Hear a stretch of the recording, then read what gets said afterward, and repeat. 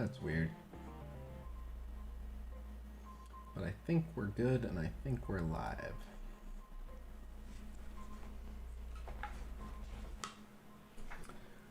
Alright, what up Kieran, what up Marble, what up Smokey, what up Livepool, what up Christopher, what up Dario, what up Marble, what up Will.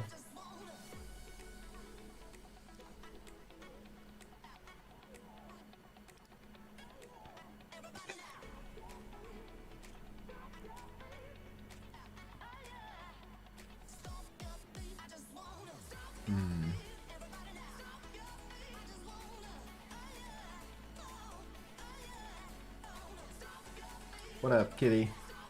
What up, Joshua D? What up, Mojo King?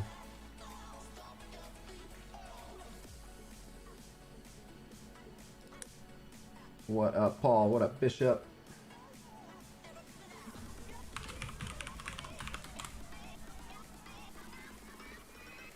Alright, I'm in broadcasting.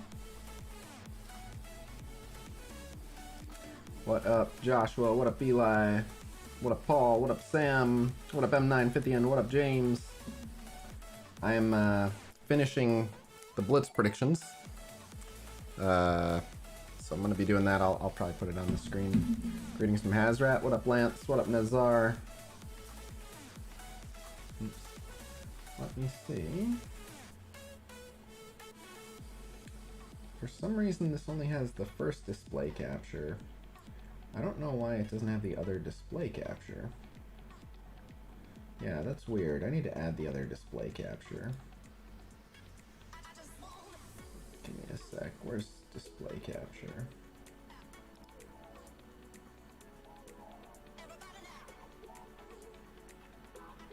Does this not have this has widgets? It doesn't have oh, it does. It has chat box. I'm curious if I try to add chat box will happen. Yeah, Yondu Monday. Add a new source instead.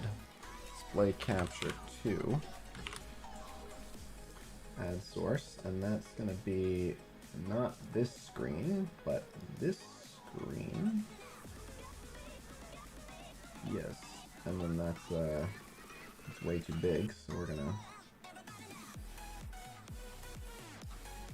size it properly, then we'll move it.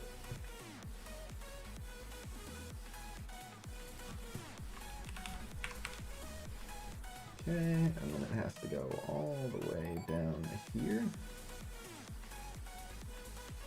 And then we can turn that one off. And then, see if we open that back up. There we go. No, I haven't had time to worry about the sound effects, but I will. What up, Robert Jones? What up, Josh Toomey? What up, Jelly G? What up, Simon? You think, let's send out the blast now. No harm.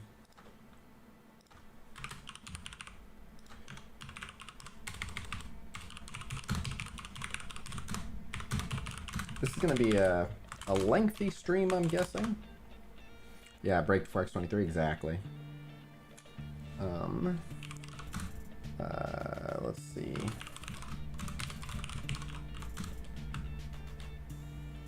I got plenty of rest. I'm gonna do some roster reviews and stuff today. Maybe some PvP if people are around. This will probably be a lengthy stream if I had to guess.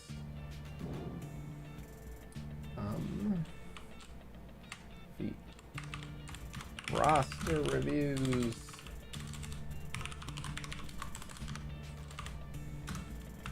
Are you waiting on a roster review? Make sure to attend if you can. Alright. Send. What up, 3088?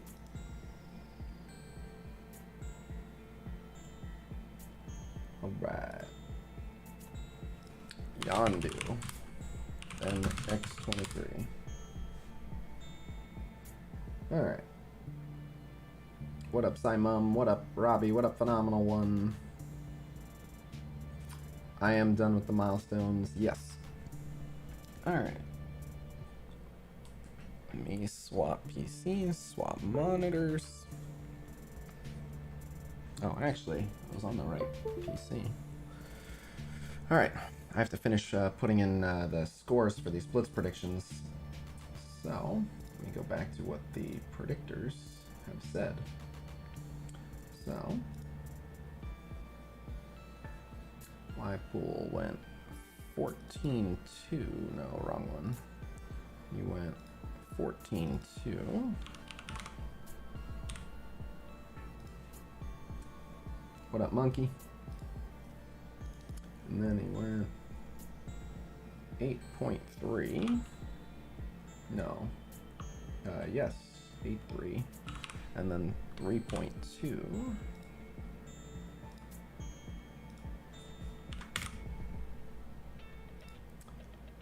For Ultima 7 if you don't have Black Bolt, Phoenix, or Maw. Check the top 5 teams infographic. It has the answer you seek. Done blitzing for Chimmies? Yep, you get like a few days break before blitzing for X23. Yeah, Yondu scores will probably be pretty low. He's very easily available. He's not good. Yeah, there's no milestones going on. So yeah.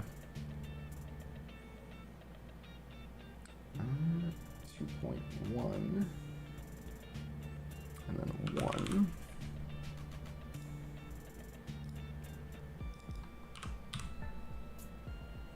Okay. What up, GG now QQ? What up, Michael? What up, Hector? I don't know where Khasino is. What up, Mark Allen? Yeah, make Yondu great again? I agree completely. Make Yondu great again. We need a Ravager rework. We need Taserface or Kraglin. Come on, make it happen. Oh. Here I am. Oh, there he is. 450. And then 300k. Okay. Is there in for that Blitz? Make Squirrel Girl not coming to the game again? No, not done with the video. So I'm working on the infographic first. The video won't be that tough once I have the infographic to go with it. And I'll show you how far along I got with that. I'm actually, the infographic is going to look not that done, but it's more done than it looks because all the hard stuff is actually already done. Yeah, I remember Yondu and Hand Sentry being part of the meta. What up, Brooklyn? Yeah. Okay, for this one, Live Pool said 21, followed by 11.9.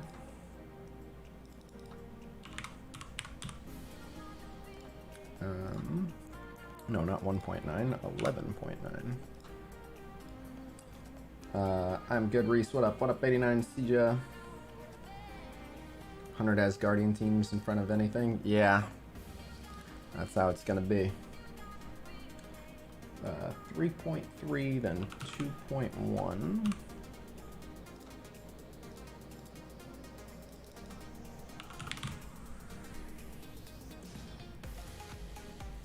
Welcome, Tree Man. Welcome. What up, Toxic Pineapple?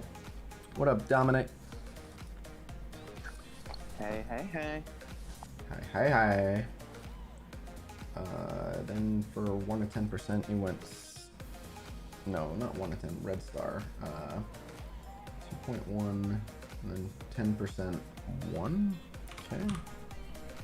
And then 25%, 600k, and then 350k. Are you doing the Blitz predictions? Mm-hmm. Yep. So I actually haven't done them as combined ones for a while. So yeah, I had to actually like change up a bunch of components of it. Ironically, I'm doing July. Well, no, it's only the 12th. We're not even halfway through the month. That's fine. Alright, now I have to formulate my own predictions. And... so there was like a... Okay. We're looking at... Okay, for these. So I'm gonna go with... 14.8 for these. Are you doing the Yondu predictions now, so?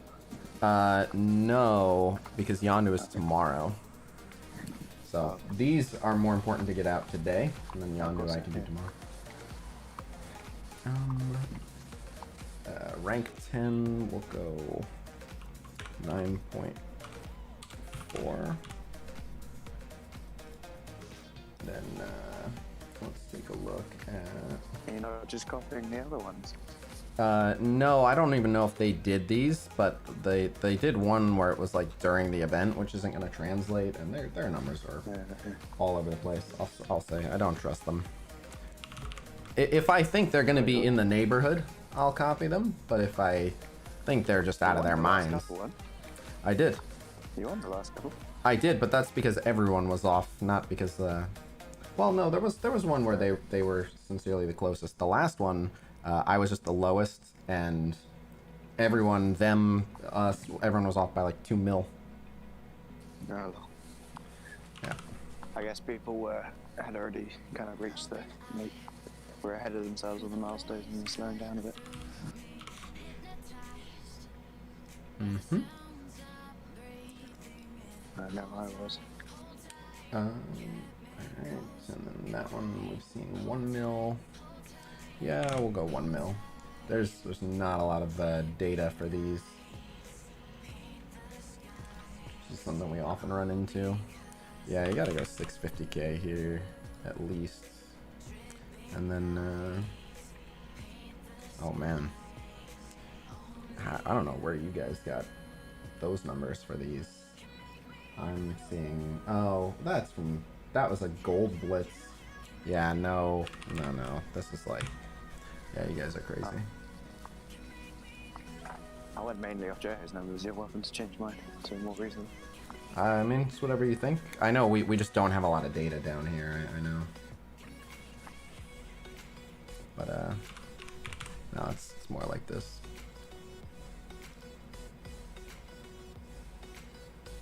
But yeah, I can. I mean, if you want me to, I can make yours more aligned with mine at the very bottom. Split the difference between me and Jojo and you. Okay. But just know he's wrong. And then for that one, so you can change yours as well if you want. Mine? I like where mine are at. No, Jojo. Oh. You see? What ones would you say I'm off for? At the very bottom of premium, where there's like very little data to pull from, you went like 450k for 11 to 25%, but like 2 weeks ago that was under 250k. The only time it was 450k was back in March for a gold 1-day blitz. Oh, just like those ones then, just change them just to whatever then. That's just from like the top 3, 5%, 11, 25%. I know. No one. Look, the people scoring that low on these aren't even looking. But just to be right, I'll change it both. But yeah, just change those ones. Like, those ones I couldn't find any numbers for, so I right, guess. Right. These people don't even report their scores to the tracker or anything, so there's just no way to know. But yeah. So we'll go with that. Okay, I'm good for premium. How come you were so early doing Yondu's numbers, Jojo? You had me freaked out. I forgot it was another day. I thought it was tomorrow, and then I realised it was the orbs tomorrow and you're on the day after, that's why. Oh, right, okay. I posted it thinking it's tomorrow, and then he said about the orbs ones, and I was like, oh yeah, it's the orbs ones tomorrow. Damn it. That's okay. I'm glad you were early, man. Trust me, I much prefer it being early. The younger one made me realise that people went quite hard on nightness for some reason, and I don't know why. Was it during an event? Where was it during like the Unity event? I don't know. It doesn't say on there that there was any event with it. I think that was. This was during Unity. Yeah. You forgot to say on the infographic that it's during Unity. It was. I forgot to say. Oh, on night nurses, I didn't put that it was during Unity. Yeah, correct. Huh? I put it for every other one. Why did I leave hers off? I know. I noticed that. That's odd. Oh. Okay. Okay, well, I didn't just go night nurses. I went off like a couple different ones. Yeah. Okay. I don't know where this 350k is coming from. I don't see anything that suggests that it's a 350k cutoff here, but Someone just sent me a link to Discord. which Just just the app Discord on Discord itself. That's very No, strange. Just literally discord.gg. Very strange. Seems unnecessary. DMs me on Discord a link to Discord. We want you to have Discord. What up, Theo? Will there be a Defenders rework this year? Not that I'm aware of. We made a Black Order T4 Essentials? Yes. Just hit you up on Discord. Are you talking to me? Let me see real quick if he needed something.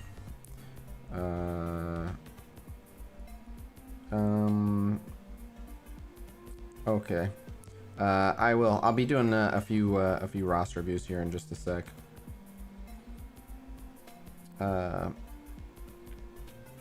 Infographics has the. Oh, I'll just post it for him. One sec. Someone's asking for my shirt on Blitz team list, which I have on my phone. Right. Meow. That's the most recent.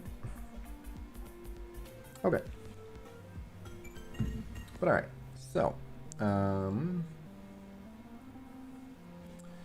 to ask how to get on live chat? Yeah. Alright. Okay, and then I have to put in Troas. Yep, I figured 89. I remembered.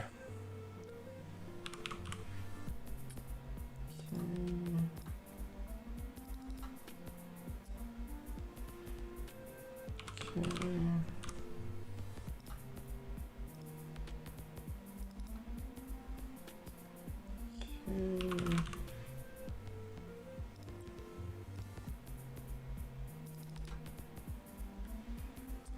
Okay. Almost done. Then I'll publish these, and then we'll be good. Okay. Okay.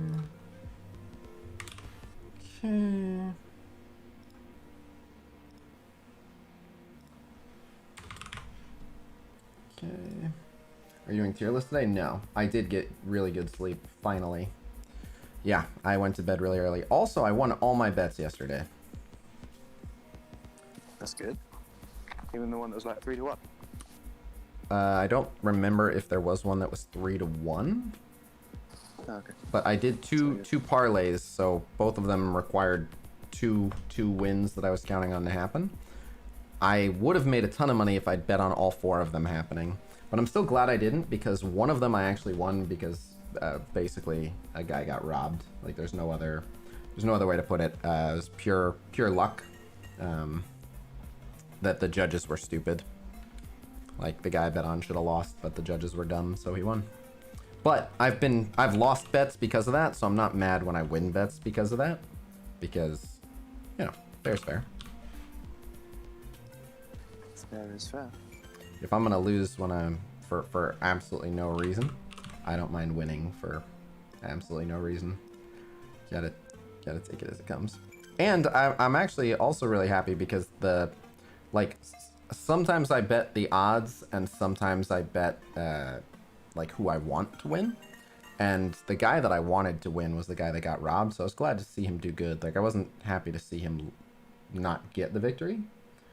Holloway lost my 4 bet. Right, dude, what a robbery. Yeah, Max Holloway was straight up robbed. Yep, everyone in chat knows. Yep. Poor fucking Max. Poor fucking Max. He didn't deserve it. He straight up won. But, oh well. Nothing you can do.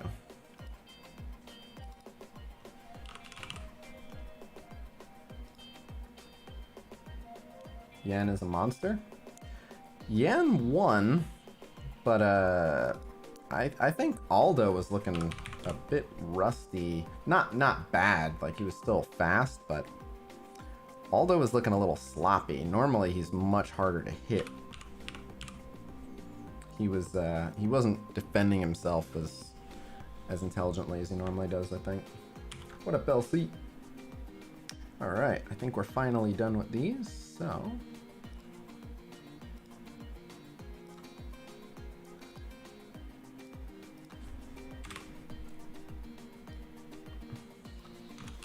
Fine.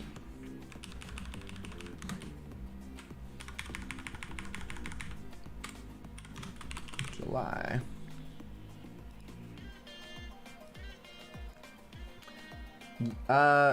Well, I actually am okay with that ref stoppage. Like, it was hard to watch, and it was really unfortunate, but I will probably take a look at Patty's T4s.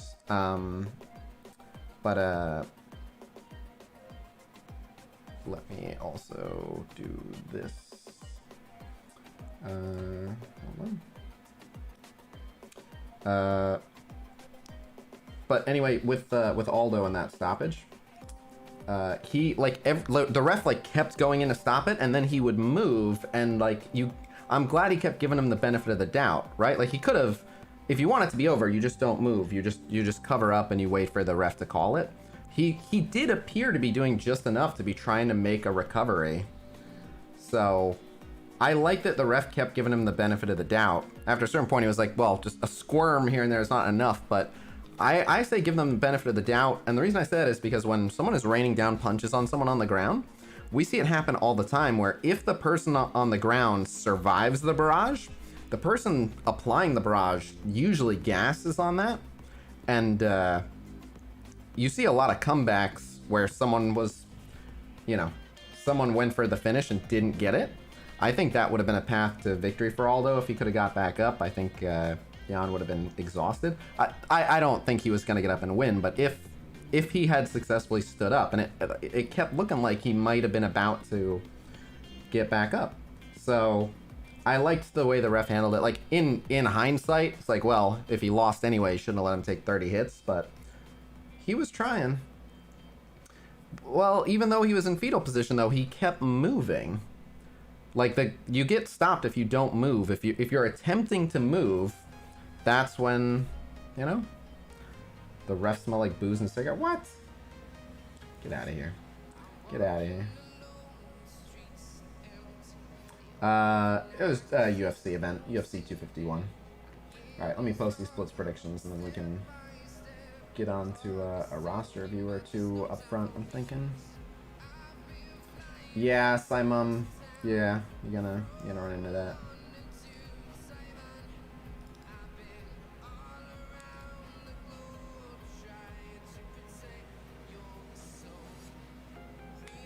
Bam. Bam. Dana was not happy with what joke? I didn't get the joke. I didn't think you were being, like, I knew you were joking, because how could you know that? But I didn't get the joke, but it's not don't make the jokes, it's I just, whatever you're referencing, I just didn't get the reference. Usman is a snooze fest? I mean, he used the right strategy. When you have a wild striker like that, you just tire him out. It's not my favorite fighting style, but I mean, that is, that's the way to do it. That's how you get that win. Alright, so these are now published on the Discord server. Those are the weekend Blitz predictions. So this is the work in progress. I don't know if this is going to be the final look of this infographic, but this is going to be the concept behind this infographic. The video behind this infographic is going to go into a lot more detail, but I'm curious if you guys think that this covers everything it needs to cover, or if I need to include more information. Obviously, it'll have the name of the ability and the icon. By the way, we're getting a new bleed icon, which is going to look like that. So I'm also on the fence about which bleed icon to include, because I don't know which bleed icon. I don't know how long until it changes over. But that's the current bleed icon, and this is the new bleed icon. But anyway, so I'm curious if you guys think this covers everything you need to know on a basic level. There's obviously like specific interactions with certain characters and stuff that I'm gonna go into detail on in the video. But The new bleed icon is confirmed, yeah. Valley has footage of it from the test server in his ISO 8 preview video. But anyway, so effect, I'm thinking of writing effect. If you think like description is better than effect. Anyone have strong feelings one way or the other? Like hand sentry? That's stealth. That's called stealth. And that one's this one right here. I think it's better. Effect is better than description? Okay. And then I have, when it expires, multiple stacks is something I want to talk about, because I'm trying to find the most common sense way to explain this one concept, and then flip effect is what it flips into. Okay, effect is best. But so... That's funny, Peter, that's funny. I think it would have to be Joanna's deformed face from that one fight. Or actually, the best one's got to be, what's his face? Rory McDonald's in his fight with Robbie Lawler. That's the new bleed icon. Want a monster black order. They're on their way there. Almost 400k without war buffs. Should I hold all guaranteed 4 and 5 star orbs to boost with guaranteed high percent? If that's the team you want to work on, yes. It depends on if you're willing to forego using those on other characters. So... You said, I want this team high. Should I use my good orbs on the team I want high? Well, yeah, unless you also want other teams high. Can you do and infograph on undodgeable and avoidable? I can, but so that's actually just easier to explain. Flip status. Flip status doesn't quite make sense, but flip effect might not be the right term. Flips 2. Flips 2. Flips 2 is not bad at all. You can go flips 2.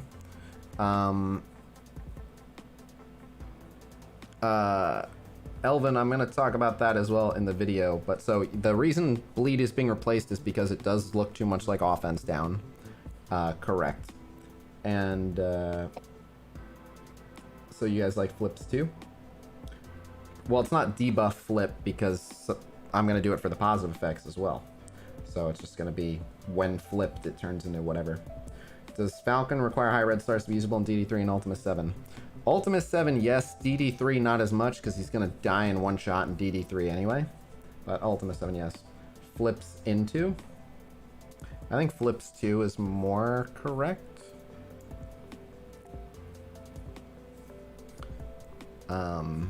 But okay. Flips to, flips into. But alright, so what we're gonna talk about here is flips to, yeah. Alright, so talking about this concept right here, which is stacks and count. So I apologize in advance, this is going to be confusing, but this is how they've coded it, and I'm trying to find the simplest way to explain it. So I'm going to say it like 12 different ways, and you tell me what's the most common sense way that you guys would understand. So every positive effect and negative effect has two separate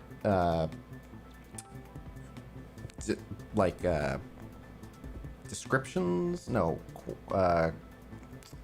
Traits? Qualities? Parameters. Parameters not inaccurate, but it's descriptors. We'll go with descriptors. It can have a count, and it is either stackable or not stackable. Almost no positive or negative effects are stackable, but that sounds very confusing. As far as the code, almost none of them are stackable, but you can have a stack. What makes them not stackable is that you cannot have multiple stacks. So you can have a stack of counters, but counter is not stackable in that you cannot have two stacks of counters. You can only ever have one stack of counters. And that single stack of counters, how big that stack is actually the count. So I am trying to explain what happens when you increase the count and whether or not you can have multiple stacks, because something I get asked by new players pretty quickly is if I turn a one turn defense up, if I add +1, so I extend that defense up, are they experiencing double defense up? Are they super fortified now? And the answer, of course, is no. It's the same defense up. It's just going to last for another turn. In theory, you can't, but if you could have 2 different stacks of defense up, then you would be getting the benefits of both, but it's not stackable. I hate saying it's not stackable because you can make a stack. So if you can make a stack, it's stackable, but code-wise, it's not stackable because you can only ever have one and you can only extend the duration.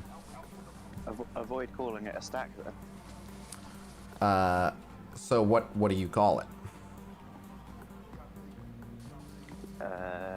I can look up a synonym for a stack. A heap, a pile, a mound, a load. Like, none of these things sound right. It's just, yeah, it's really a pain in the ass to word.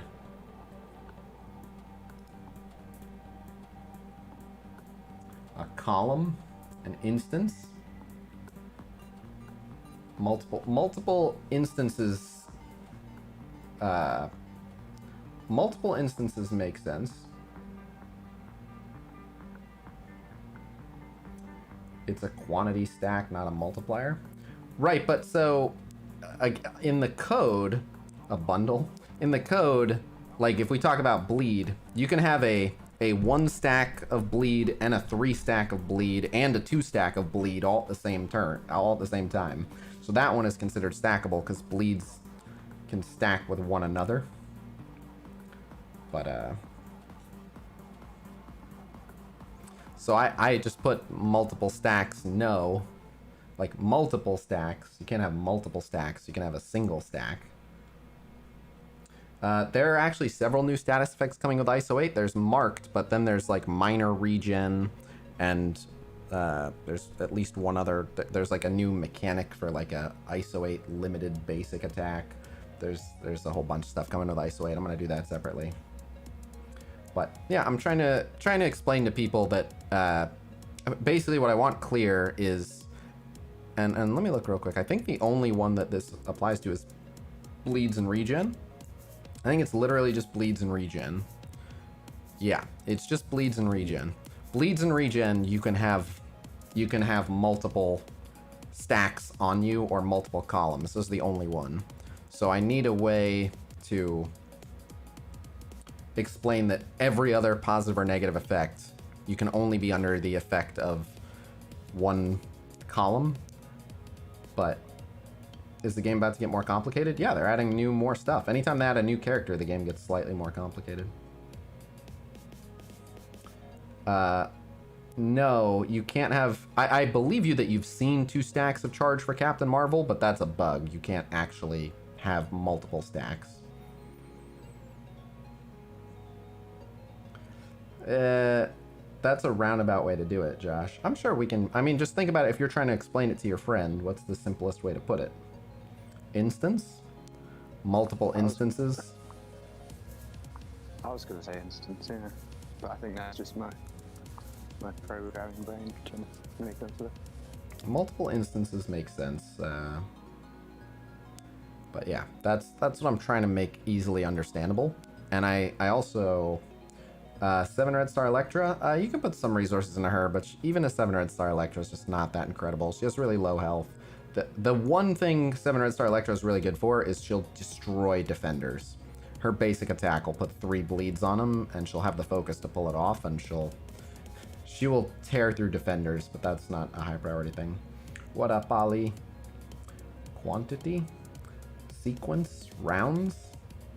I don't like rounds. Column would be more idiot-proof. I have 6 rounds, but so you have 6 turns. So, but here's the thing: extending, like, adding to the count doesn't necessarily add turns.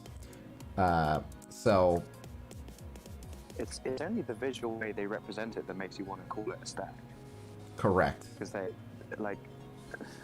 But it is visually a stack. Yeah, and that's what everyone it sees. looks like a stack. Yeah, and that's the annoying thing. I might just put a key, and the key might just show a stack and be like 1 stack, multiple stacks,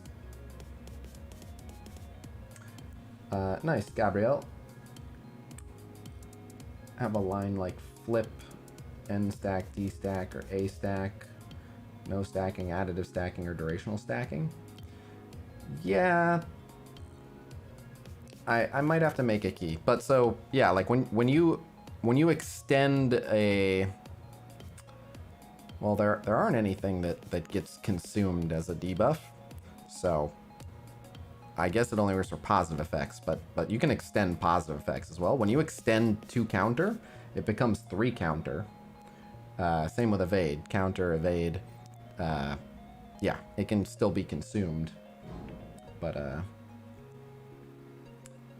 it can still all get consumed in 1 turn. Not everything having its count increased extends it for a number of turns. Some bleeds extend per turn. So if you extend a bleed instead of it just affecting on 1 turn, it'll hit for a 2nd turn. Can you stack defense up? According to the code, no. You'll never be under the benefit of more defense. You can just have the same defense last for more turns. So you can add more defense. You can have 1 defense up, and then like Scientist Supreme special on aim can extend it for another turn. Right, quantity makes sense, but the more important one to explain is whether you can have multiple instances. So you think quantity and instance are the right terms? Sounds like that's what we're getting at. Yeah, that would make sense to me. I mean, it already makes sense to me. So multiple instances, no. And then additional quantity will either add... Yeah. What do you mean accuracy counter? Excuse me. Quantity implies more than 1. I know, that's the problem with this, is it's confusing to explain. I wish there was a universal term for explaining this, but because they function differently.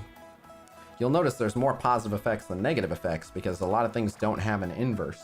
Like going to block and going to dodge don't have definitely not going to dodge, definitely not going to block. They should, just to make it more common sense, keep the game simpler. I will do some Squirrel Girl giveaways come Squirrel Girl. Yes. Yes, if you have 3 quantity of defense up, it's a 3-turn defense up. It's only the same plus 50% damage reduction plus 50% resistance, but it'll last for 3 turns. If you had multiple defense ups, then you wouldn't take any damage. Because each one would take off 50% of the damage. Silvio, no, I'm not going to include marked on this one. I'm going to do a separate one for Isoate. But so, what up, Slay?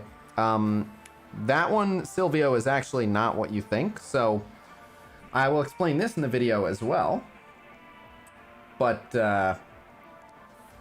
there is a difference between, like, give defense up and give +1 defense up.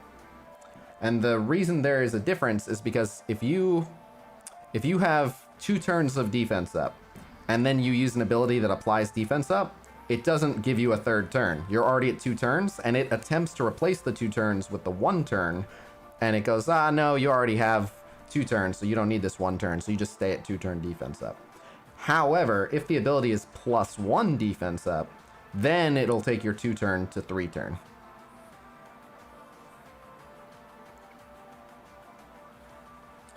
And some of these are consumed on anyone's turn, and some of these are consumed on the individual's turn. So, for example, if someone gets speed up, they have that until, I forget if it's at the start of their turn or the end of their turn, but it doesn't matter. Once they've taken a turn, it's gone. However, if someone gets assist now, that's gone as soon as the turn that granted it to them ends. They don't hang on to that. So that's confusing as well. I know, I'm trying to simplify it best I can. That's why I'm talking to you guys, because if I can say it in a way that pretty much everyone goes, yeah, I get that, then I'm like, okay, that's how I need to say it. Because a lot of people are lost on some of this. Isn't assist now kind of different? Because that's just a visual and yes. Representation. Yes, of all of these, assist now is a state. Just like charged, it's a state. It can't actually be removed. Yeah. But yes, there's a difference. So, and I'll write bullet points too, things that I have to cover. If there's anything about status effects at all that you want me to make sure to cover, I'm gonna write some notes. Status effects. Mention difference between defense up and +1 defense up. As an example, the 2 green speed icons. There are not 2 green speed icons. There's only 1 green speed icon, and it's that one. That one's evade.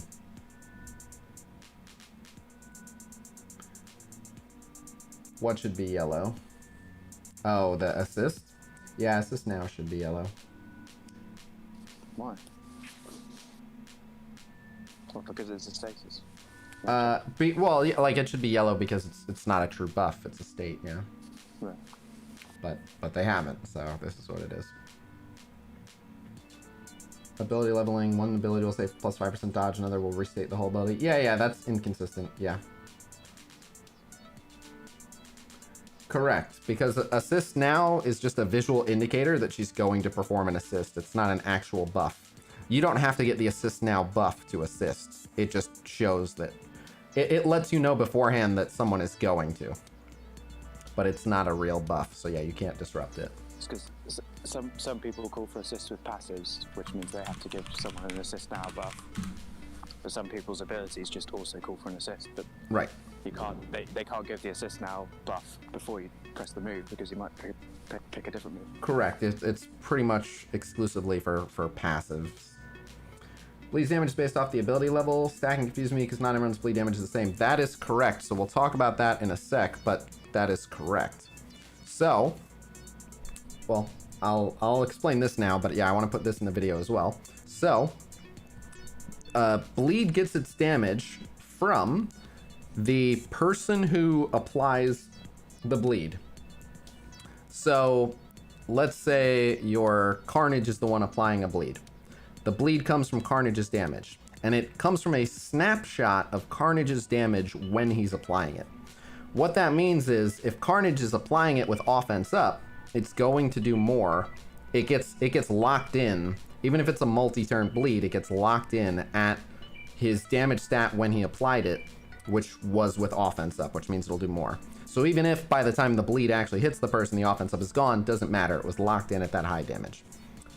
The bleed looks at the base damage of the character, and it goes by the level of the ability. I'm only going to tell you about the last couple. In the video, I'll put it all. But a level 6 ability will do 135% of base damage. A level 7 ability will do 150% of base damage. That's why leveling abilities that do multiple bleeds are actually really powerful, because in addition to getting more damage out of the ability itself, all the bleeds go up 15%. So if it does 2 bleeds, that's another 30%. Oh, no, a lot of this is going in the video. A lot of this won't be in the infographic. You can't... The only way to put that on an infographic would be to turn it into like a 12-page document that you scroll through. I'm just going to make a video, and if you want to understand it, I'll put it in the video. I'm just making sure I put what I'm mentioning. So assist now is not a real buff. It is simply a visual indicator for a state. Okay. Can you explain team attack? Yes, team attack is a pointless, dumb other name for assist now that exists only to confuse you. Team attack is another unnecessary, confusing name for assist now. But yeah, they're the same. So you could talk about different stacks of bleeds, even if they're on the same character, can be worth different amounts if they apply to different characters. Correct. If Carnage hits someone, well, so first people are asking about extending. So if there is if you put 2 stacks of 2-turn bleed on someone with Carnage, and then Scarlet Witch extends, if all she's doing is extending, then it's the same bleed, and it just lasts for more turns. So it'll, instead of being a 2-turn bleed, it'll be a 3-turn bleed, but it's still that Carnage's bleed hitting for that Carnage's damage. Now, I have believed for a long time, based on information other people have told me, that if someone spreads the bleeds, the newly generated bleeds come from the person creating them via the spread. However, I have heard super recently that people were testing in PvP and they found that to not necessarily be true. Are you kidding me? I only just upgraded Venom's ult, like, well, last week. So I think, so that's still worth doing, but I haven't verified this. I'm just going off of people who told me they were testing it in PvP. So here's my new theory, but I need to confirm this before the video. So anyone who confirms this, $10 worth of power cores if you help me by getting me definitive proof of how this works. But my new theory is the person who spreads the bleeds are... Like, I think it takes some of the information from the person spreading and some of the information from the original. And so what I mean by that is, and it could be either one of these instances, but let's say that the carnage that created the bleeds that Venom is going to spread were level 6. My new theory is that the Venom ult, if the Venom ult is level 7, will create level 7 bleeds based on Carnage's damage. Oh. That's only my new theory because someone said your old theory does not appear to be correct. But the truth is we're trying to figure out how it works when you spread bleeds, which is an important thing to know. So it's still worth T4ing Venom's ult. It's absolutely worth T4ing Venom's ult, if for no other reason than Venom can do his own combo with his special and then his ult, and then you're getting all that. But that's also true. But anyway, we do not know with absolute certainty where the damage is coming from on characters that create and spread. The easiest way for me to test this would be in PvP, in a classic draft against 5 tanks, using my Ravager Stitcher to apply like the world's shittiest bleed, and then having Venom spread it and seeing what it hits for. But I was told that, like, and it might even work different for different characters. It could be that Hela creates her own, but Venom copies other people's. Like, it, you know what I mean? It could be inconsistent from character to character. But what I was being told was Hela ult spreading Ghost Rider or Taskmaster bleeds was doing a lot more than Hela spreading Pyro bleeds, which does not line up with the original theory. So I may be able to find out from the code for you. If you can find out from the code, that'd be great. We can test this in PvP, but again, $10 worth of power cores if you can get me a definitive answer on how this works. But you only have until I can figure it out. Does it tell you how much damage the bleed's doing? Yeah, you see the bleed tick. You can just watch the character get hit for how much, and it doesn't take into account. It doesn't take into account. Cerebro's on vacation. It doesn't take into account armor, so it's just whatever they're getting hit for. It's that amount of damage. The only thing you have to remember is, like, did they have offense up or not? It doesn't care about defense up or down either. It's just, it doesn't care about barrier. It's just straight health damage. Are you sure about that? Yes, I am sure about that. Okay. It does not care about defense up or down. And definitely not armor either. Definitely not armor either. I mean, assume everything we know is wrong, but I have been saying that for quite a while, and I have not had anyone come back and say I have found that to not be true. So feel free to keep an eye out if you notice inconsistencies, but I'm pretty sure. Bleed, interesting question. So if you have death proof, bleeds will not harm you, and they won't even consume the death proof. That's always upset me, but bleeds will not consume your death proof. So if you have 2 health and then you have 5 bleed stacks and all 5 bleed stacks hit you for 5,000 damage, you'll just be at 1 health and still have your death proof and not give a shit. Bleeds are, yeah. I'll throw $15 on the offer. Whoever can actually convert something gets a new character offer.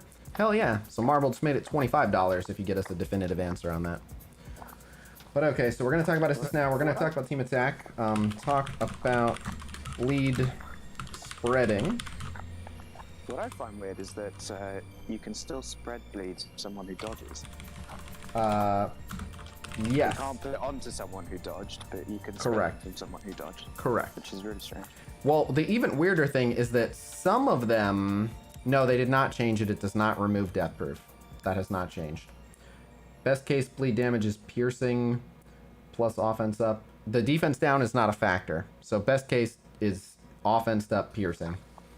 That's it. It's always Right, it's always piercing. Colossus, if I'm not mistaken, has like a bunch of resistance toward bleed, but he can still be made to bleed. It's just very, very difficult. How does Ant-Man assist now on turn passive work? Exactly how it sounds. He has a chance to assist. And if he does, it's on... I think... is he on hero turns or any turn? I forget if he's on hero turn or any turn. But either way, just when someone takes a turn, there's that % chance that he jumps in and hits with an assist. But... yeah. Everyone can bleed. Even people with insane bleed resistance can bleed. I've seen Mystique bleed. I've seen Human Torch bleed. There are a lot of characters. Of course, Wolverine can bleed. So, I am also in the video going to talk about Focus versus Resistance.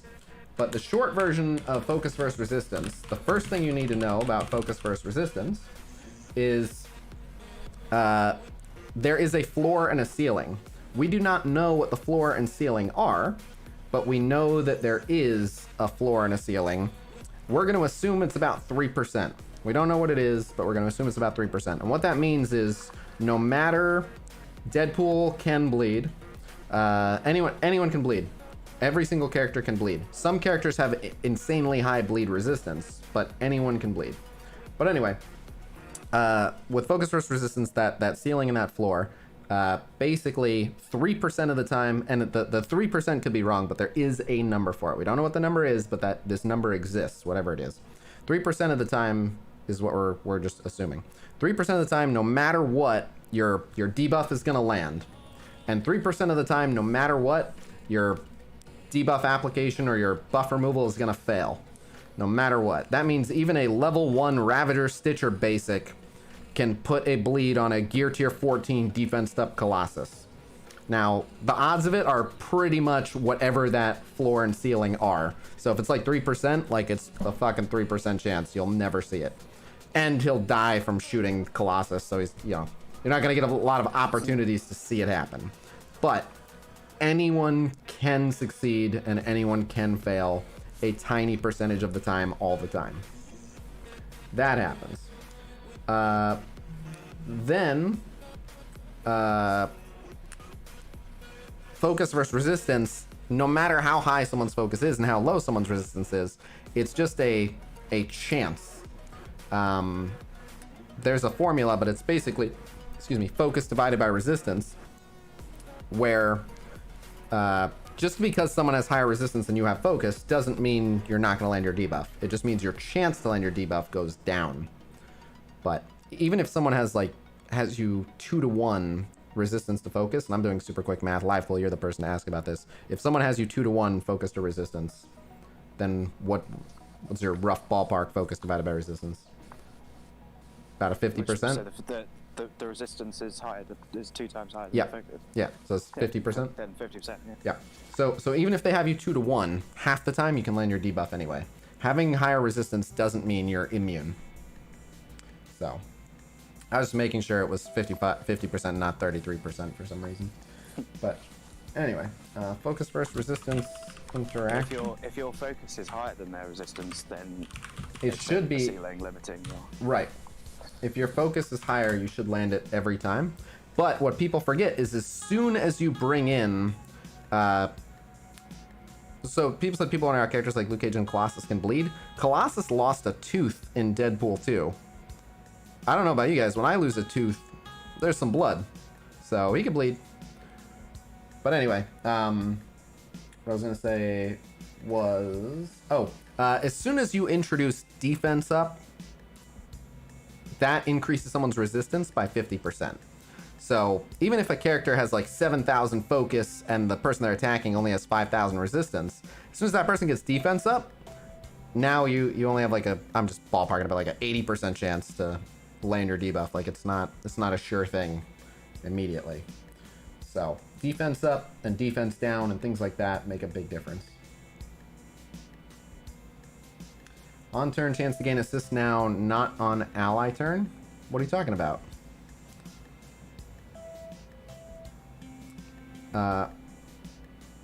Ant-Man assist now does not work on ally non-attack. That is correct, but you're saying not on ally turn? It is on ally turn. How can he gain an assist on his own turn? It can only be ally turn. He can't assist himself. But if someone has assist now, but the attack doesn't, someone else doesn't do an attacking move, then the assist now does nothing. Correct. Now, this is a weird, unnecessary, confusing one because there are characters, even old characters, that ignore that. It says it in their description, but so like the one I always am fascinated by is like Kingpin. I forget the exact wording, but Kingpin says something along the lines of like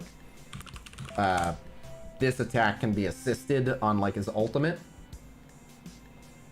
where even though his ultimate is not an attack, it'll still process an assist. I know he's one of the weird ones, but there are people with weird ones. He also has a chance to gain assist from his passive anyway. Yes, but the normal assists that he gives are beholden to that if the person that they're assisting does non-damaging. Oh, so they realise the stupidness of giving him assist chance when his first two moves are non-attack and he's really slow. Correct. So they accounted for him. But there are weird instances that pop up from time to time also accounting for that. Some people will assist anyway. Does dodge not affect debuff application? Spider-Man able to dodge Venom's ult or Hela's ult and not take the damage but still gain the debuff? So it depends on the order. That's an even crazier question. So it depends on the order of the of what happens. Like, does it do the damage and then the debuffs, or does it do the debuffs and then the damage?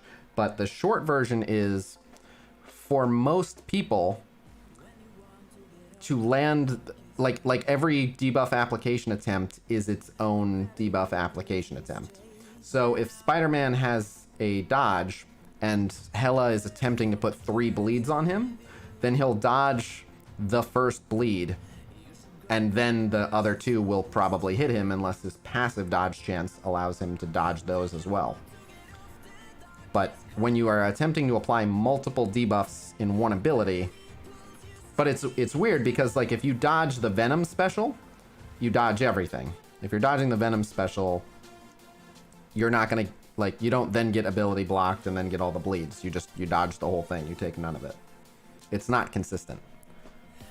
Hela will be like, okay, you dodge the first part, you're still taking the second part, the third part, etc.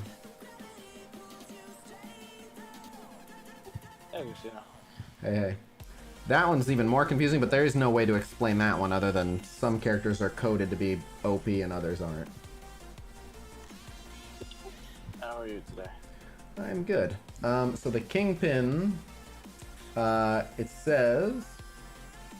So it just says, like, boss's orders, 30% chance for assist from allies. That's all it says. Like, in the ability description, it says allies may assist. So I think he will waste assists on his special, but not on his ultimate.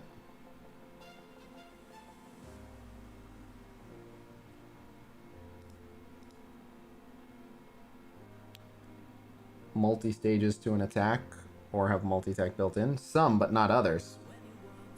They are consistent in their inconsistency, you're absolutely right. But okay, so we have to talk about team attack and assist now. We have to talk about focus versus resistance formula and floor ceilings. We have to talk about so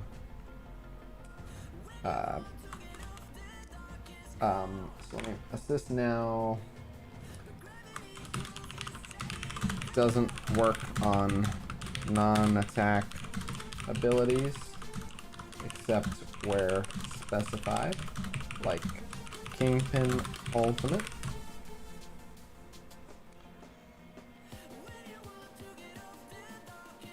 Sabretooth's passive as well. Well, Sabretooth says assist on non-attack abilities.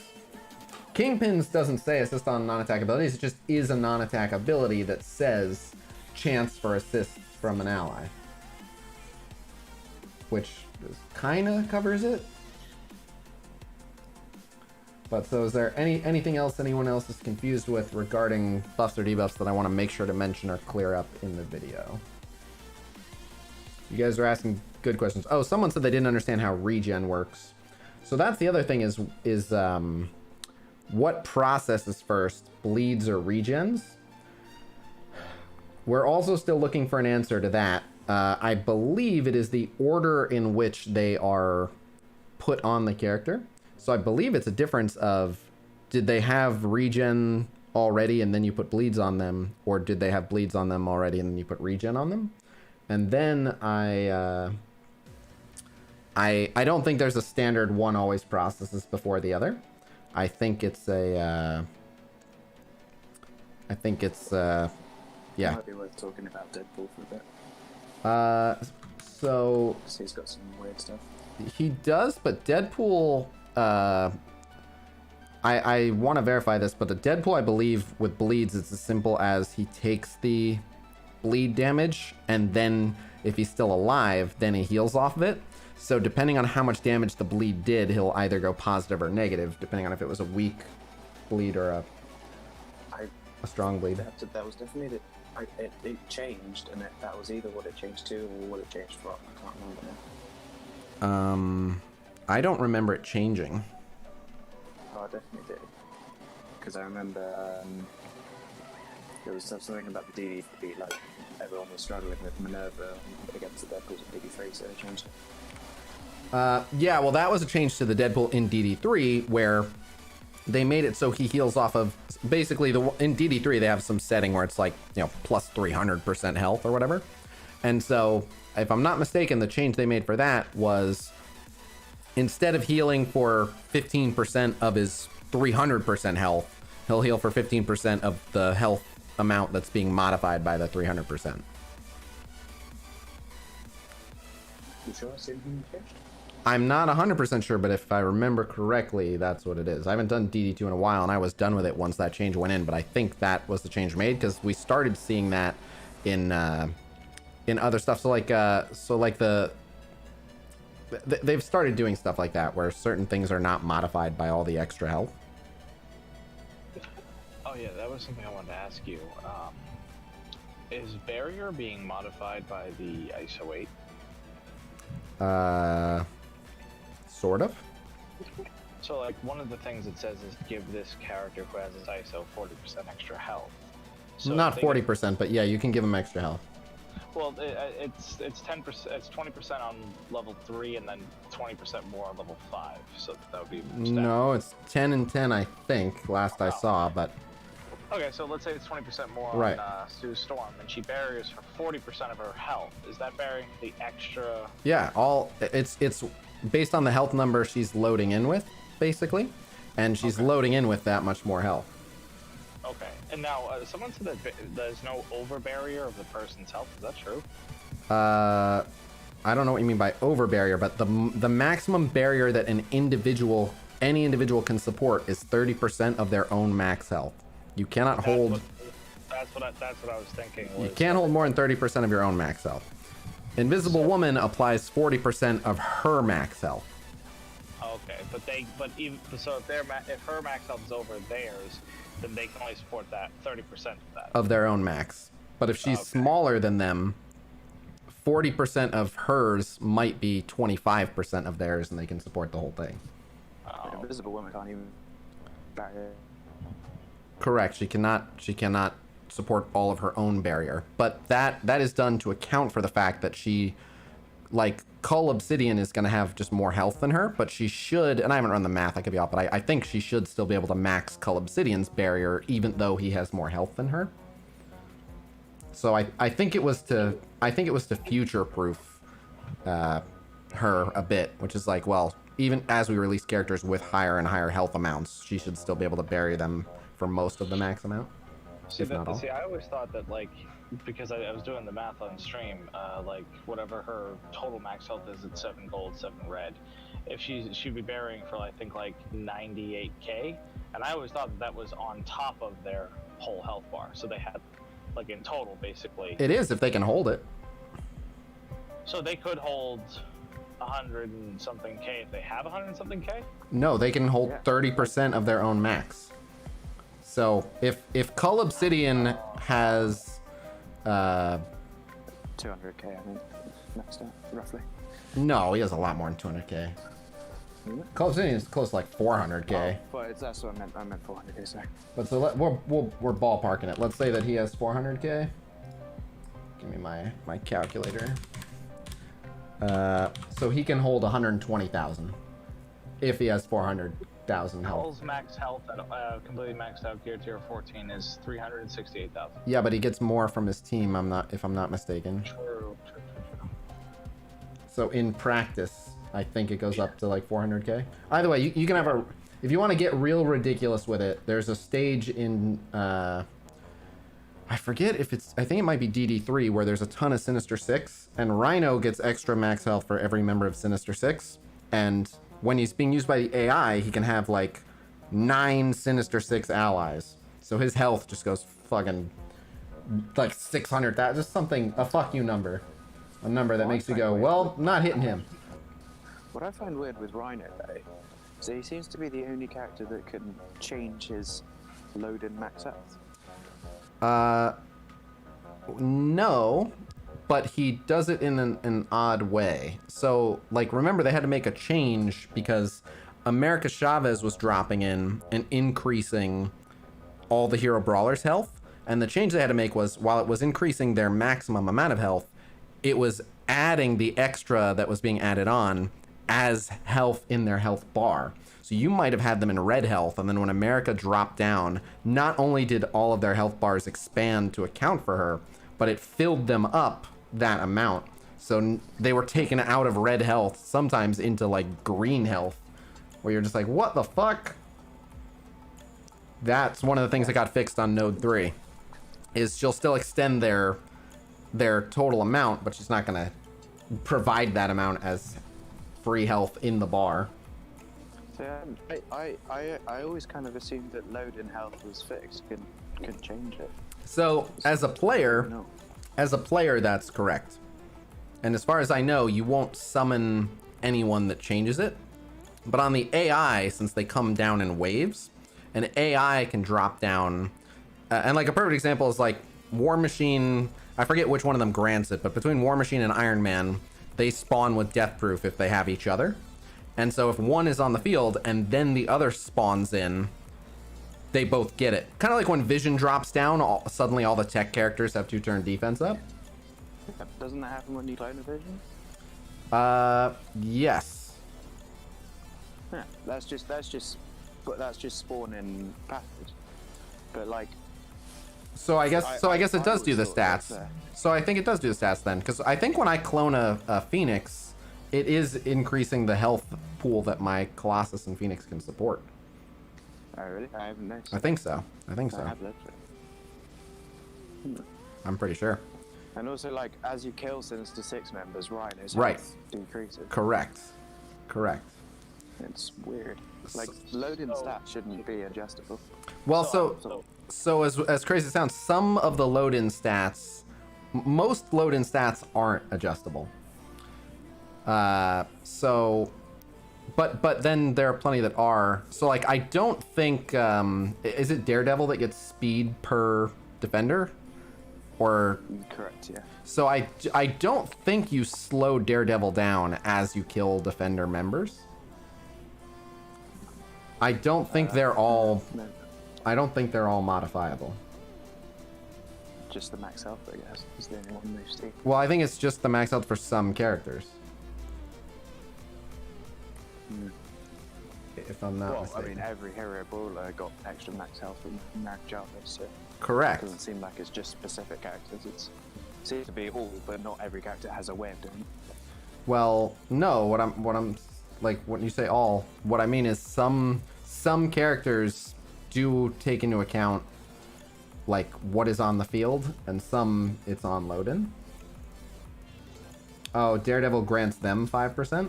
Well, there's someone there are people that gain stats. So like who is it? Let me see. Maybe it's Taskmaster that gets like block chance or block amount per mercenary, and I don't think it falls off.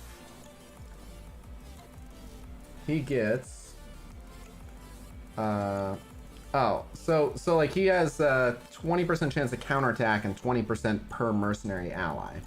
So I think that if he loads in with 4 other mercenaries, he's at 100. Attack chance isn't actually a stat. Yes, it is. At least it's not what they display. Counter-attack chance is not one of the ones they display. But it is. It is not one that they display, but it is one, like every character has a counterattack chance. And Okay. in fact, most to 0, and then counter. right, counter makes it 100%. Exactly. Yeah, or Sif gets block chance per Asgardian ally. So those of you that use Sif or Taskmaster regularly, do Sif and or Taskmaster lose, like, does Taskmaster stop having 100% counterattack when they die?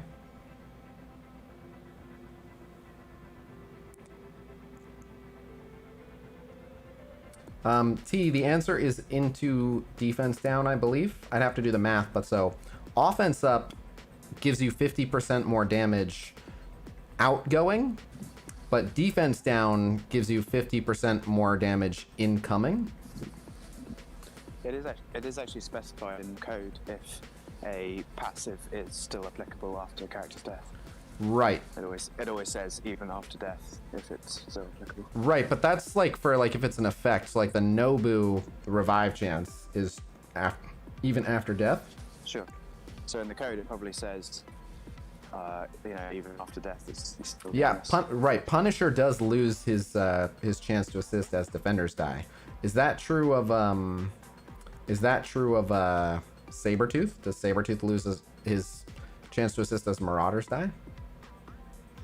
Does Yo-Yo lose focus as Inhumans die? I don't know.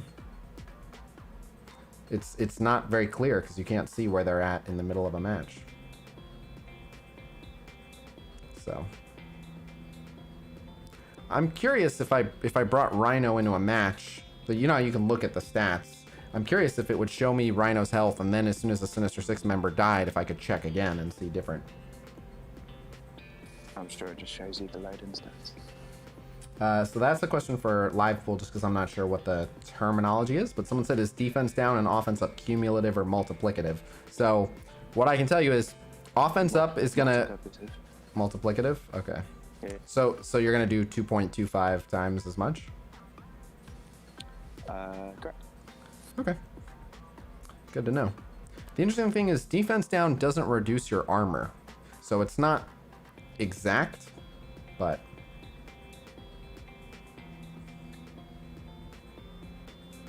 Raw-Felicious, we're gonna try to get to the bottom of the bleed mystery, but that's something we need to know. Someone asked, am I gonna talk about barrier?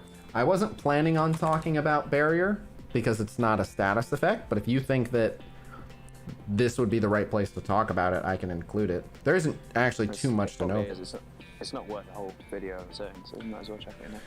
Okay, so include barrier. Include info on barrier. All right. Anything else? Status effect. You also need to talk about blocking status effects. How so? Oh, like how block interacts? Yeah, so if someone has a deflect, what does that mean in terms of applying effects to them? Yep, so it's different based on the character that it's on. Yep. Just like blind is different depending on the character it's on. Some characters are completely blind immune effectively, and some characters are partially blind immune. So, but okay, so deflect interaction with debuff application. And also people that just have natural block chance as well. Yes. Deflect and standard block chance. Okay. What are you doing? I'm gonna be making a video on status effects, so I was asking if people understand. It's better to have a defense down on the other team, Porg, because if you have offense up, now if it's all 5, so basically offense up lasts for until that person's turn is over. So if everyone has offense up and then they all get to go, it's not a big difference. But if only certain people have offense up, excuse me, it's better to have a defense down, and that way everyone on your team can hit for that bonus damage on that one vulnerable target. And then again, if I remember correctly, and I could be wrong, I can recheck the equation, but because defense up or down is like one of the last things calculated, if I remember correctly, it makes a bigger difference. It does, because offense up is calculated before armor. Right, okay. And defense down is after armor, so it's better to have defense down. Is defense up or down after armor? Yes, it is, yeah. Really? Okay. You're 100% sure on that? No. Let me Now that you're saying it. No. let me verify. Okay, I'm pretty sure. I have the combat equation. Did I send it to you? But Here it is. In fact, I am sure, because it's the same reason why offense down and defense down is not quite the same as neutral. It's exactly the same reason.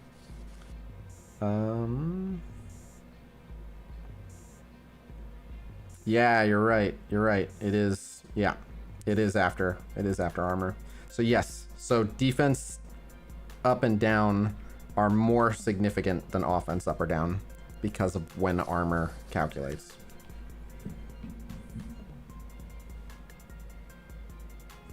But it can't really be that much of a difference.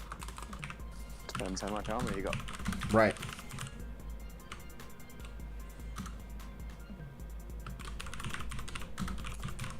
Well, it actually more depends on the ratio of armor to damage. Right.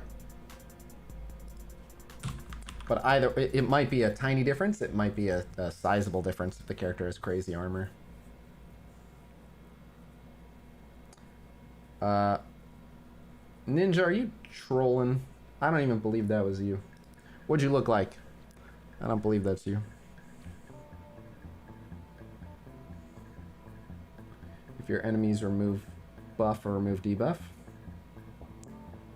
Well, that's a completely different thing. Busted. You could also, like, it would seem obvious to most people, but perhaps not. Like, if someone removes a stack, it either removes the entire stack or doesn't remove it. You can't, like, reduce the count of it. Well, there are abilities that specifically, but like if it's like remove defense up, it will also just remove 2 turns of defense up. Correct. That's probably worth mentioning. Removing positive effects never reduce count when successful. Always remove entire stack. Yes, it does, Jacob, yes.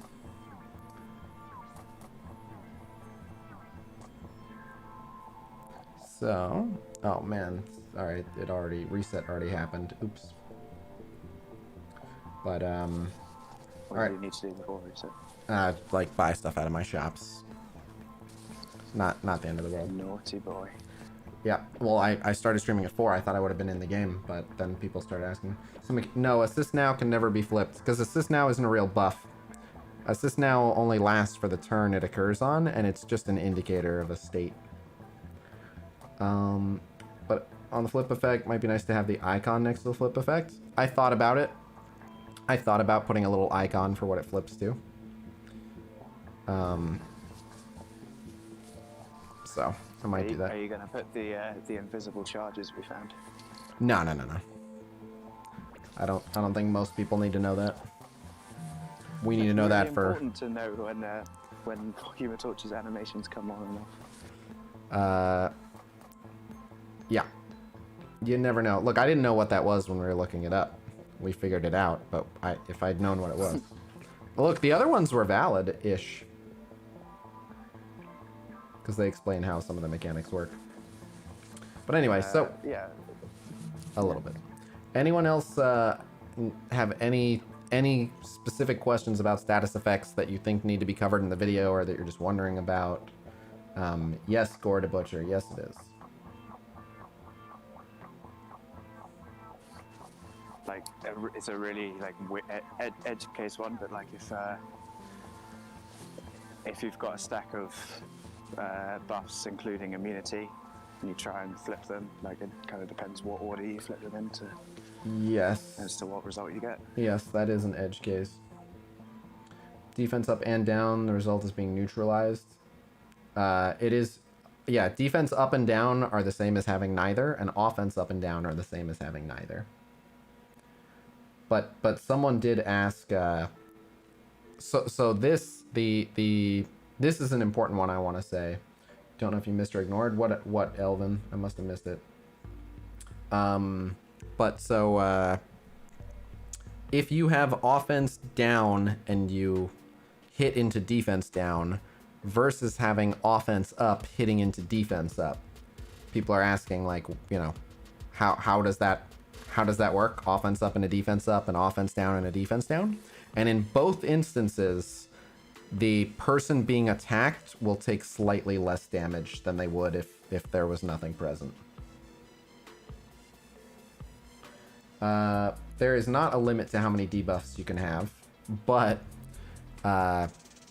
basically, like, when it comes to debuffs, you can have 1 stack of ability block, 1 stack of blind, 1 stack of defense down, 1 stack of disrupted, 1 stack of heal block, 1 stack of offense down, 1 stack of slow, and 1 stack of stun, and then everything else has to be multiple stacks of bleed.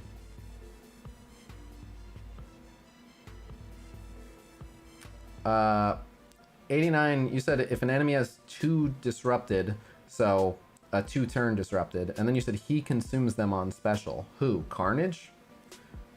Carnage only counts that as 1 debuff, and that 1 debuff may have been a multi-turn, but it's still 1 debuff.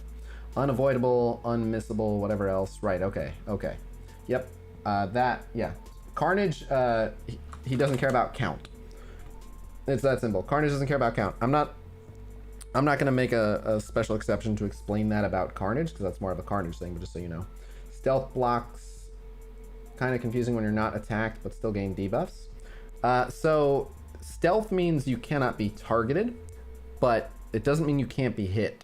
So you can't, if you're stealthed, as long as no one else is stealthed, or sorry, as long as at least one person isn't stealthed, you can't be the primary target.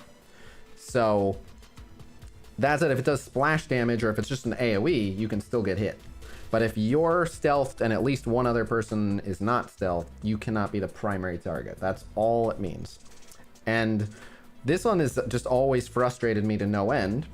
If everyone left is in stealth, the way chains are coded, chains say find the next target that's not stealthed, that's close enough.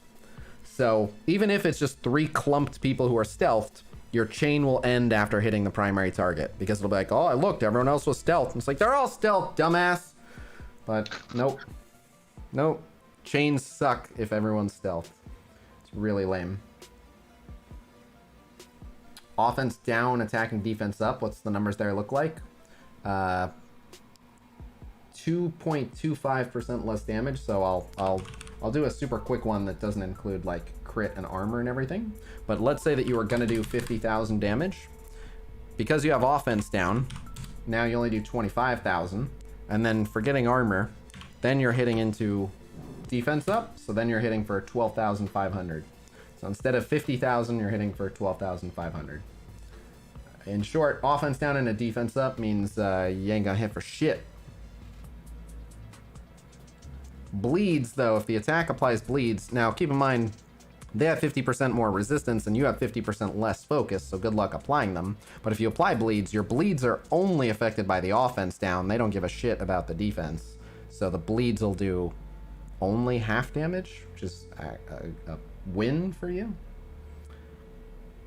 Offense up and a defense down significantly worse than no buffs at all. Yeah, you're only doing 75% of the damage. Because 0.5 times 1.5 is 0.75.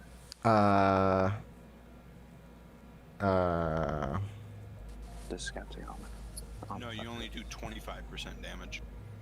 No. What was it? No, there's offense up into defense, offense down into defense down. Oh, okay. I thought offense up to Yeah, never mind. So which one were you answering? Offense up and a defense up? Yeah. I'm on to either way. If they're both green or they're both red, you're doing 75% damage, because 0.5 times 1.5 is 0.75. Right, that's what I was saying. And then it armor skews that one way or the other, but yeah, 75% for getting armor. And then because armor doesn't care about any of it, you're probably doing less. Like if you compare it to how hard you would have hit, it's less than 75%, right? Because the armor's unchanged. Correct. Yeah. Okay. So.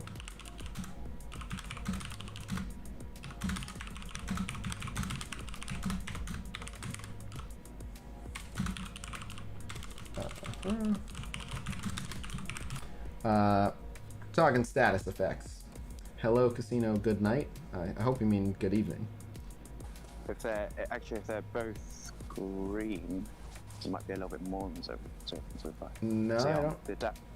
The damage is increased, but the armor didn't. Well, let's find out. We'll run the numbers because I'm curious. I want to have the answer to this one. So let's say it's going to do 50,000 damage. And what do you want to do first? Red into red or green into green? We'll do red into red first. Okay, red into red. So that 50,000 goes to 25,000. Let's just say they have 5k armor. So then we figured out that the armor is before the defense. So it's 25k, yeah. Then the 25k is going to 20k. Right. And then that's going to get cut in half. No. Oh, no, doubled. Not doubled, so it would increase by 1.5, so... Yeah, so 30k. Go to 30k. Okay, so red into red, 5k armor, 50k becomes 30k. And so on the flip side, 50,000 times 1.5 is 75k, minus 5,000. And then 60K. times 0.5, 35k. Yeah. Where 75% of 50,000 is between the two. Hold on.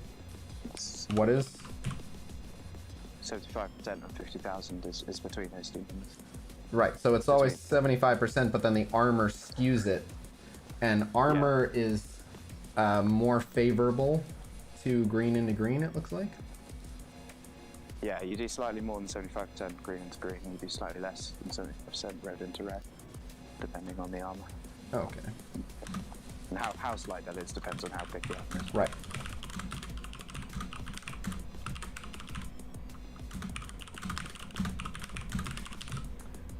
Okay. No buffs at all, it would be 45k. Correct.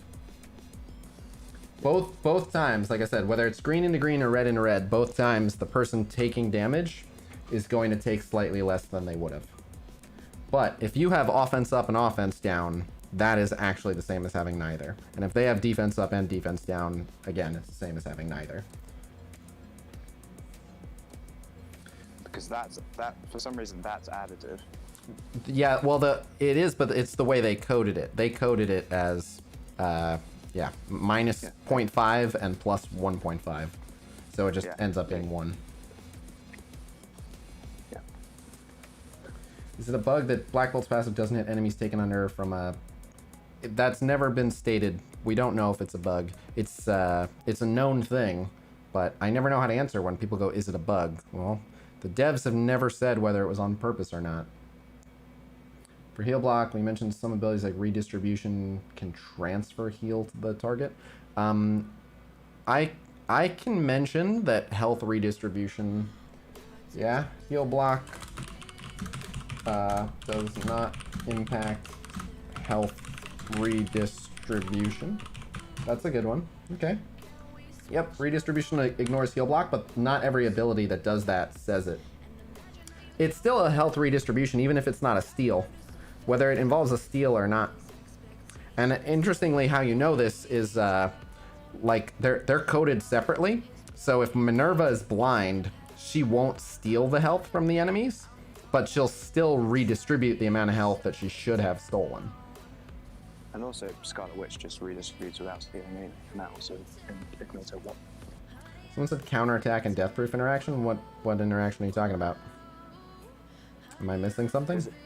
Is it worth mentioning that counterattack stops chains unless it's uncounterable?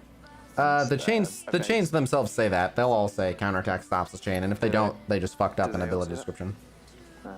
And thrown weapon chains are broken by a dodge, and it says that as well. Yeah. Does it always say that as well? Yeah, well, it's supposed to. There, you might find one where it doesn't, but it's supposed to. So, Okay. that's on them. Explain the Minerva piece. If Minerva uses her ultimate, but she's blind, she can't steal health from the enemy because she can't see them. So she fails to steal health from them. But she still heals her team for the amount of health that she would have stolen. If death proof Are is... you sure about that? I thought she just redistributed the health they already had. I didn't think she had it anymore. What do you mean redistributed the health they already had? She gives a tiny little heal. The rest of it comes from the enemies. She's stealing enemy health. Yeah, but I don't think she... You thought she was just healing for like 500? Is it only 500? Well, it's some garbage amount. It's some amount you wouldn't even notice. It's not a lot. I don't think so. I mean, I obviously don't make a habit of using her ult when she's blind, but I'm pretty sure they like barely heal at all when she's blind. Well, verify that. I'm like 95% sure on that they still get the heal. Yeah, he's saying it's 4K. They barely heal at all when she's blind. They all get like 4,000 health each. Oh, okay. Well, then yeah, then throw that out. Forget I said that. Spider-Man's basic doesn't say it can't be countered. Are you sure? I feel like it does say it. You could be right, but the basic. Oh, as in it doesn't say that the counterattack breaks the chain. It doesn't say it. It should. I don't know. That's what I'm thinking. Again, ability descriptions are wrong. It says this attack cannot be countered. On MSF.gg it says it. I thought you said basic. Right. His basic cannot be countered. Symbiote Spider-Man's basic. We're talking about Yeah. Symbiote. Yeah. That's fine. Okay. It says that in game as well. Does health steal trigger any passive? No. Health redistribution doesn't trigger anything it's supposed to. Nope. It bypasses everything. Literally everything. Because it doesn't count as damage, as stupid as that sounds. So regen is 10% of the health of the character that applied it. So you'll notice like a summoned Nick Fury operative regen barely heals for anything. It's weird that regen doesn't do 10% of the character who gets it. No, it's weird that it doesn't change with the ability level like Bleed does. Well, that's because it's 10%. If Bleed like ticked for 10%, but yeah, it's weird that one they made a flat percent and the other they made a scaling number. Ooh, oh no, that's not good. I'm not sure when I would bring Drain in there, but we can talk about Drain. If we're gonna talk about Barrier, I'll have a section for like other combat stuff like Drain and Barrier. We could talk about armor and piercing as well. Yeah, Barrier, Drain, Armor, Piercing. This will end up just being an hour-long lecture. Do we know which triggers first, Bleed or Regen? I believe it is in the order that they are on the character. It's either in normal order or reverse order, but either way, like you can see, like sometimes the character has like red, red, green, green, red. I forget if it starts, I forget which end it starts, but I think it goes in either left to right or right to left. Knowing which is obviously pretty important, so no, we don't definitively know, but it's one of them, basically. Okay. So it limits the amount of counterattack and death proof you can have. I don't think so. Some of them have like a 5-turn limit. I think counter might have a 5-turn limit, but I don't think death proof does. The counter itself doesn't have a limit, but some people have a it says in their ability that there's max when they extend it.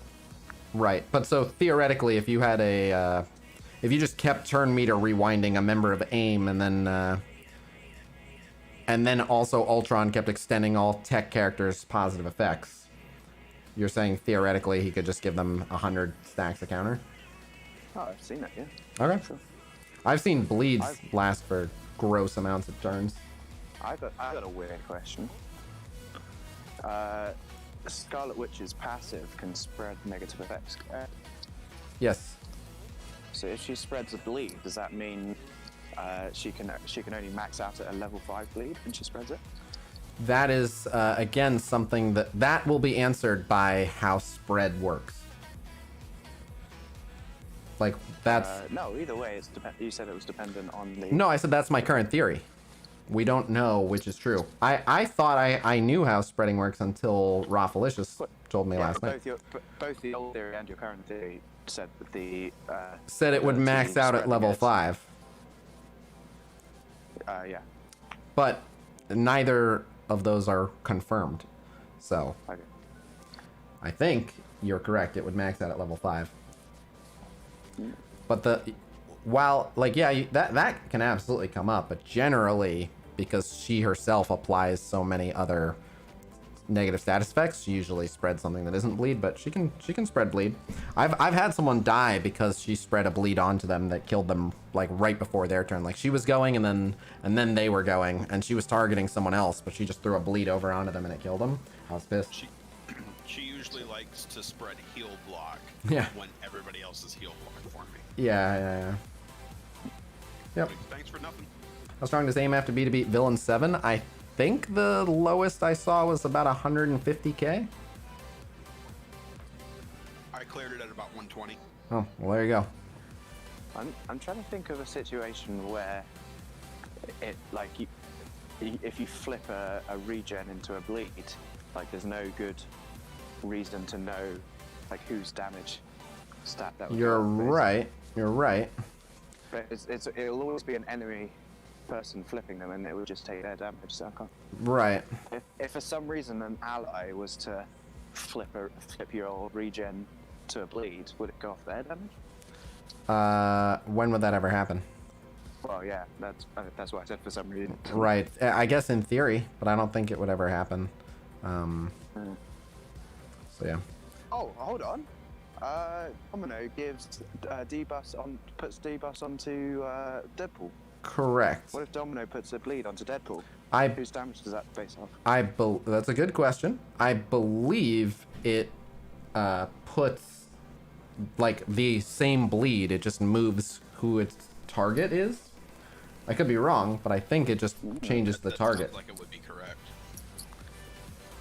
Maybe.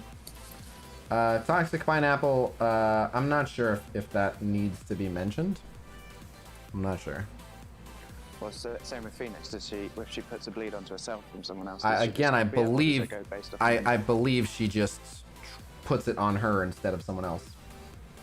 Oh, Loki mind control. Venom could be an attacker and flip. Yes, but that would be on Venom's damage. Yes. Yeah, that's a temporarily hostile character. Correct. But every other one where they transfer negative effects to themselves. But yeah, so the other question is, like, if Psylocke is taking all the debuffs off of her team, is she just throwing those same debuffs onto a new target? And I believe the answer is yes. Is Bleed's the only one where it actually matters? Like, that's the only one where it's different depending on who applied it. A stats effect. Well, technically Regen also cares who applied it, but I believe it's just those two. Oh, because it's based. Yeah, you're right. Because it's based. Yep. And then there are ones that it matters who it was applied to. So, like, a deflect is just better on Taskmaster and Merc Ryguard because their block amount is higher. So. Right. And same with if you give counter, you can give counter to someone who's going to counter harder. And also blind is some characters, yeah. Anyone than Daredevil. Like, yeah.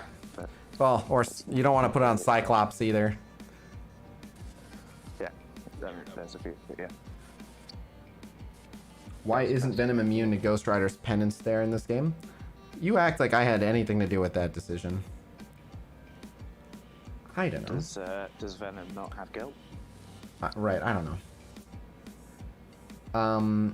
Supers are finishers. So Not every character has a finisher animation, and not every ability has a finisher animation, but some random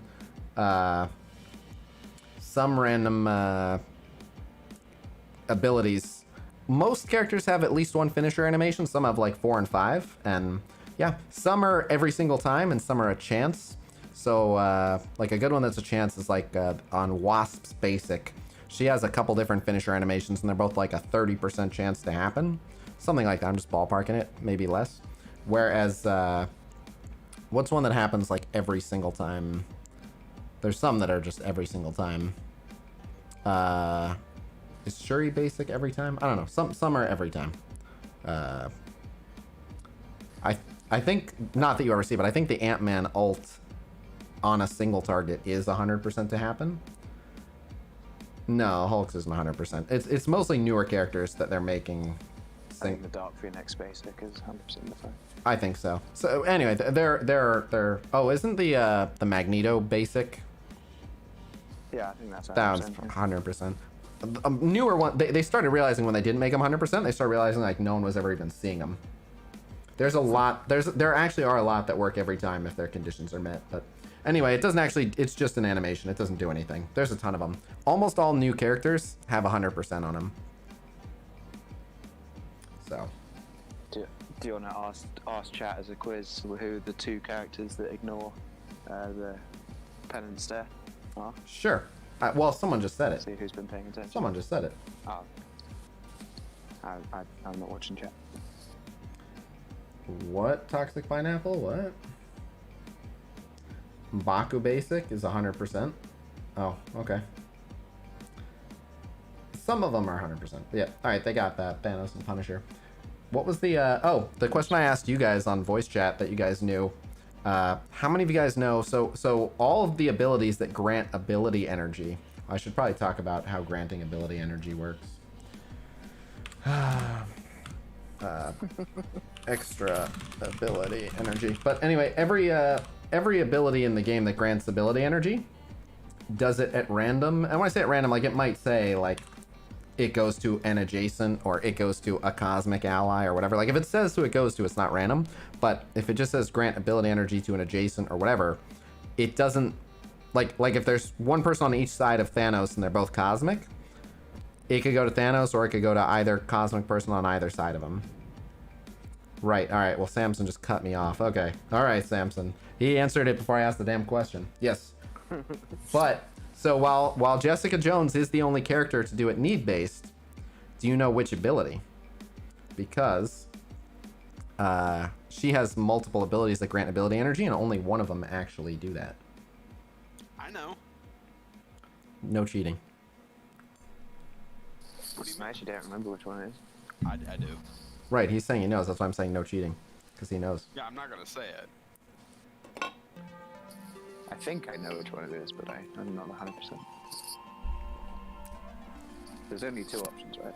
Correct. Only basic and special. But, yeah. Correct. And most people know it. Yep, it's her basic. Her basic looks for defenders in need. Someone said alt. No. So, Thanos and Punisher aren't immune to Ghost Rider ult in the sense that as far as gameplay, it does the same to them, but it has its own animation.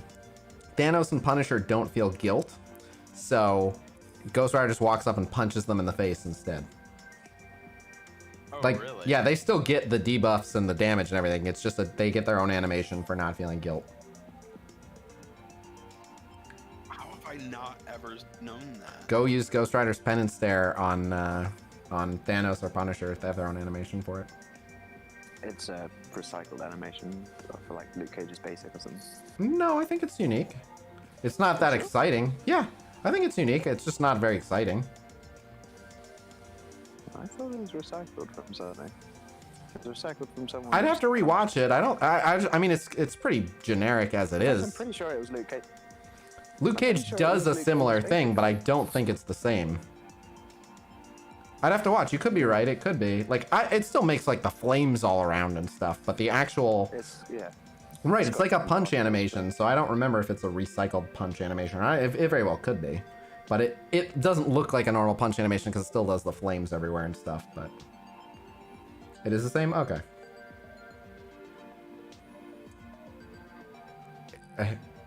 what? It's a hidden ability if you use JJ with Hydra Sniper, her ult gives ability energy. Shut up. Wow. But okay. So anything else? Any other questions or anything else that should be mentioned for status effects? Or we got all that? I mean, you could just do a 2-hour-long talk on how the whole game works. Yeah. I think that's probably enough. and then that'll become the training video to catch all the new coders up to speed when Foxnix hires them.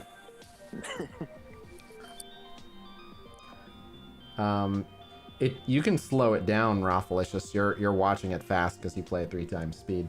You can go into a normal campaign node and slow it down or whatever. But alright, so I think I have everything there. Good team with Deadpool and Cable. X-Force. Okay. Think we're good. So I'll come back to this. And again, this infographic is not going to have all that. The video will. The infographic, I'm trying to keep it simple. So we'll change flip effect to flip 2, and I'll change multiple stacks to multiple instances.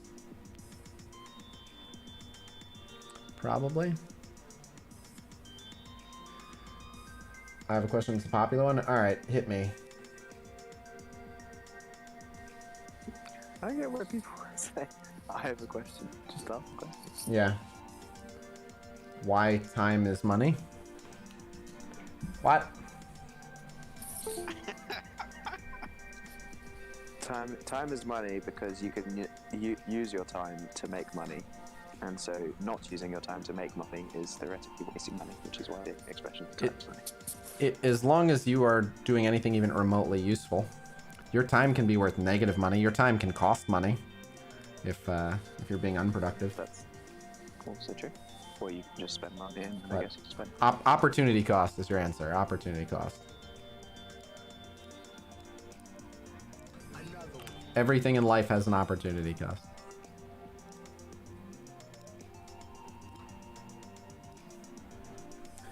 In the updated Essentials, where does Negus Ultimate fall in the order, specific to Merc counter? At the end of the day, you have to. It depends for you how important your Negasonic is, like how strong your Negasonic is. Do the math on her damage, and then what is that? 60%, but that 60% gets multiplied by 2.25. So look at her base damage, times it by 2.25, and then by what is it? 1 point? Oh no, then 0.6. Right? Or is it 1.6? Sorry, I wasn't listening. What happened? For Negasonic, trying to figure out how much more damage the attack will do. 0.6. You take her base damage, it's going to do 60% more. Yeah, I think it's 0.6. So take her base damage, multiply it by 2.25, and then times 0.6, which I can simplify further for you. Why are we timing by 0.6? Because the T4 upgrade adds 60% more damage. Oh, I see. Okay, yeah. So whatever 2.25 times 0.6 is, you can just do that one number, and that's how much more damage it will do. And then you have to gauge how often do you run into mercenary teams where if you'd hit that much harder, you would have dropped at least one person below 50%. It's 1.35. I am guessing, yeah, we'll get Squirrel Girl offers. It's what? 1.35. So take her base damage, add times by 1.35. Any comment on passive triggering while stunned? Some do, some don't, and it's purely at the dev's discretion which characters do and which characters don't. Wow, rank 1 to 1%. Oh baby. Oh nice. Oh baby. Your raid season started. Yeah, Mark Mayhem, Orb Assault, Minister of Science. Cool. I wanted to do ignore like that. I didn't even see what you wrote. Oh, Super War tonight. So here's the thing. I wanted to do roster reviews today, but I spent so much time talking about that, so we're gonna have to choose. I can do a couple roster reviews, or I can do Super War. I can't do both. You guys gotta pick. You want? I think 2 people would probably vote for roster reviews, and everyone else would probably vote for Super War. There are more than 2 people waiting on roster reviews, and many people tell me that they enjoy watching roster reviews. That's true. Well, I enjoy.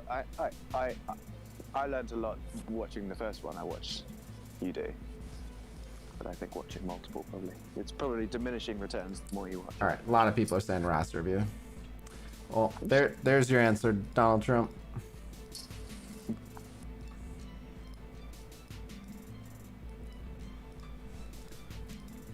In that case, I'll do anything time sensitive real quick, and then I'll do the roster reviews.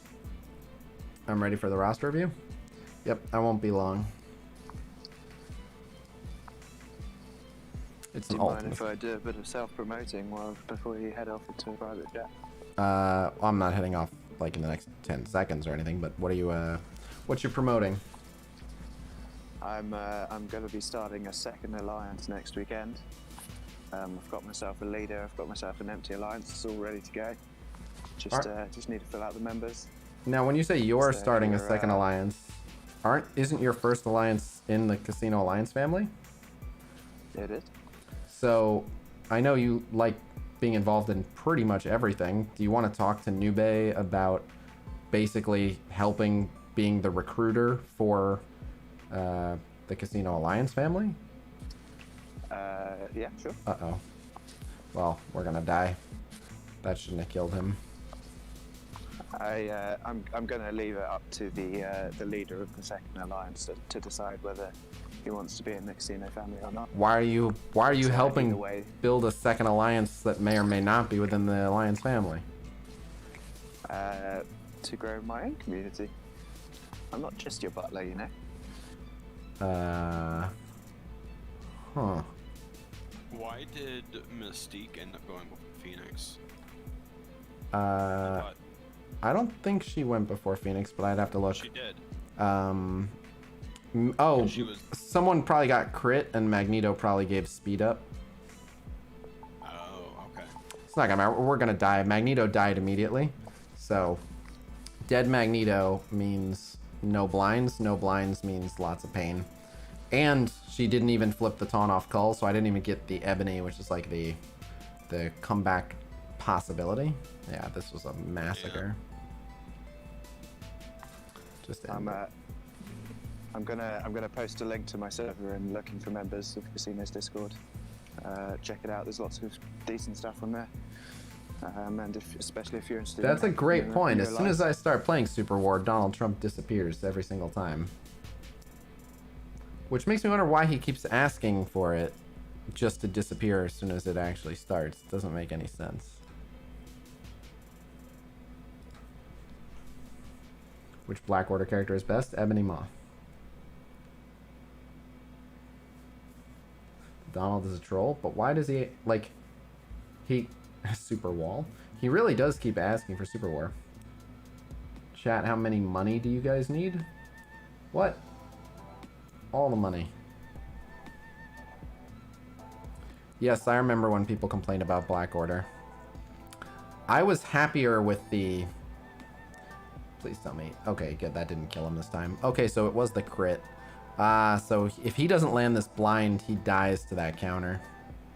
And of course he blinded everyone he could except... Oh, can that not be countered? Okay, maybe that can't be countered. Again, she didn't get the taunt, though. Ay-ya-ya. Not like this.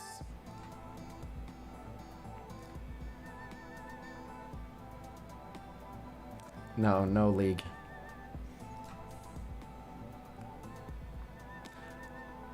Alright, let's get that going.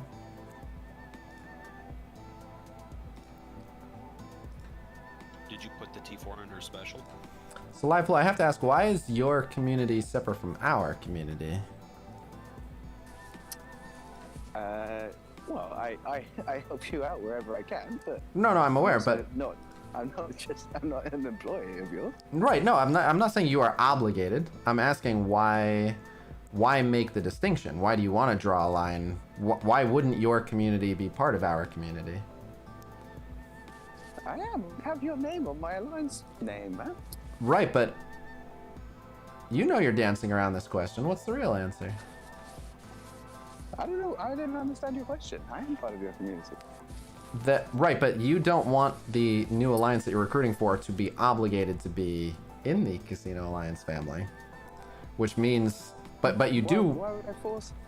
I'm gonna leave it up to the leader. Why would I force him to do something that he might not want to do? It's less of a force and more of a, if you're helping build the alliance, like the fee for that service, so to speak, is at least beginning as part of the casino. Like I never give someone crap if they want to leave, which I realize is kind of just adding extra steps to it, but.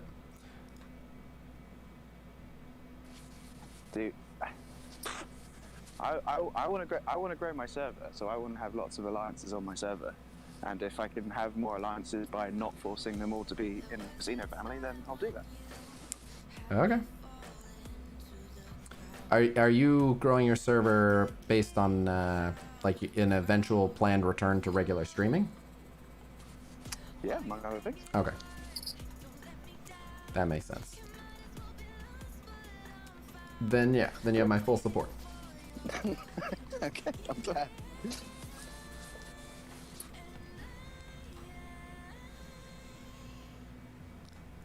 Bop.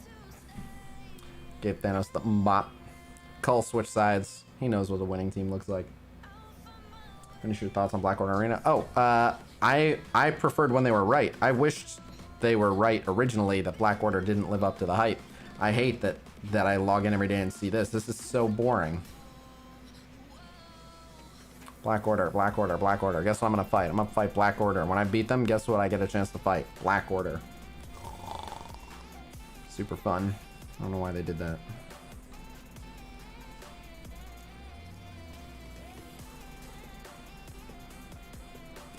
Munity? Did you mean mutiny?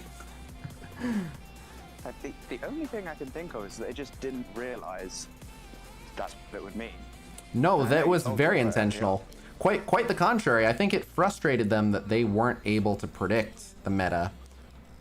You know what I mean? Like they regularly are surprised by like, okay, they regularly put out content where they're like, okay, this is tough content and they'll have to get at least this strong to clear it, and then someone figures out some other way to beat it where they're like, oh shit, we're not gonna make anywhere near as much money as we wanted off this thing because we actually made that too easy. So basically they wanted to hard code it, and the other thing is like Arena specifically, like Arena is your core income.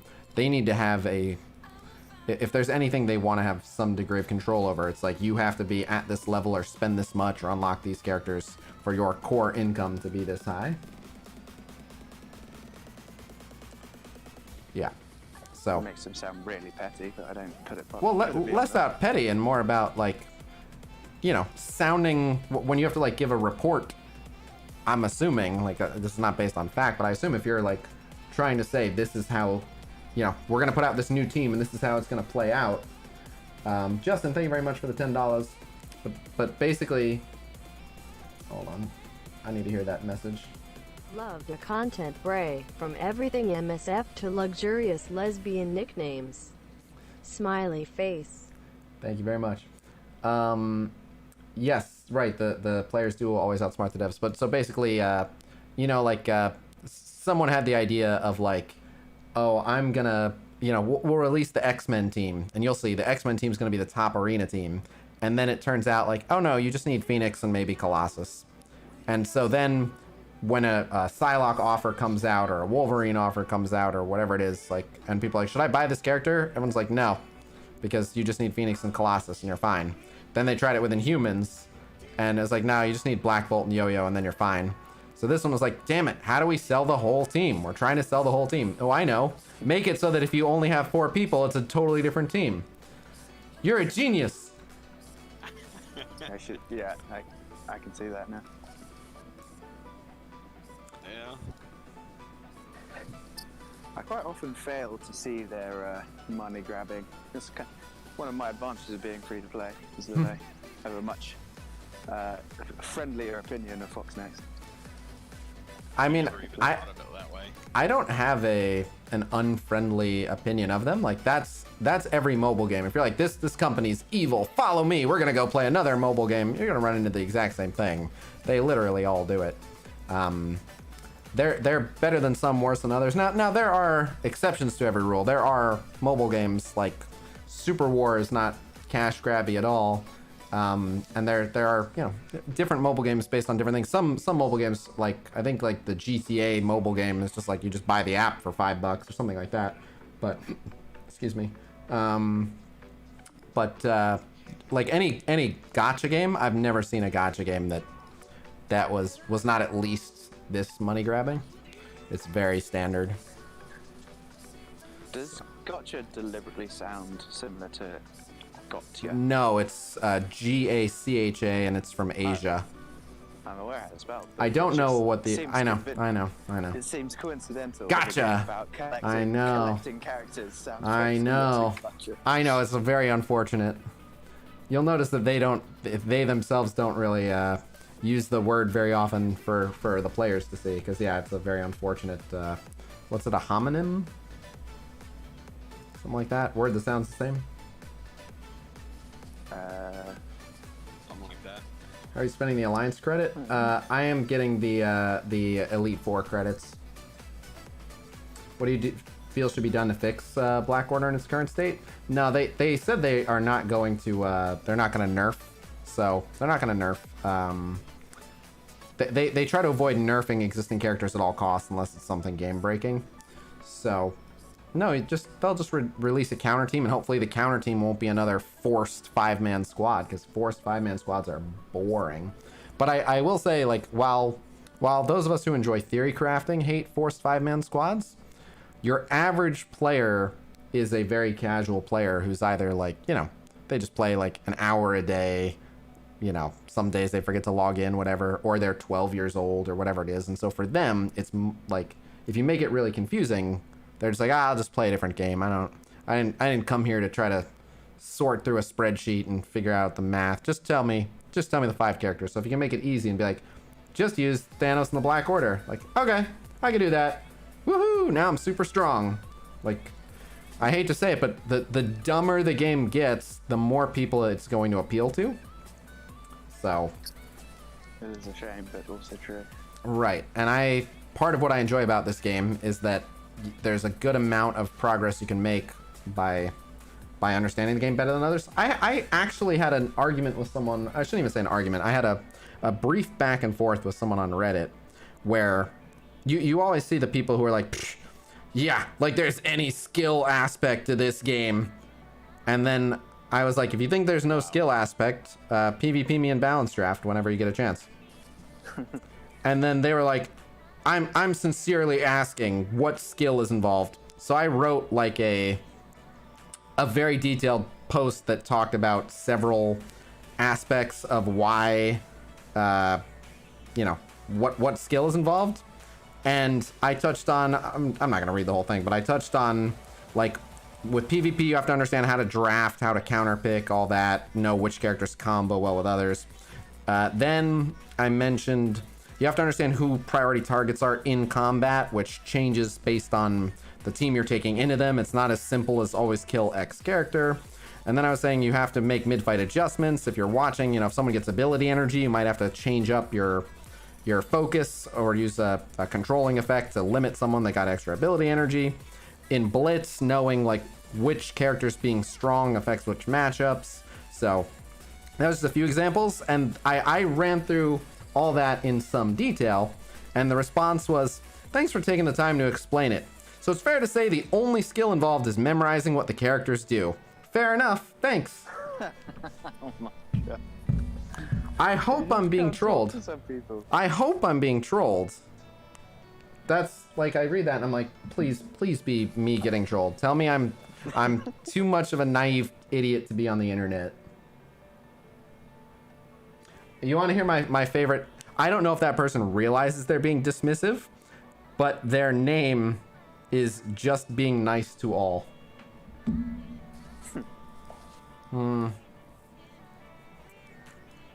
By the way, Livepool, did you ever check out Carl Smallwood like I told you? I actually completely forgot. The more I see stuff that he's put out, the more I go, Livepool should probably really check this out.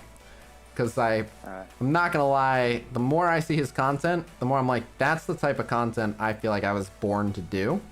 And I might try like one day a week a bit of a format change to do content more like that. So you'll have to check it out. Let me know what you think. Yeah, Fact Bean. Dude, I just found him like a week ago. I'm addicted. I'm just straight up, I'm addicted. Absolutely. Some people are too dumb to comprehend. Right, but then they go on making statements and then other people see it and oh god, it's just... I was a teacher for a bit. I'm okay at dealing with dumb people, but it does frustrate me. It's the main reason why I left teaching.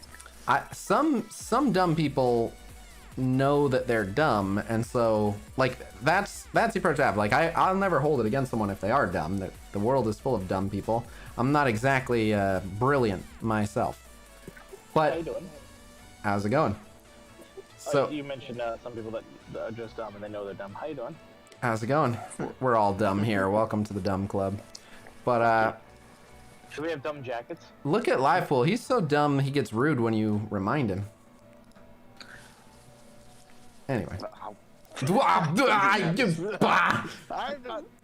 not dumb.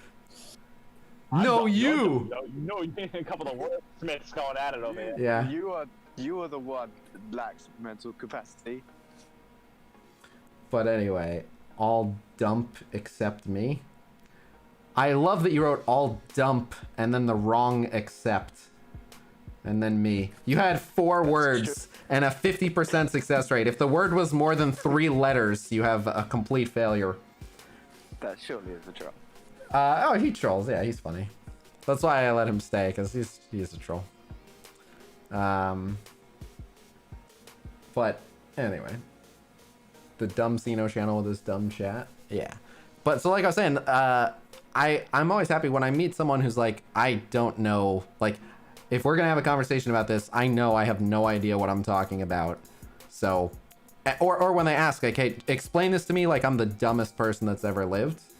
And it's like, okay, so it's good to know, because sometimes you offend people when you explain something too simply. You simplify it too much. You give them, you're like, I don't know exactly how smart or dumb you are. So to make sure I don't confuse you, we'll start real simple. And then you say it and they're like, I know, why would, I'm not stupid. And then you're like, well, it's not that I think you're stupid. It's that I don't know exactly how smart you are.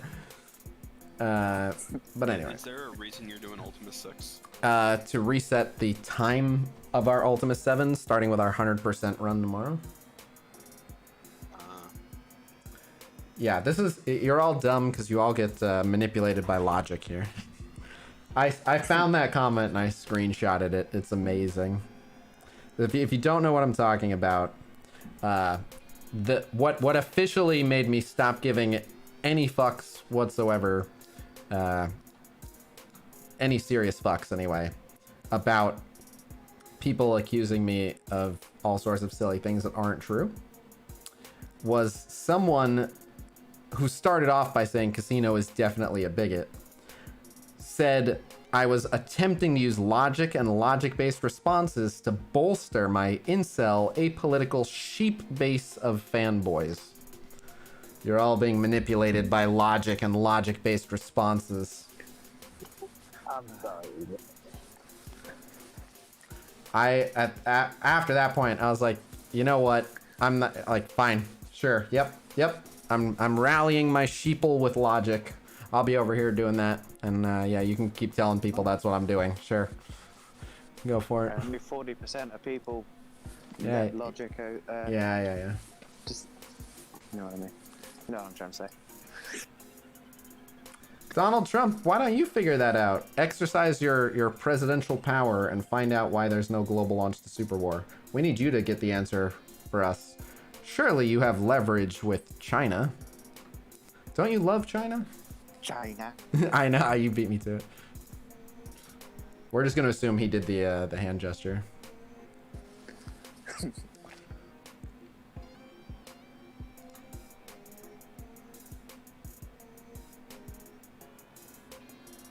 Wait, what? I just fucked up the 100%? What? Was I the last one to join?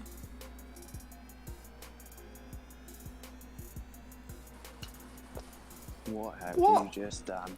I don't know. You actually not gonna 100% use that? I guess. Did I fuck it up? Quick, close out the game. I don't think you can close out the game. Nah, I would have tried. It'll still No. at the Yeah. mode. Is no one else gonna join in? I just assumed I could pick any open lane. I didn't realize I was the last one to join either. Let me see. But Well, if you picked an open lane and it wasn't your fault. oh no, we're 8 of 8. What did I? Oh. How'd that even? What? Well, Fuck. Kick him from the Could I have done that anyway though? I feel like I started over here, but why would you skip a node? Well, first off, I didn't realize I was skipping a node. I thought I was doing the first node. This is Ultima 6, and it's not usually the path. I'm usually like far left or far right, so I just looked. Admittedly, I looked pretty quickly, so I guess I fucked it up. But boo this man. yeah, I guess boo on me. Well, that sucks. I didn't even realize I skipped a node. Bravo. Oops. You're fired. I guess so. Yeah. I was fired for less from that alliance. You were fired for existing. I was fired for only being slightly higher TCP than when I joined a week earlier. If you 100% a raid, it ends earlier. All this while you're talking about how dumb people can be. There's a difference between an accident. I just didn't even. Now you can't even reset the time that you wanted to do the U7. Nope. Oh my god, you fucked that up. Right. That's hilarious. Wow, I forgot about that. This is a nice cascade. Yeah. No. As soon as you said it, I was like, oh, that's really bad if it's true. Yeah, you can launch U7 whenever you want. That's true. Oh yeah, of course. Yeah, so you haven't fucked up the reset time. Okay. You'll just have 2 raids running at the same time. Right. But that's fine. I think they do use the same energy. Yeah, but you would have finished Yeah. all you can do and you said Yeah. Yep. Okay.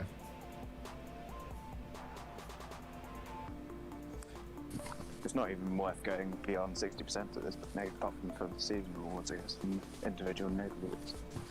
I didn't fuck everything for my whole alliance, but yeah, that could have gone better. Fucked them out of a whole tier of rewards. Here's what we're gonna do. You guys don't tell anyone. I'm gonna do a bunch of extra nodes, so I'm way high up on the leaderboard, and then I'll be like, it must have been someone else, and we'll all go with it, okay? No. And if the VOD goes missing, I don't know what happened. YouTube has been messing up lately. Yeah. Sometimes VODs just be disappearing, you know? Yep. I believe it disappeared when suddenly, like, it was Science Supreme's turn, and then suddenly all of your team had debuffs and none of them did. I don't know how that happened. Yeah, that was a real roller coaster of a fight. Yeah. No, that was a fun stream nugget. You even say it on that stream nugget. I think the VOD might have just gone missing there. I don't know what happened. I said if the VOD goes missing, yeah. Already clipped? God damn it. Thanos. Yep. Thanks for clarifying. Yeah. I finally got to my supernatural team on my Blitz rotation, so. First time in over a year I haven't 100% a U6. I believe that is true. The only thing I don't like about that whole Ghost Rider not doing the penance stare is that only worked on one version of Punisher. Like another Punisher, this one. Another Ghost Rider tried that later and it actually worked on him. So. Oh, outrage! I mean, I you know. shouldn't put it as a staple. It was a one-off. Write an angry letter. Account all the different types of Ghost Rider. Well, no, it was literally just like a week excluding later. a whole group of people, the racist. It was a week later. There's a Punisher that became Ghost Rider. Yeah, that's Cosmic Ghost Rider that's in the future. There's a Punisher that became Frankenstein. Do we know if this I forget. I know one of the Ghost Riders is Johnny Blaze, and then what's the other one? Catch, Robbie Reyes. Yeah, Robbie Reyes. There's a girl one. So, well, we know it's not that one, but do we know which one it is? Robbie. Nicolas Cage as well. I assume that this is the Johnny Blaze one, but... Yeah, this is the Johnny Blaze one. Robbie is, he looks different. He looks visibly different. So does Catch, and so does the original, I forget his name, the old Southern guy, the Western guy, I forget his name. Which one does Nicolas Cage play? Blaze. Okay.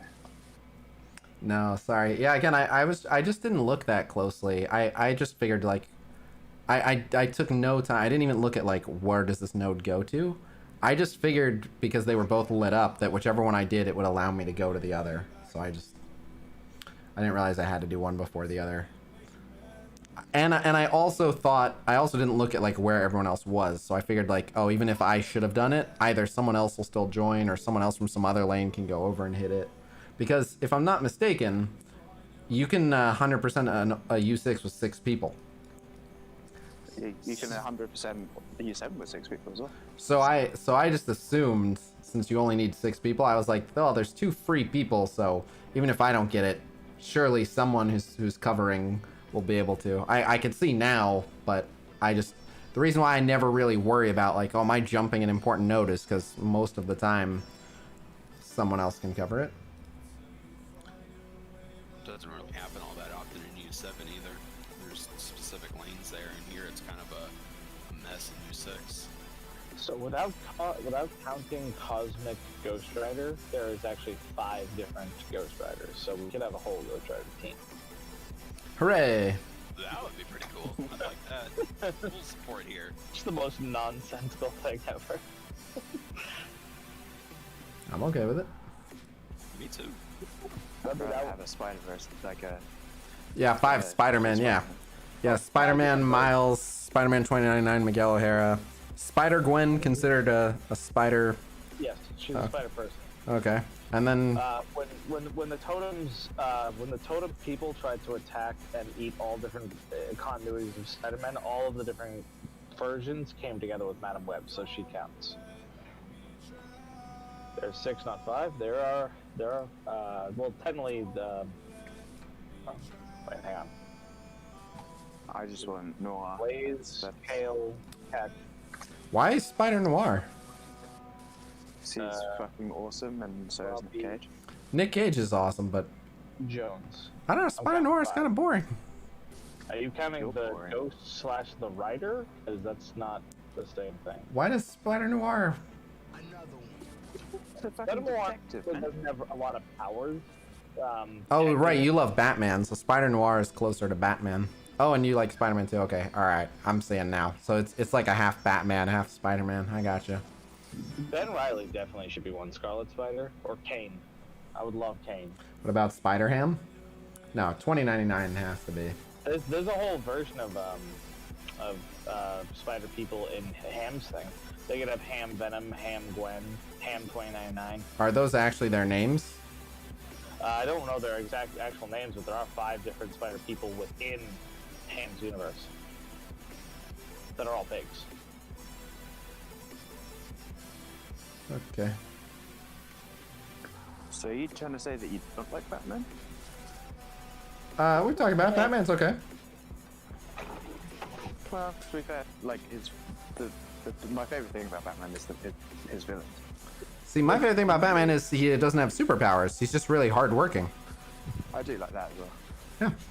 What, honestly, which Batman are you talking about, though, like when you say Batman? Batman Beyond, the only true Batman.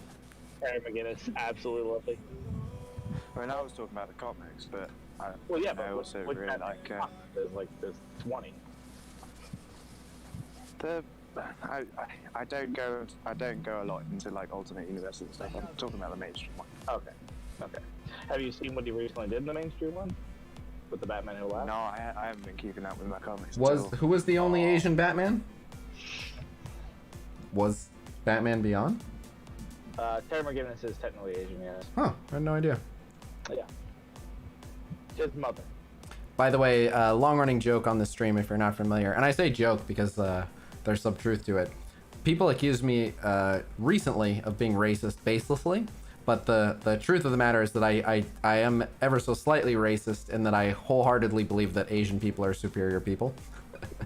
Agreed. So, in that regard, technically, I'm a little racist. I have Asian envy.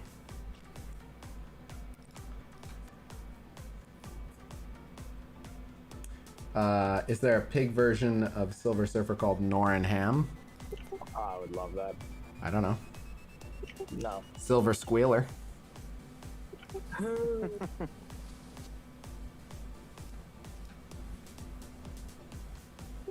Okay, so Spider-Man Noir, technically, like, aside from the spider sense and the superhuman abilities of like dodging and speed and healing factor, he also has an okay. I like how dodging was your top Spider-Man. Look, it says it on the thing. It says ability, healing factor, speed, some strength, wall crawling, but his only real power is considered organic weapon. Like he doesn't have to make it. He actually has it, but that's it. Like he doesn't have anything else that any of the Spider people have. So does Tobey Maguire's Spider-Man. Yeah, but that was terrible. The only good thing about that was William Dafoe and Doc Ock. I like Tobey Maguire. Nah. I hated him as Spider-Man. They were kind of hammy, but I kind of enjoyed it. It's not so much him. It's Kirsten Dunst as fucking Mary Jane. Every time I see that, I'm like, oh my god. That doesn't bother me that much. So I'm sure she's not. She looks dead. She looks dead in every scene. Look at her eyes. Like, I swear, Wait, you looked at her eyes? We watched different movies.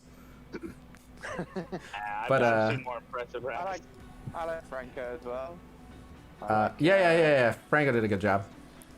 But Defoe. Willem Dafoe did a good job, but no, Defoe was great, and his villains were the best until 3. But so we've had this conversation before, and pretty much everyone came to an agreement on this. I can absolutely believe Tobey Maguire as the scientist, but I don't believe him as the street brawler at all. Conversely, I can absolutely believe Andrew Garfield as at least kind of a street brawler, but I didn't buy him as a scientist at all. And Tom Holland is good because you can actually believe him as both. Yeah, because he looks like a nerd and he is naturally very athletic. He's a crazy gymnast. Well, the thing he was Billy Elliot. I don't know that. But... You don't know what Billy Elliot is? No. No? It's a Broadway play about a ballet dancer. Okay. So, I'm talking about like he can do backflips and stuff. I don't know about ballet, but okay, good for him. He played a ballet dancer in a Broadway play. Okay. Honestly, what I really liked about Andrew Garfield's thing is like him as Peter Parker, like not Peter Parker, rather as Spider-Man. Yeah. Like doing all of the things, like trying to keep all the canisters up while talking on the phone and everything else. Yeah. During those scenes, I'm like, this is this is what I want from Spider-Man. This is perfect. No, he's a good quippy. Other scenes where he's just like taking on Flash, playing basketball, and doing all this ridiculous stuff. I'm like, is there a skip button? Yeah. Like I couldn't take it. Like, this is awful. Who's the best Flash? The cartoon. Of the movies. No. The cartoon. He won't acknowledge that any of the movie Flashes exist. The one from Justice League is not terrible, but he's not... Justice League? He's not bad. No.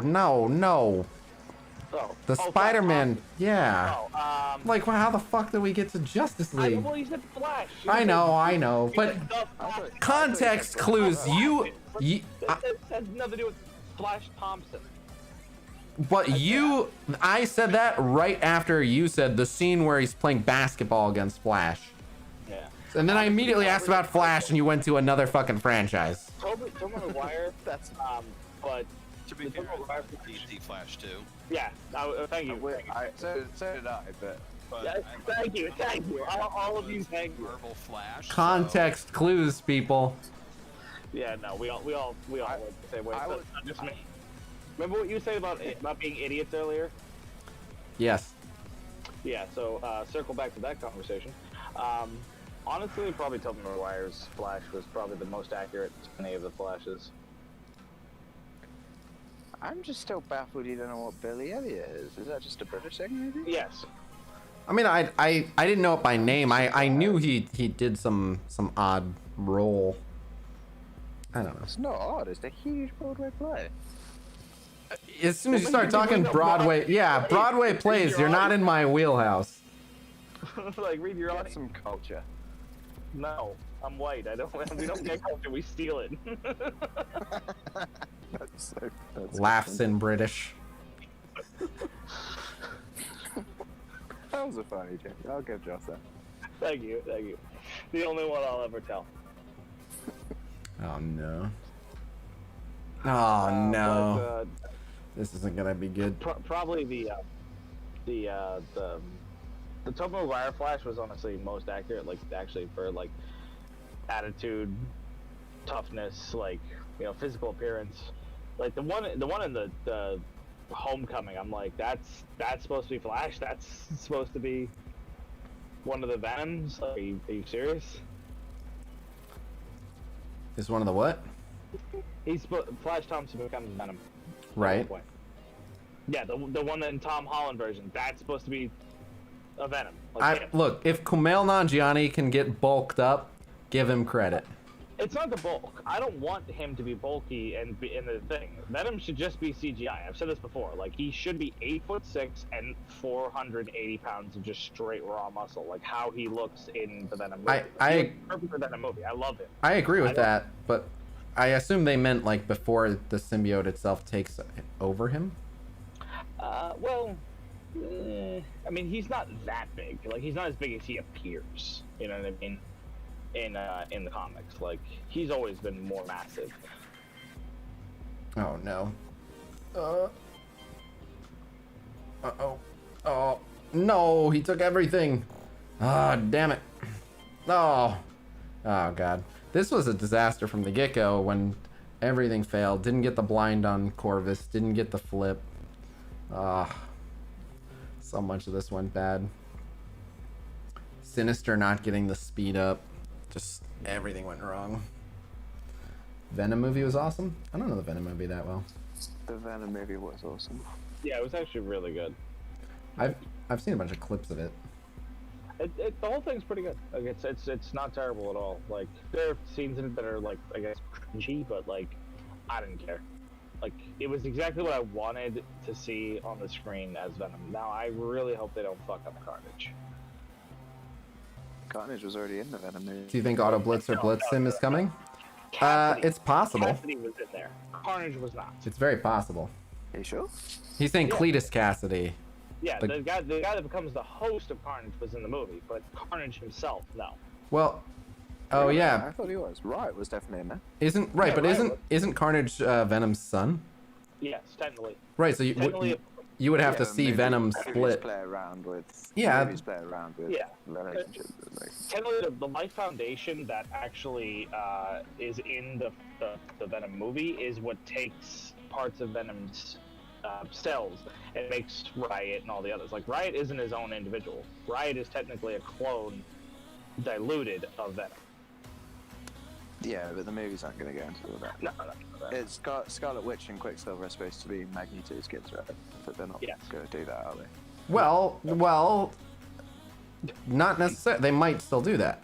Well, they might. But Yeah. I don't think All they have to do is say that their family adopted them. That's it. So Yeah. Well. I think before they knew what rolled the it future of last time. the Fox merger and everything was gonna be, but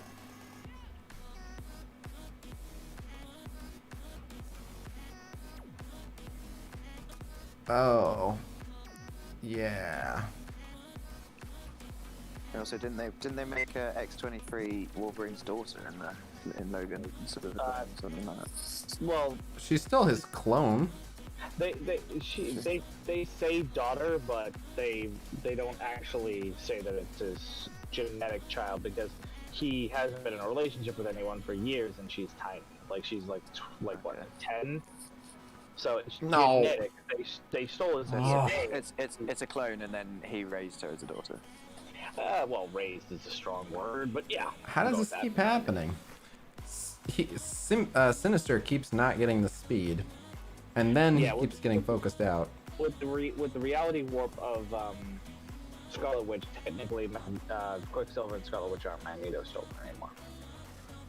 Dude, my sinister always gets focused out in the arena. I assume you're in the arena. Yeah. But It's yeah, because he gets fucking disrupted, so you can hide him. he doesn't get disrupted against Black Order.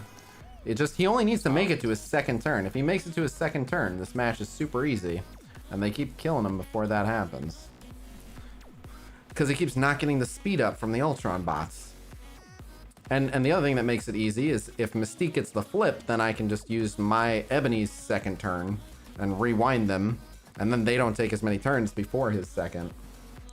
So, yes, Ultron revives in all matches. Bleh. Unless he's killed by Black Bolt. Okay, I'll try this counter team one more time, and then I'm gonna just use my Black Order, because this is only a 20k punch up. Sick of getting unlucky. So, they didn't really show who Scarlet Witch and Quicksilver's parents are. So. They died. Yeah, they're dead in the MCU. Right. But we don't know that that's their, like, we know that they think that's their parents. The people in that country were adopted. They could be adopted, but there's no reason to do that. Like, just make Magneto. I mean, if they really want to tie them together, they can make Magneto the biological father and their adopted father. But there's just no reason to. Oh my god, again not flipping the taunt. How is she only getting the defense but not the taunt every time? So crazy. Just get the other one. I don't care. Let him keep the damn defense.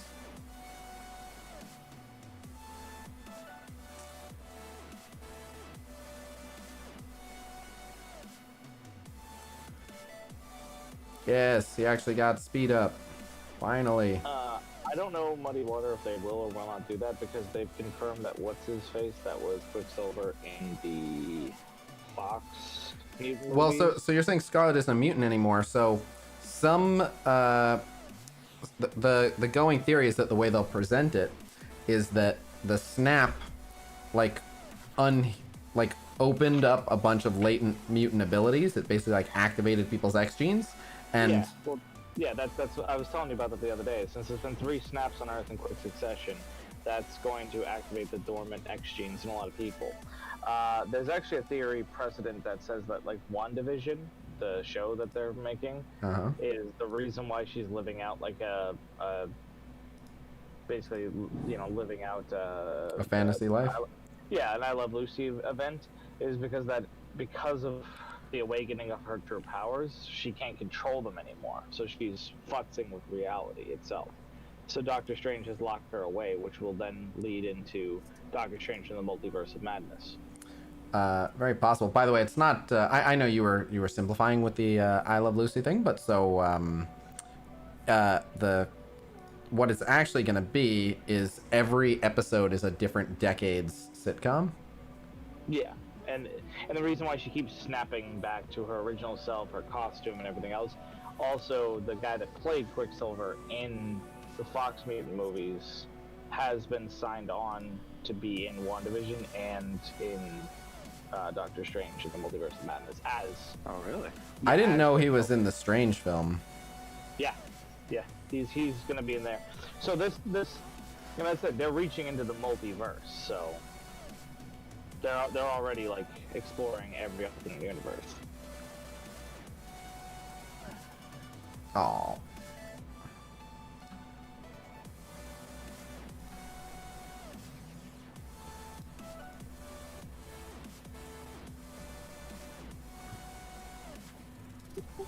I'm so sad. I need 20 more bone marrow to finish Venom. Infinity Stones equals the Dragon Balls, basically. Uh-oh. Yeah, because they some. I remember when Infinity Stones, you know, when all of them were combined, they summoned a giant dragon that would grant you one wish. I remember that. Might as well. You get the wish, you just skip the dragon. But the Infinity Stones don't disappear afterwards. True. They also don't turn into stone. They don't scatter across the earth. Nope, they're easier. I wonder if I should have used the special for all the death proofs, but he's taunting now anyway. Oh, no. Well, I guess I did the right thing then. This guy, how did you get the energy for that?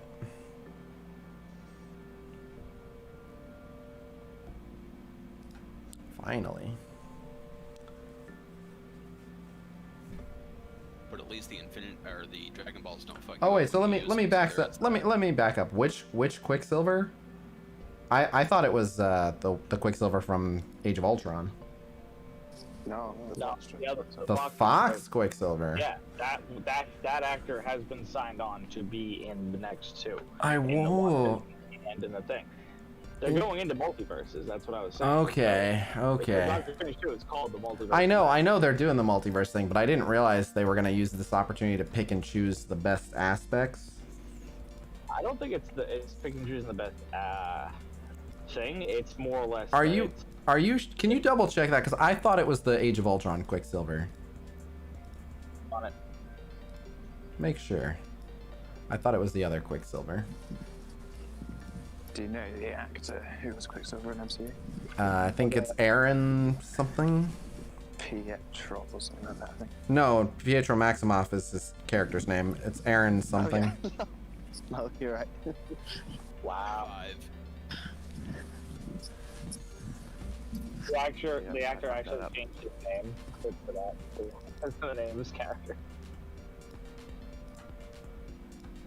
Aaron Taylor Johnson. That's what I thought. If your name is Aaron Taylor Johnson, you're just Jonathan Taylor Thomas to me. Just too many damn first names pretending to be other names. Never trust someone with two first names. Yeah, I agree the Fox Quicksilver was better, but I didn't mind the MCU Quicksilver. If you didn't know, by the way, the MCU Quicksilver is the guy from Kick-Ass. He's also in Godzilla.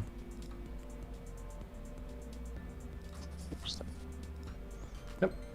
He was very scrawny in Kick-Ass, and then he bulked up. He was like, alright, I want to play a superhero for real. I quite liked him. Scarlet Witch and Quicksilver were both in Godzilla? Who did Elizabeth Olsen play? Both Quicksilvers were in Kick-Ass? I did not know that. I didn't remember that. Who's the other one? Evan Peters had two of the best scenes ever in comic book movies. Yeah, that's funny, John. Wait, John. Hold on. Have you been Jonathan Taylor Thomas this whole time? Fun fact, I forget if let me double check because I forget whether it's the actor or the character. I'm just making sure before I say. Okay, it's the character. Harry Potter has the same birthday as me, and so does Wesley Snipes, and a couple other people. How do we know Harry Potter's birthday? In the books. Yeah, the book tells you it's. I want to say June 6th, but I'm not sure. Nope. No. Okay, I was wrong. Which would you rather be? Harry Potter or Wesley Snipes? No, it's July. Oh, July 6th. Sean knows it. I say Harry Potter so I can keep a career. Huh? Being Harry Potter would be awesome. Well, because you said would you rather be Harry Potter or Wesley Snipes? Oh. Wesley Snipes is a career more. Like. What? Controversial opinion. Harry Potter lives in a weird universe. I like our universe better, and Wesley Snipes is still wealthy in our universe where he gets to enjoy himself. And he's a talented martial artist, so he's in good shape. If I can pick a point to intersect myself in their life and take over.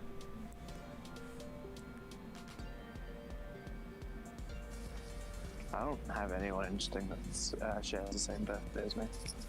Wizards don't pay Very taxes? sad. I don't want to go to Hogwarts. How do you know? If you go to Hogwarts, they don't even teach you so. math. You literally don't learn math.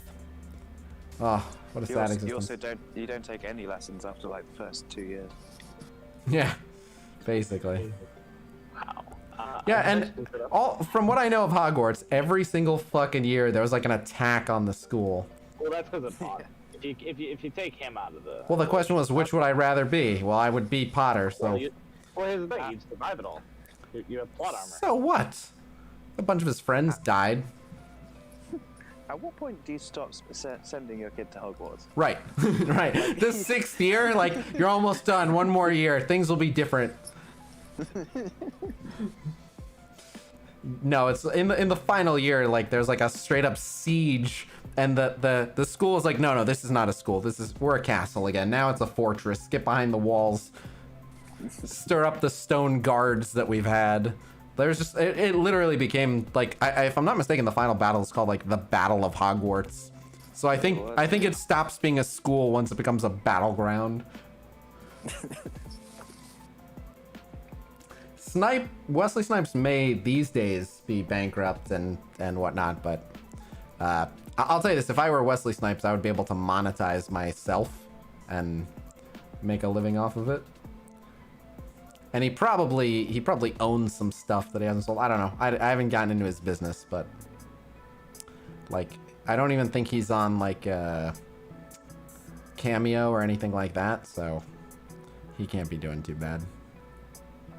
Tell that to the schools in Detroit. What? Oh, the attack on them? Arithmancy? How do you know that, for starters? And why did it never come up? What? Someone said Hogwarts has math. It's called arithmancy. Usman hugging Mossball for 20 minutes straight. I think easy money. I won both my bets yesterday, so I'm good with it. Congrats. Thank you. Do you know what I find really weird?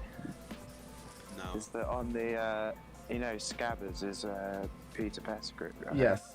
Yeah. And even when he's in Scabbers form, he shows up on the Marauders map as Peter Pettigrew. Ron's brother had that map, like it was their map, right? Mm-hmm. Yep. Did they never think to mention that their younger brother was sleeping with a guy called Peter Pettigrew? That's a great point. Like maybe they're comfortable with their brother's sexuality, but it's something worth mentioning probably. Yeah, you'd think they would have at least gone, so who's Peter? Yeah. Yeah, that's interesting. Yeah, I've seen that meme too.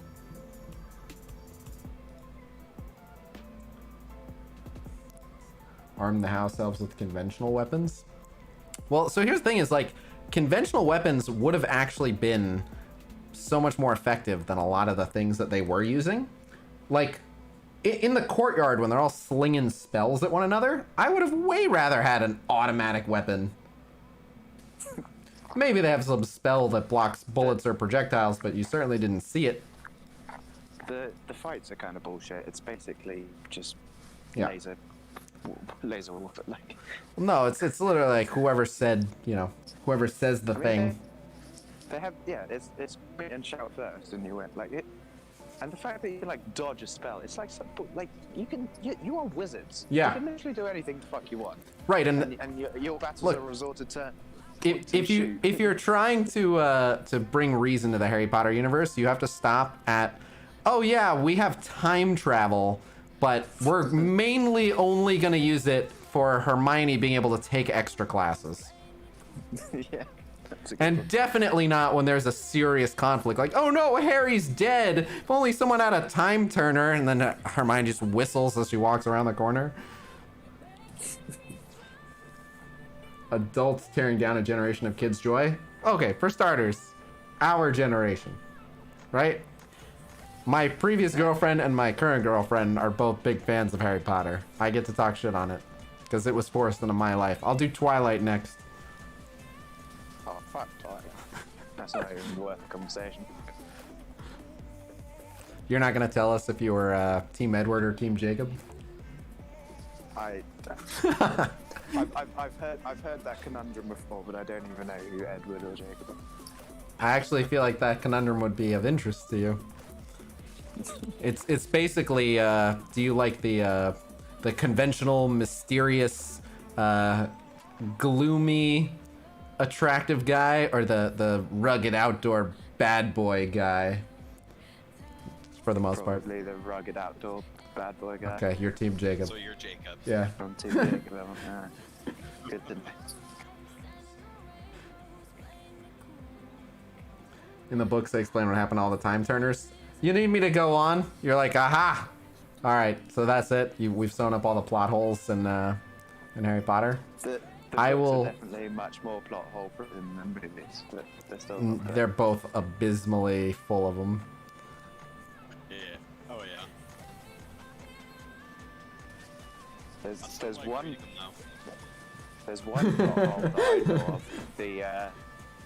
Do you know the one plot hole, at least the one I can think of, where the books got wrong but the movie corrected? What? So I'll give it a moment to see if anyone in chat knows. Someone said the meme, "This is how Twilight should have ended," and it was Blade standing behind the main vampire. Chandler said the only guy I like in Twilight is the guy that almost ran Bella over. Harry Potter is just a Star Wars with wands instead of lightsabers, pretty much. It pretty much is, yeah. So the only one that I know of anyway is that when Harry and Voldemort are having their battle, Voldemort's wand starts spewing up all the souls that he's killed in reverse order, and in the books, Harry's parents come out in the wrong order, which means that the dad died first, so that means that the dad came out first as well, but they corrected it in the movie. Okay. Did not know that. Yep. Harmony took it, huh?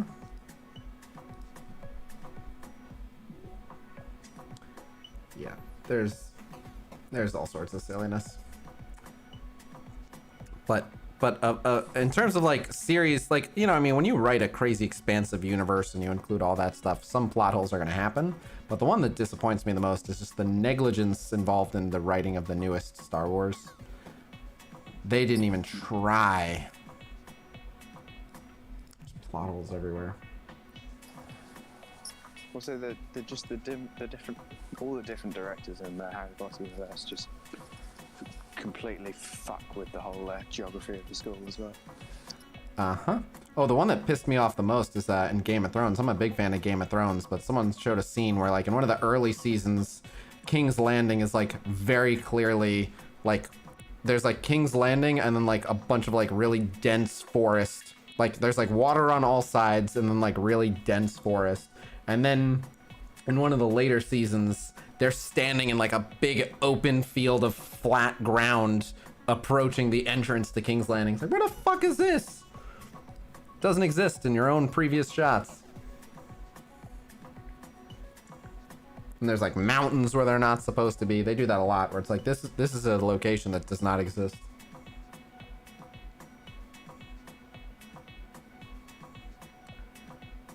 Disney doesn't understand lightsabers. You have my attention.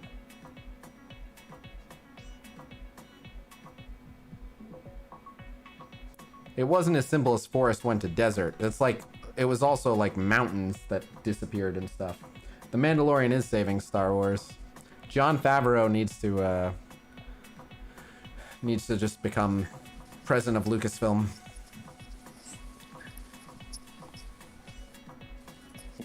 We've had this discussion before, but he just needs to become president. Yeah, I'm fine with that too. One good lightsaber battle in the Disney films? I mean, it wasn't amazing, but the Rey versus Kylo on the Death Star wreckage was okay. No, nothing compares to the Anakin versus Obi-Wan.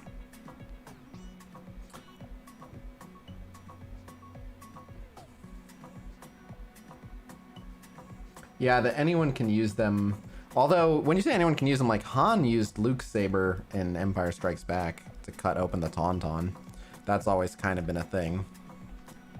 It's more that, like, if it's kind of like in real life, if you had a choice between a sword or a gun, it's not that other people can't use lightsabers. It's that they don't have the skill with them, so it's better to just have a laser gun. You also, like, to make a lightsaber, you have to force tune the crystal and whatever, but... Also, General Grievous uses lightsabers and he hasn't got any force ability. Who? Oh, yeah, Grievous, yeah. Well, he does say, I've been training your Jedi arts by Count Dooku, so maybe he learned a little bit of it, but yeah, probably not. He doesn't display any other force abilities. The throne room fight was really nice. Oh, you're about to get roasted. Episode 3 is the best Star Wars? Nah. Episode 3 has some of my favorite moments in terms of like the coolest moments, but Episode 3 can't be the best Star Wars because even in a series known for shitty dialogue, Episode 3 had some of the just most god-awful dialogue I've ever heard in any movie. Just had too many lines that were just... Bleh. Yeah, no, I think my favorite lightsaber fight, even though Anakin versus Obi-Wan is like a better demonstration of their abilities, I think that the actual Duel of Fates and Phantom Menace is probably my favorite one. Yeah, pretty much everyone agrees Episode 8 is fucking hot garbage. You cannot do worse than that. All the people that went to bat for Episode 8, I'm like, why? Except the wizards get muggle help. The Death Eaters approach the empty courtyard wondering where everyone is. Above, an AC-130 loads a 105mm shell and takes them. Yeah, basically. Or they just drop like a hydrogen bomb in the area. But yeah, I'm sure they could have like some apparate spell where they all vanish before it lands or something. And I'm gonna get roasted, but I like Jar Jar. That's on you. Yeah, she appears to have died of a broken heart. Yeah. Or just I told you, the line that just, every time I hear it, it makes me want to throw up in my mouth is that, Anakin, you're breaking my heart. No one says that. Ever.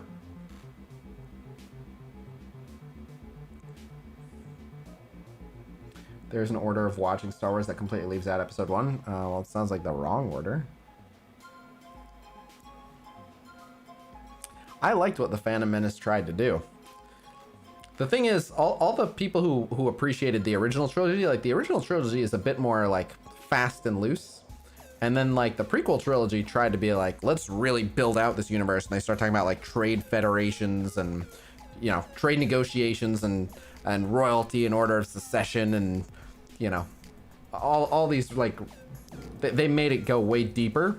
And then a lot of people had a negative reaction to that of like, this isn't the Star Wars I like. But I didn't. Episode 1 is awful except the Duel of Fates. Dude, pod racing was fucking rad. Anyone who says pod racing wasn't cool, what's wrong with you, man? As soon as I saw a pod racing scene, and maybe it was just because I was a kid, but as a kid I was like, I want a pod race. How do I get a pod racer? Step 1, invent time machine. Midichlorians were unnecessary, but it was just a way of trying to expand. You know, like, it was still like some people are naturally gifted with the Force, so they just put a name on it. So. But yeah, Star Wars has gone through periods where they can't decide if anyone can use the Force or if only select individuals can use the Force or what.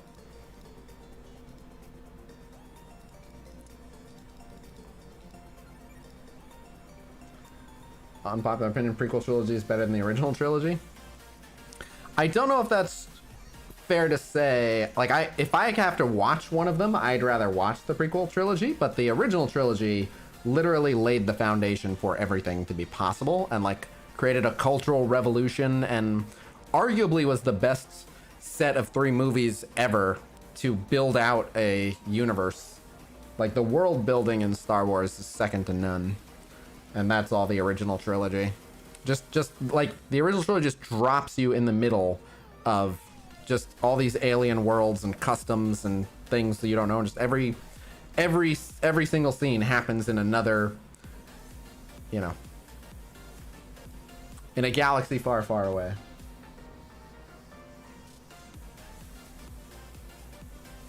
Yeah, I didn't hate midichlorians. I didn't get the BS about that. Again, like I think prior to midichlorians, Star Wars like was about like anyone who believes hard enough can be a Jedi, and then like no, you gotta be born with it.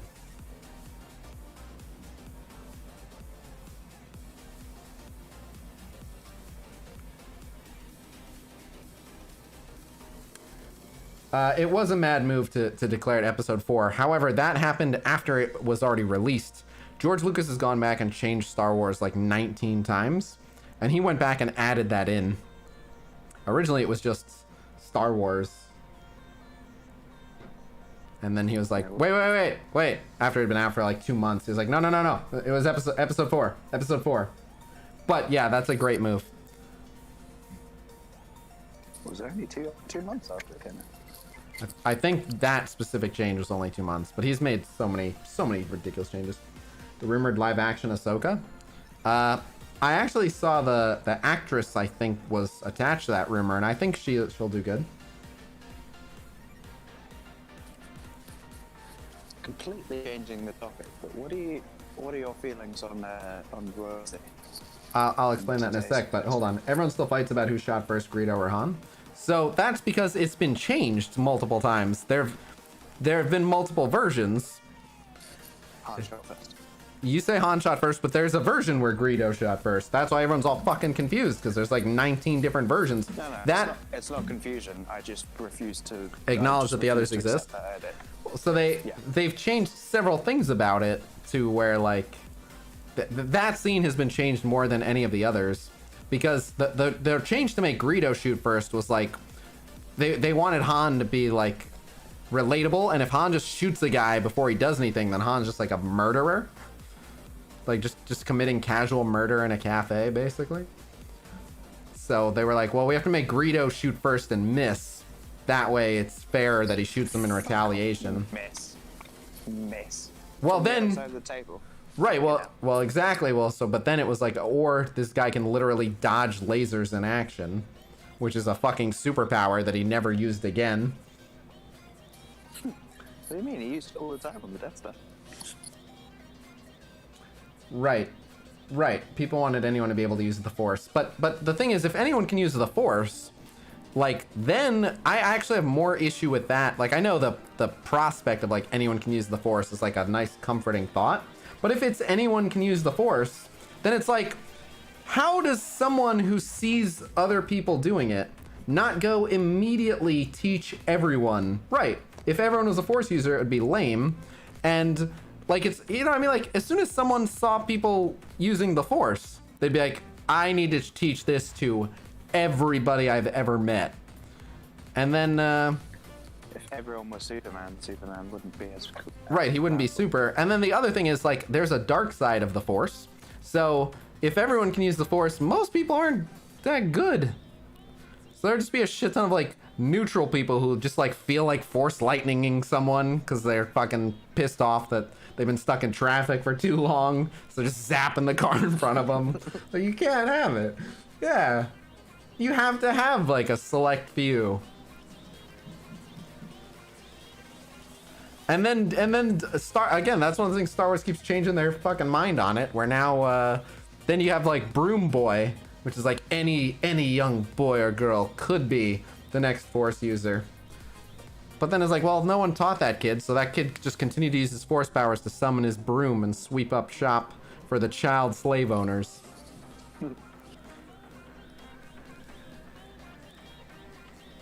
I would think it's like martial arts with a steeper learning curve. Right, but I mean, at the end of like the reason why most people suck at martial arts is they don't learn. If everyone had to take martial arts, you know, if everyone had to forcibly learn martial arts, or it was strongly culturally encouraged, then a really talented Jedi wouldn't be that far ahead of your average person. Simon, probably not tonight. So what are your views on royalty? If only certain people can use the Force, then there wouldn't be a religion because all Force users would have been killed at birth. Why? First off, why would they have all been killed at birth? That doesn't make any sense. And it can still be like an anomaly, even if it's killed. Like there's some genes that just occasionally trigger back on for no reason.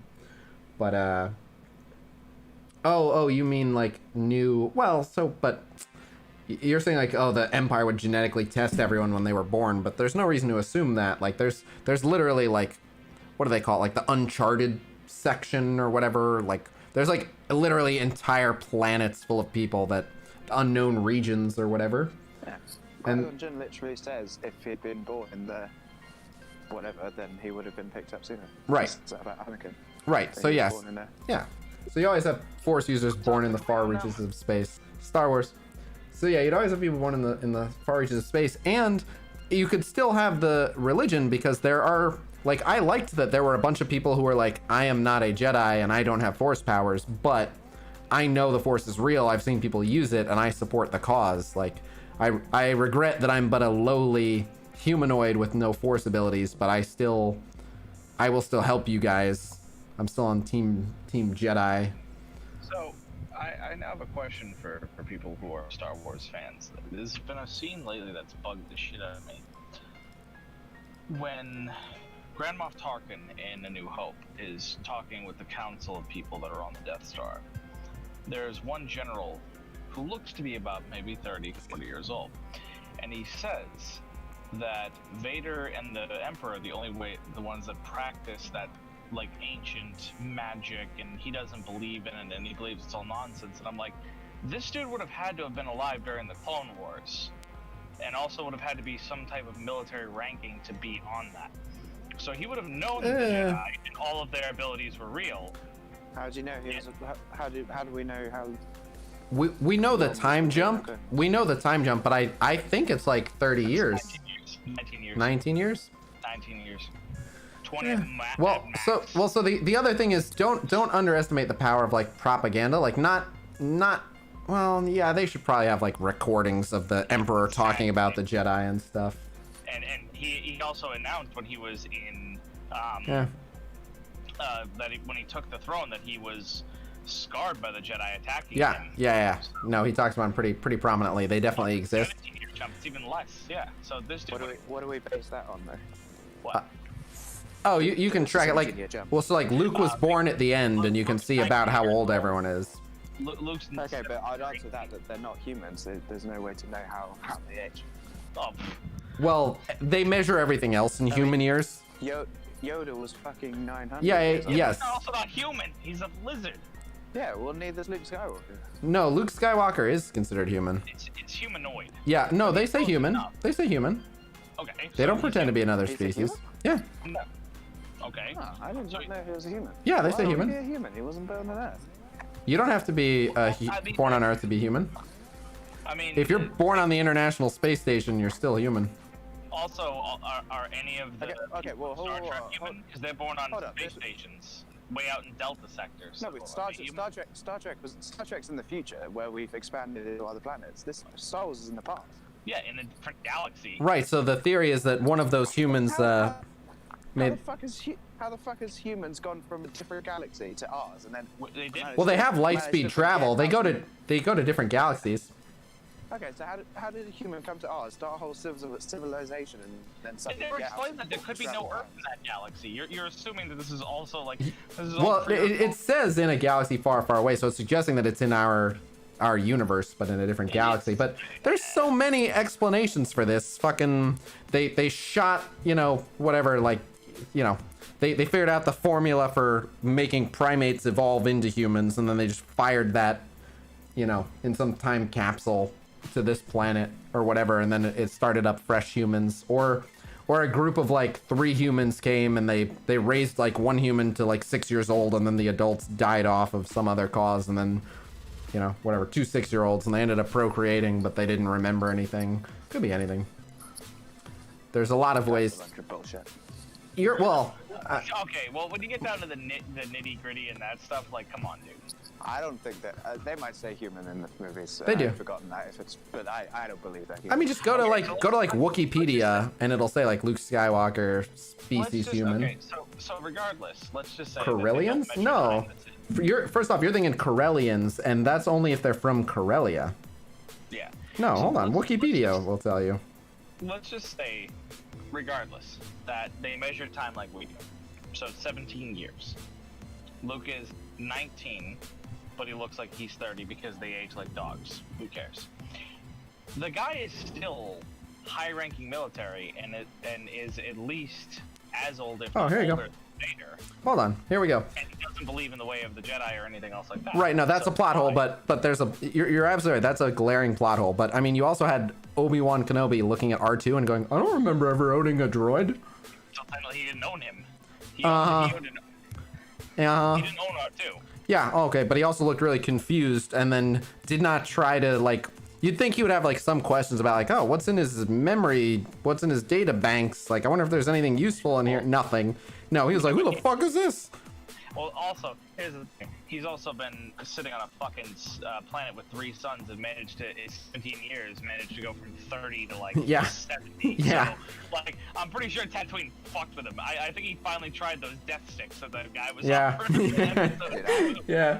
He's taking massive drugs and This is all very easily explained by the fact that they're not humans. I refuse to. Well, no, it says it. Okay, Look, it says, go to I Wikipedia. don't care.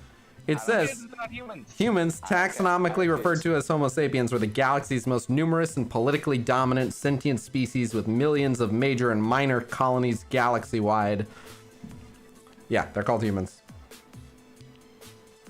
No, Also, to be fair, You can call them whatever you want, but they clearly don't age the same as humans. I think okay, they do.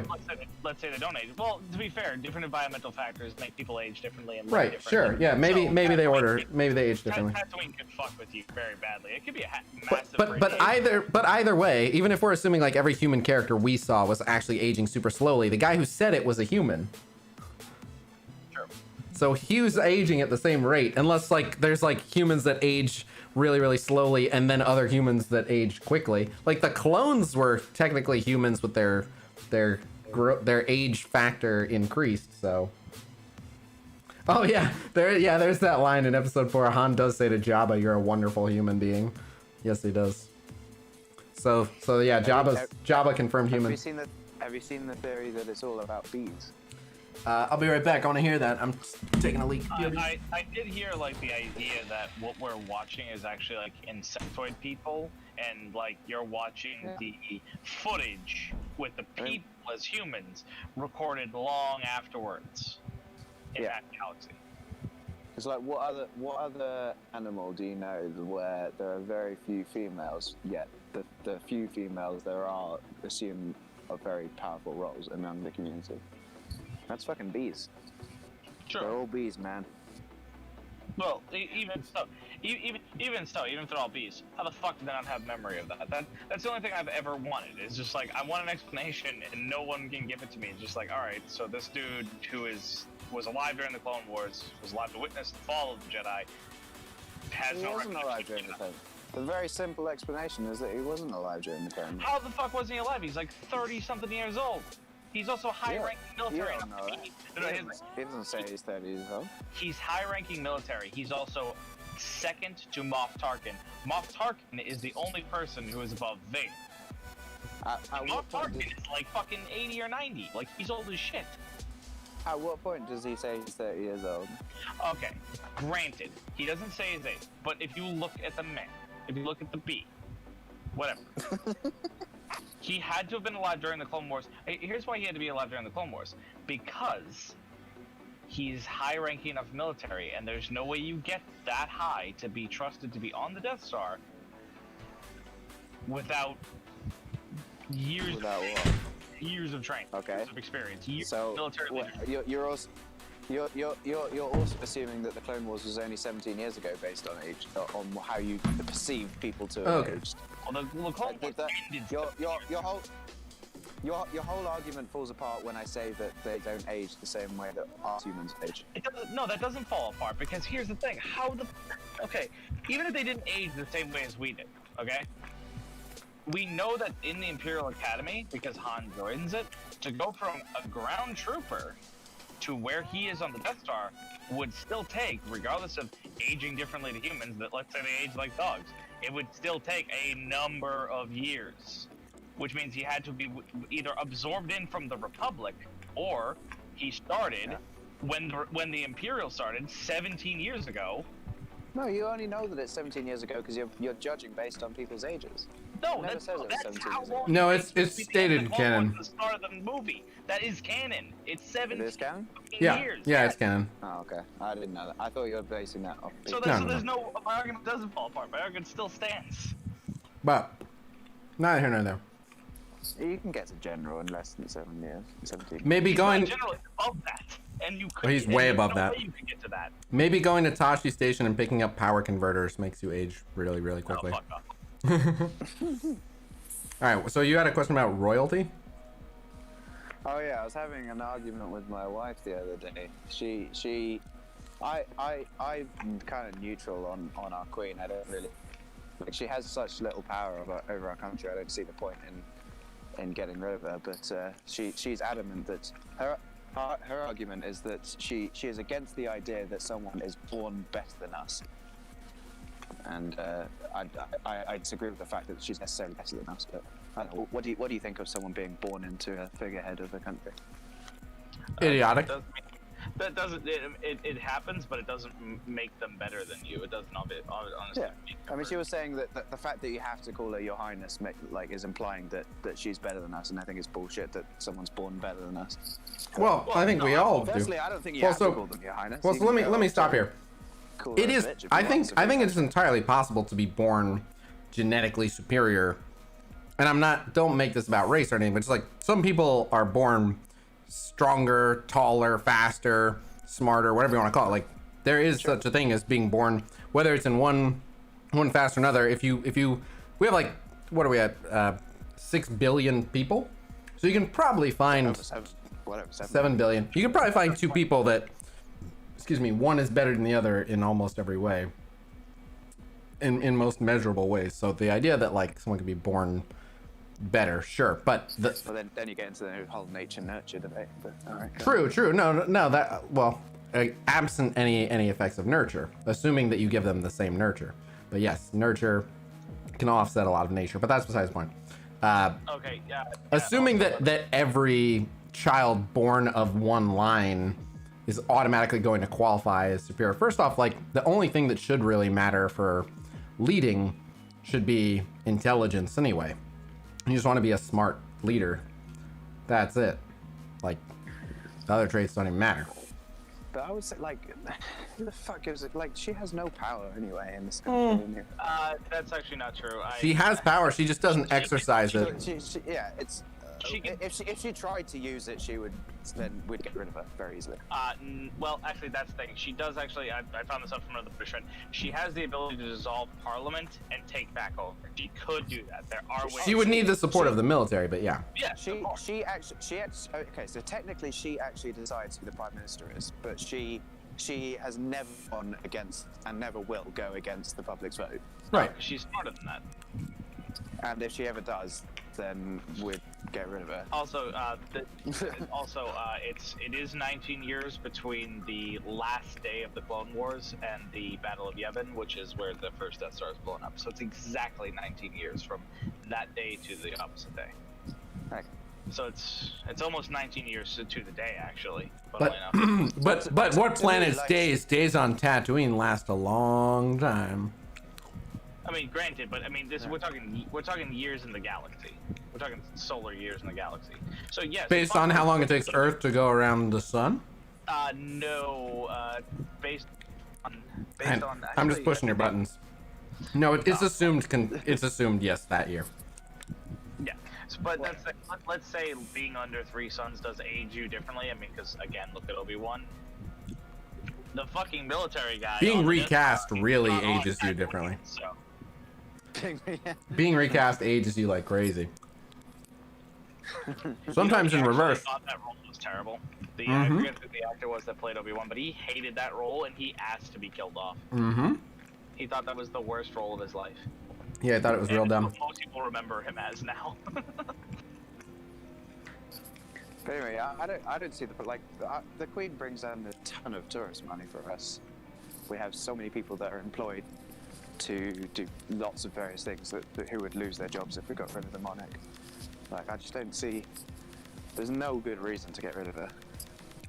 Well, just Like, if we already didn't have a queen, I would also say there's no good reason to have one. But seeing as we do have one, no reason to get rid of her.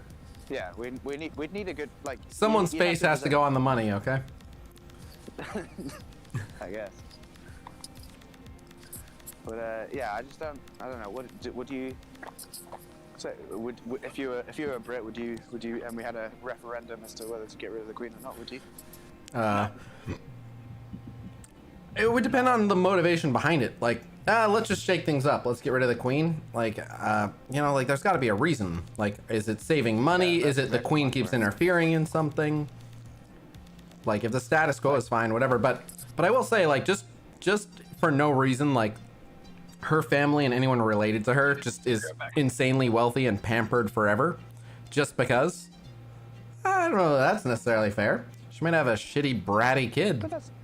I mean, that's the case. Like anyone Yeah. rich can have kids who are brats, and they're Right, still but- going to be rich. Like Right, but most people who are rich, like there's a thing is like family money, but they would still be rich and powerful without being royalty. But at least once they like, I would argue that most of their income today comes from them being the royalty, and they might still be able to make their money not being formal royalty, but they haven't had to.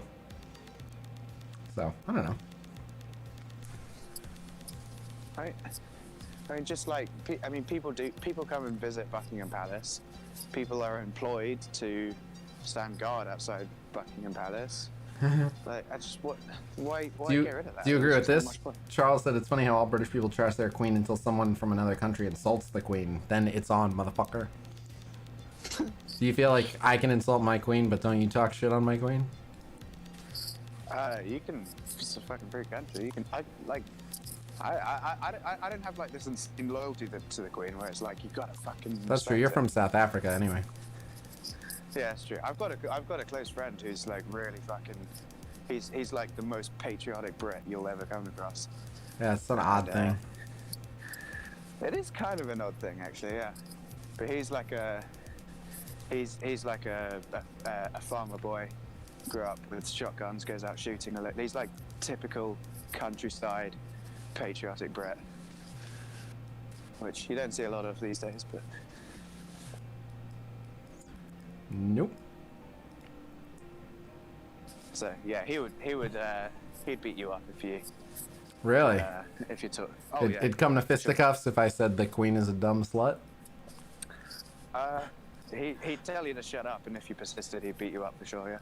No, I'm He's telling you, black she belt is. He's an under 20 champion judo as well. Oh, he got good at hurting You don't- people, so he can you make don't- sure you no don't one find talks it. smack on the queen. Yeah. Jeez. He's 6'4" and a beefy motherfucker and knows how to fight. Someone said, Khasino, you live near San Francisco. You have tons of queens. We have an interesting mix. The beauty of the Bay Area is we literally have everything. Like, everything. I regularly make it's not even really a joke, but I regularly make the comment that, like, the Bay Area is the most diverse place on the planet, where if I, like, woke up tomorrow and I was like, you know what? I want southern Ugandan food, and then I want a Mongolian dessert. Like, both of those things are going to be within 20 minutes drive. There's just everything.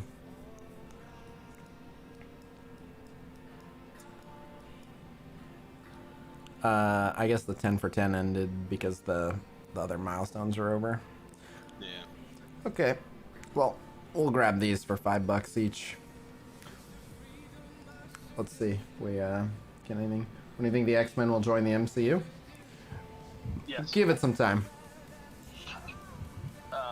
Also, by the way, did you buy the Mega Orbs? Ooh. For $5? No, because there are very few characters I could actually benefit from getting. And if I'm not mistaken, a 50 shard drop is not even worth a full Ultimus Orb. 800 and something, because I got a rescue. It's 864, I think. Right, so that's not even half of one. Yeah, So I for actually $10, I could get almost one Ultimus Orb. You know what I mean? And for $5, I got 50 for Blob, who I only have at 3 stars, so hey, I'll take it. I knew that was gonna happen. I bought the first one and got the 3. 50 Karnak, and I don't remember the other one. See, I would kill 50 Karnak. That One brought of- him up to 6-star for me. One of my favourite stories involving that mate I was saying about is where his sister brought home her boyfriend for the first time, and came to introduce him to my friend and his dad, and they were both just out the back cleaning their shotguns, Ah, and the guy just shut his pants. Classic dad. that's It fucked was up. completely coincidental as well. It was like they didn't even put that on. It was just like they'd happened to just come back from shooting and we were cleaning out their guns. By the way, live pool. That actually reminds me of what you were saying about the Queen. So I actually have a streamer friend who lives in Britain, and apparently he was telling me that if new members of like the Royal Guard and everything who drive the Queen around and who do like stuff for her, she'll actually hop in the driver's seat if there's like a new person. And the second he closes the passenger door, she'll just floor it. Like, she'll just go immediately as fast as she possibly can to try to scare them. Yeah, she tries to scare all the people. She loves, apparently, like, racing cars and shit. She loves driving really, really fast. So the Queen of England. She's a troll. You get that old, you gotta find something to pass the time. I mean, how many times can you play... She's such an adorable old lady as well. Like, how could you hate her? Have you seen her when she's out in, like, regular clothes, like plain clothes? I actually have, yeah. Oh It's quite god, fun. it's so funny. I am 2 gear pieces away from finishing Venom, and thus the last member of my DD3 team. That reminds me, I'm gonna take up my Green Goblin for my oh good, he's 5 red star.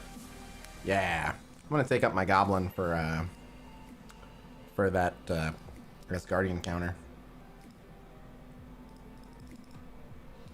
White Asgard encounter. But that's the same thing. Symbiotes with Green Gargoyle. Really? Who's the 5th? Probably Ultimus. Probably Ultimus. Of course. But I wish my Ultimus was more impressive. He's kind of I chunky. wish I had an Ultimus. Oh, well, get wrecked, noob.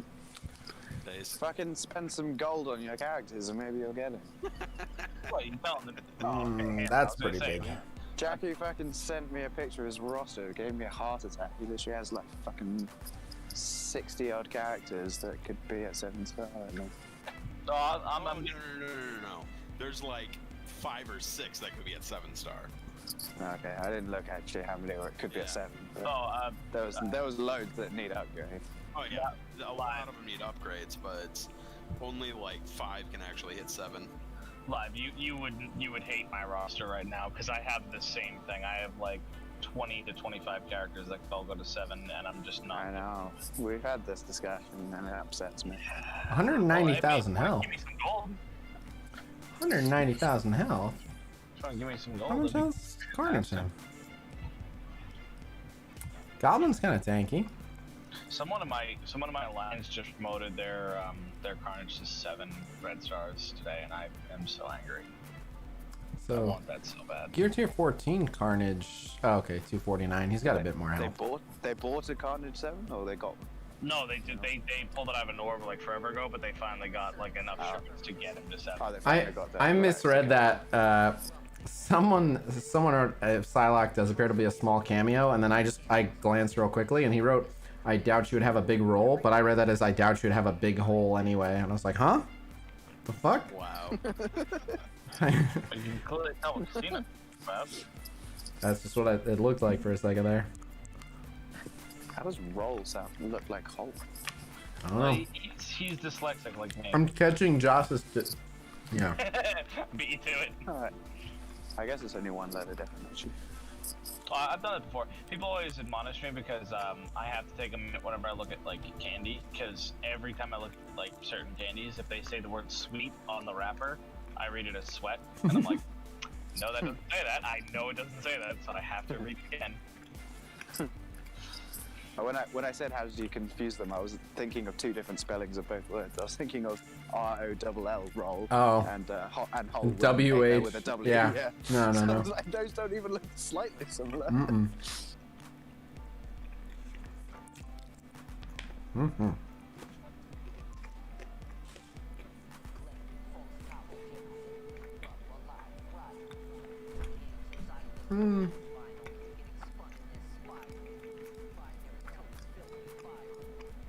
You know, quick question, because I'm ignorant. Can Phoenix's alt be stopped by blind? No. UBKA?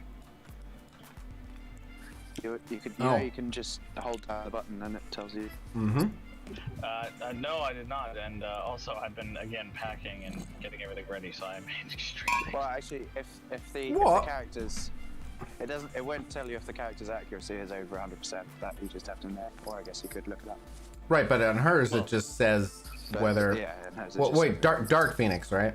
Yes. Okay, normal Phoenix will miss if blind. Yes, I've made that mistake in the past. I pulled the casino and made that mistake. Oh, that's become pulling a casino. But anyway, so someone had asked about the difference earlier between undodgeable, unblockable, cannot miss, unavoidable. So, undodgeable means it can't be dodged. Is that simple? Wow. What it says in the tin. Now, where this confuses people is people think evades are different than dodges.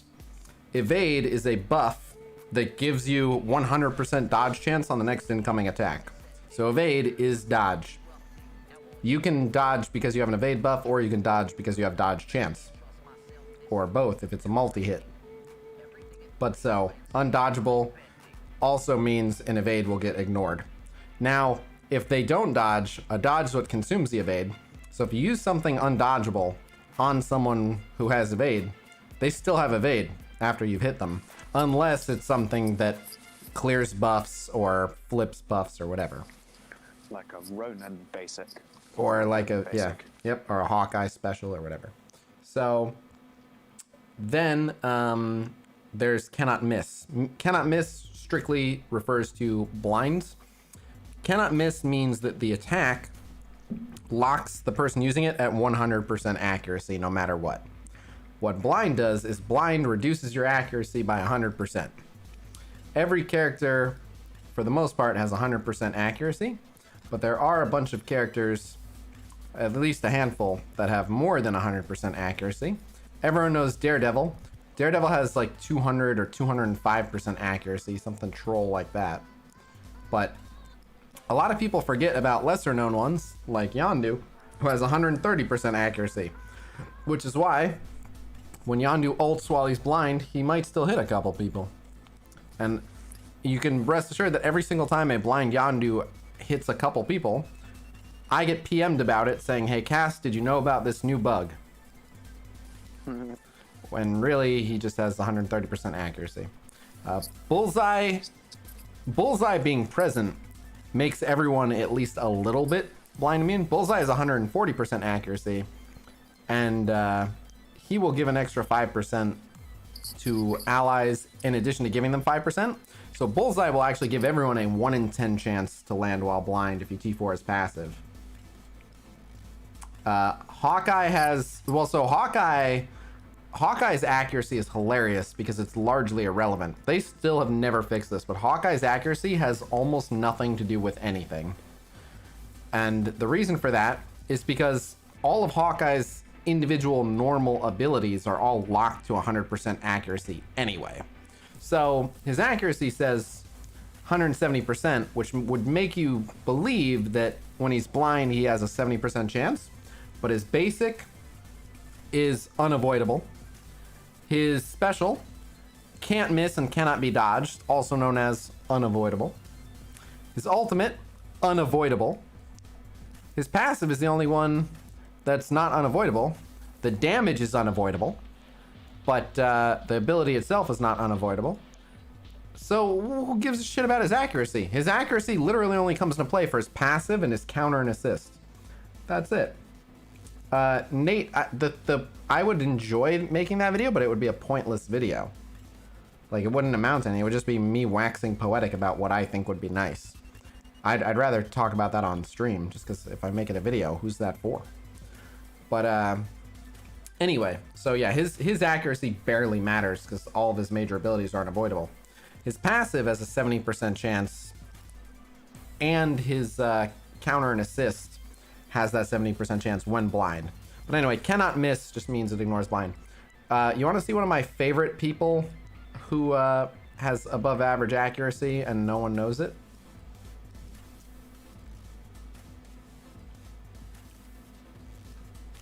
Hand motherfucking Archer. 105% accuracy, because fuck you. You blind him? Well, 1 in 20 times, he'll shoot you in the face. Nerf Hand Archer, 2 OP. You also missed out Cyclops is 200. I was getting to him. More people know him, but yes. Do you want to do something funny? I never looked at Taskmaster. Does he have okay, he's 100%. So Go on. apparently there's a universe where the Joker actually kills Batman, loses his lust for being a criminal, and gets a job at Gotham DMV. Great. Just to fuck with people all day. You could make Hand usable with the fewest modifications. Yeah, so they're reworking Hand eventually, right? Eventually. I'm not saying now. Yeah. It's gonna work. So Oh, yeah. Like, because I have like too many Hand people at 5 spread stars to not use them. Make it so that like Nobu on turn gives all Hand members evade encounter. At the start of any Hand turn, they get evade encounter. Honestly, I was hoping they would do something like make them like Night Sisters in Star Wars Galaxy of Heroes, like, because they just constantly revive like crazy, Night Sisters.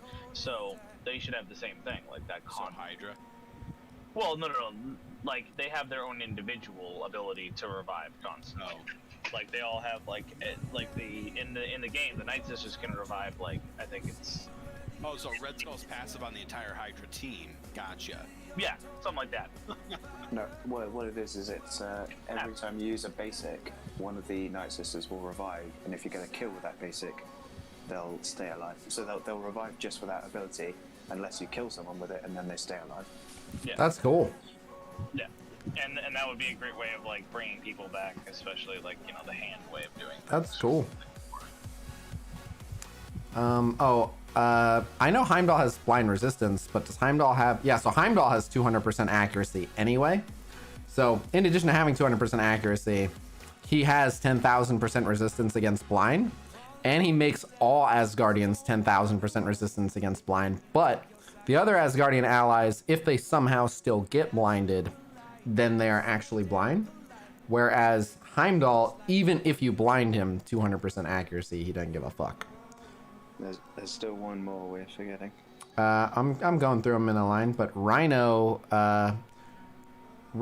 has a weird thing where if he gets blind, he gains at max full speed bar and clears a negative effect. But if they have multiple negative effects, he doesn't necessarily clear the blind. So there's that. You said there's another one that we're forgetting. Let me see if I get to it. Obviously Daredevil we talked about. I don't... Does Karnak have extra accuracy? No.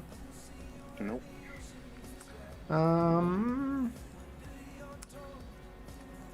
don't think Domino has extra accuracy, but I'm curious. Nope. Okay. There's only one more that you're missing.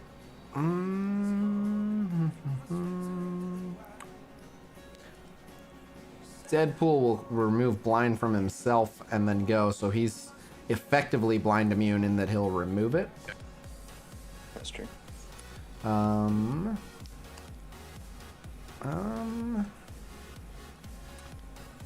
There's a bunch of people with abilities where it doesn't matter, but specifically Elsa we talked about. Oh, that was one I was thinking of. I don't remember you talking about her. Yeah, we talked. Elsa has with T4s on her team. I think on her team she has 200% accuracy because she gains what ends up being 20% per supernatural ally. Otherwise, I think she's at 120. Yeah, so she has 120 normally, and then she gains more. I think that's it. Yeah, that's everyone now. I think that's it. And then also Human Torch, he only flips 2 negative effects, but half the time, like if there aren't other negative effects, if you blind Human Torch, he'll turn it into a stealth.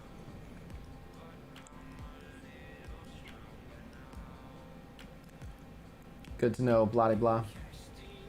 But, so yeah. So that's cannot miss. Unblockable means can't be blocked. Pretty straightforward. Has nothing to do with dodge or miss. And unavoidable is just can't miss and can't be dodged. So if something can't miss and can't be dodged, it's unavoidable. But things that are unavoidable can traditionally be blocked, unless they also... It can be unavoidable and unblockable. Look at my previous comment. My friend thinks that Hella is falling out of top 10. She's around 9. Thoughts? I don't look at the characters that way. So Hella maybe like I think Hella's still top 10, but I'd have to hear who the other suggestions were. But she's in the bottom half of the top 10 most likely. Yeah, we talked about Elsa. Yep. But all right, so there were a few people waiting for roster reviews, so I want to do a couple of those before I. How long is my wait again? Well, let's see. Let's see who's here and needs a review. Yours we should probably do whenever I do the voice thing. Oh yeah. Well, I mean, do you want to do that live or do you want to do that? No. I have no idea what that's going to entail. Let me reach out to the few people.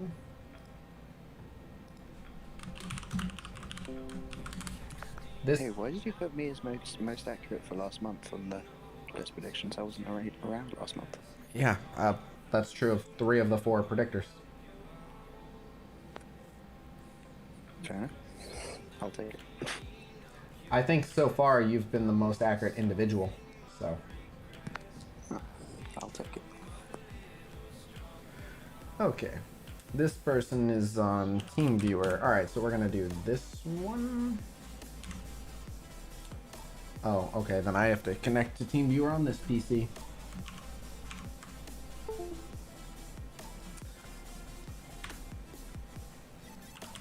Bear with me, I'm just connecting.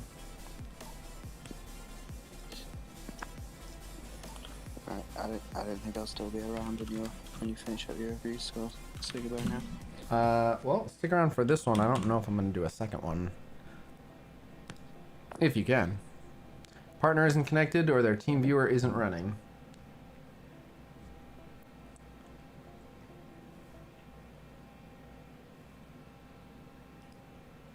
Nope. Nope, nope, nope.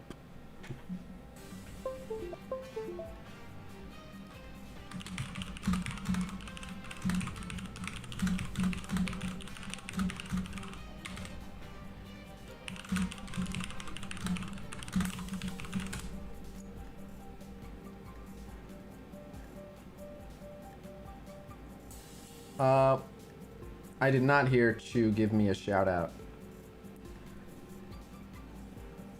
I'm doing good, Jimmy.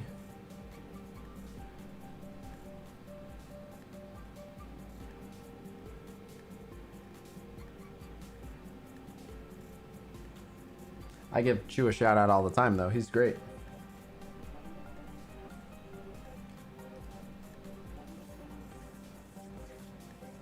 I'm doing good, Ixon. I'm about to do a roster review here.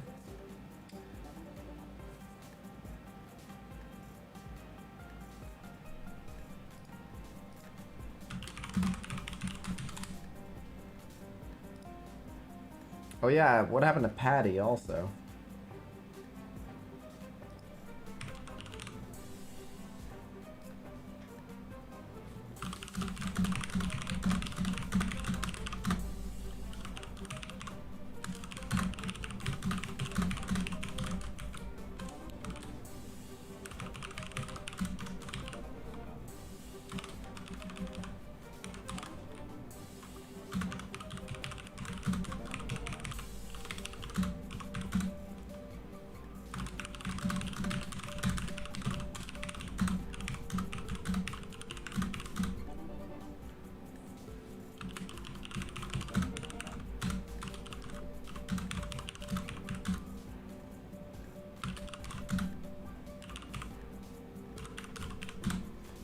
How do you spell hierarchy? Oh, I got it.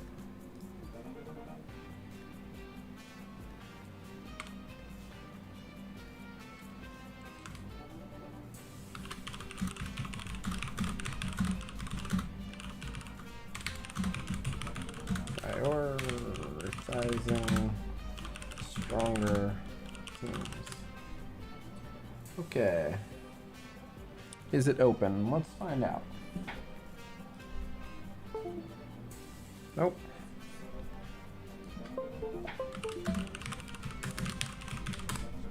Nope. How to fancy the new X-Force if you level them high and fought some rough battles and war with them. They don't have rough battles. They destroy pretty much everything. The only rough battle I had was against X-Force. Otherwise, they annihilate absolutely everything. I haven't taken them against Hydra because I don't know that they would do that well against Hydra, but there's no point. But, yeah, they walk through Mercenaries. They walk through Asgardians. They walk through Coulson. Oh, there we go. Hey, we're actually connecting. All right. Okay. All right, we got it. So I'm gonna actually add window capture, and we'll call this team viewer. There it is. Transform fit to screen. Okay.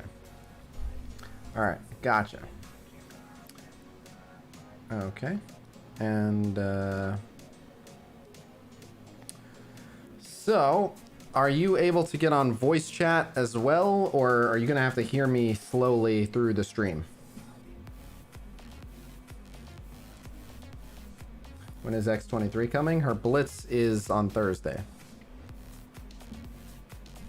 But you guys can see his, well, here, let me do this. I'll minimize mine.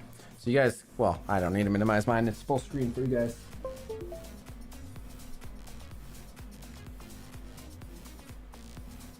My mic is muted.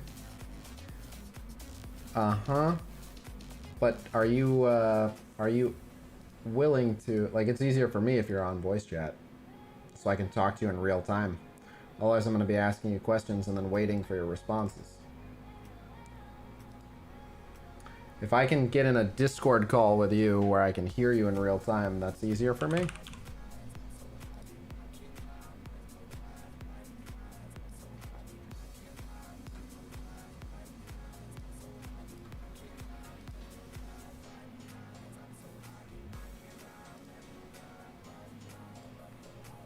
I'm glad to hear that, Daniel.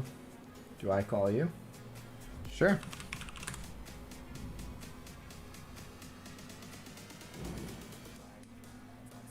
I see that James is using his name backwards as his username, Commander Samaj.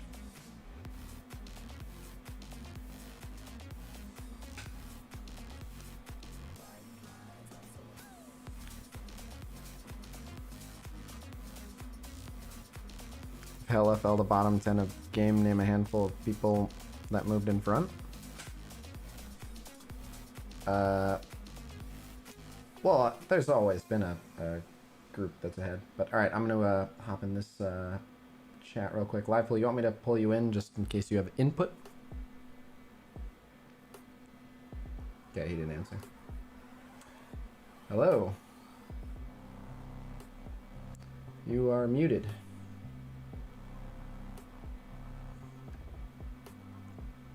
Can you hear me? I can. I'm gonna turn you up a little bit. All right. Let me turn down your TV. Can you hear me? I can. All right. Let me turn down your TV. I hear us in the background.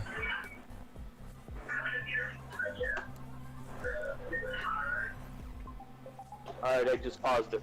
All right. So did you sign up for a full workup? I did. Okay. So let's start off with the basics. Do you mind showing everyone your TCP and how long you've been playing, and if you don't mind disclosing about what you've spent? Well, I started just over 2 years ago. I've been on my own for the first year and a half. At the pandemic, is when I started watching, and my TCP is 4.6. I'm sorry, let me go there. All right. And I have 716 days in.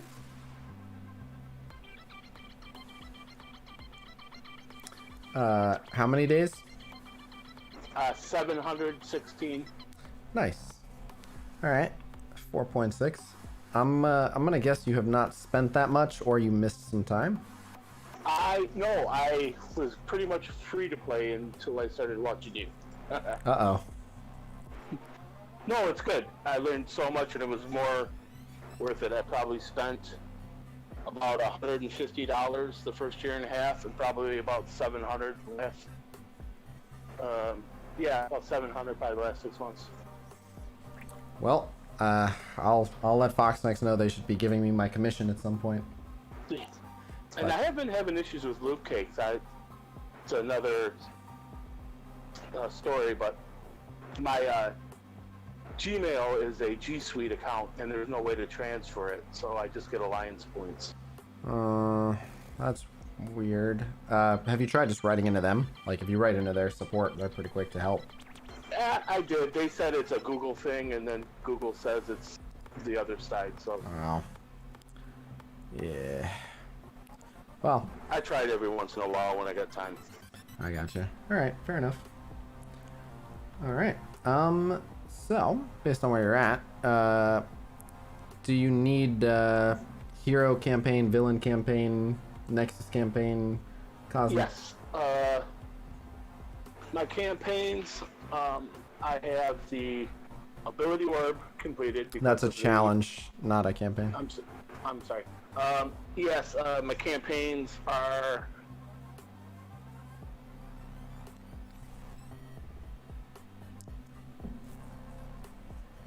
I just got past 7-3. Okay. Alright, you're on the 7-6, it looks like. Okay, you got all the way to the end of villain. And Nexus, I'm gonna guess you got all the way through... Yeah. Alright, so you're good on Nexus. So you just need... Cosmic, I'm done. Yep, and Mystic, you should be done. Should be done. Yes, and Mystic, I'm done. Yep. It is worth going back and 3-starring some of those stages that you haven't. Yeah, the last couple stages I did with the X-Men, and didn't realize that I would only get 2 stars with Dark Phoenix. Well, when Beast comes, maybe that'll change, but I hear you. So what I have been concentrating on lately is getting all my teams closer together, because I had, as somebody mentioned before to you, I went long and set wide, and I really worked on my Kree team and that, and for some reason they were working for me the whole time, and I never even got the defenders. I just passed straight past them. Wow. AIM and all the other squads that wasn't doing, but... Wow, you went with a big Kree team. What's that? Yeah, I do. I don't hear that very often. Yeah, well, there's probably a reason for that. They're not the top performers, but you can definitely work with them. Oh, you've got plenty to work with here. Damn, that Captain Marvel.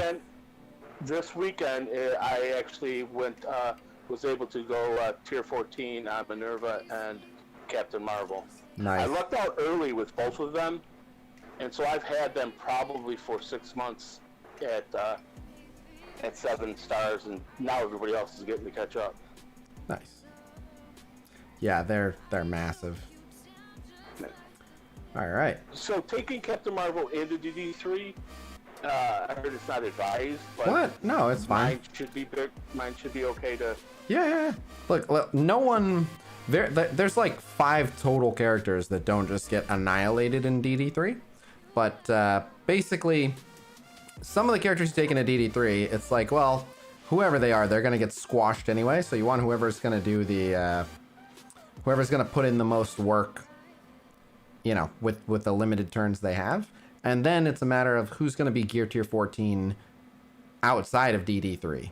So Captain Marvel is gonna do fine in DD3. She's not gonna hold you back or anything. She's definitely like the main thing with her is she uses biomats. So like Black Bolt also uses biomats, and he's just generally better at roughly the same job.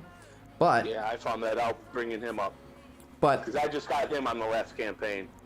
But and Ultron also just probably about a month and a half ago. But you'll be fine. Captain Marvel's one of the better characters to have at gear tier 14 outside of DD3, so no harm there. Yeah, that's what I've heard. Yep. I wish mine were gear tier 14. I just don't want to spare. I only have so many more biomats, and so as amazing as she is, I'm getting by, so I'm trying to wait until some new broken bio character comes out. But if I had enough biomats for like 3 more bio characters, I would just take Captain Marvel up now. But so did you want me to help you make a team for was it hero campaign or villain campaign? We'll start there. Hero. I was working on my city so I could get past 7-3, and then I just took Jessica Jones back off my favorites because I was working on her. All right. Do you need to see heroes then? Yeah, I need to know which stages you need me to build teams for. All right, so I haven't done 7-6, but I'm assuming once I finish that, I'll be able to go back and get the other ones. Yeah. What do you need for 7-6? Oh. If you remember, I can look it up if you don't remember. I don't. I can jump on it right now. Okay. Skip global. Okay. All right. Well, this allows me. Okay. And all right. I'd have to see your global roster, but oh yeah, you have some really strong options. Yeah, filter by hero global.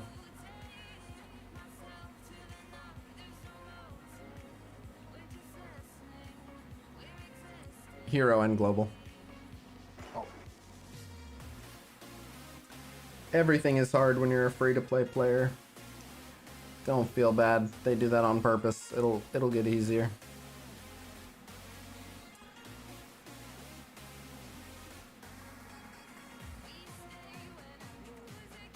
Alright, okay. So, you can actually use...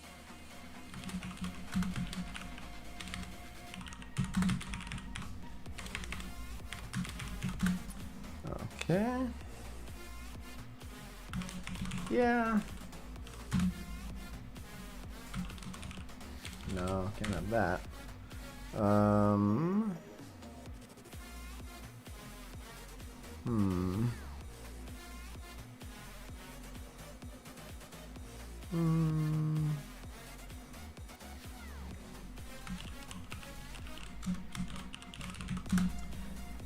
Okay.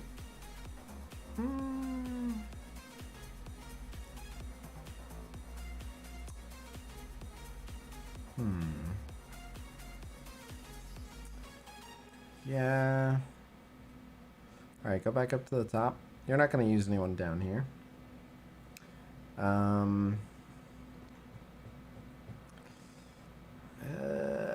You know what? Go Storm. Go Storm. Alright.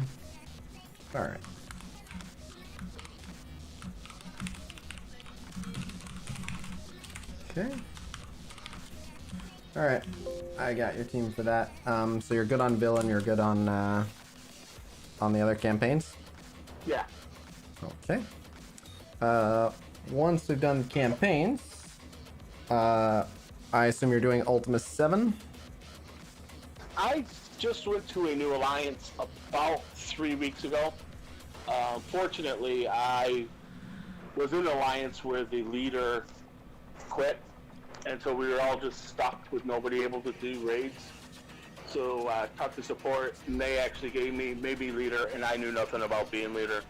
So we were more casual about it, but I was pretty much higher than everybody else, and so I was toting the load, and then got invited to another one where now I'm in the bottom third.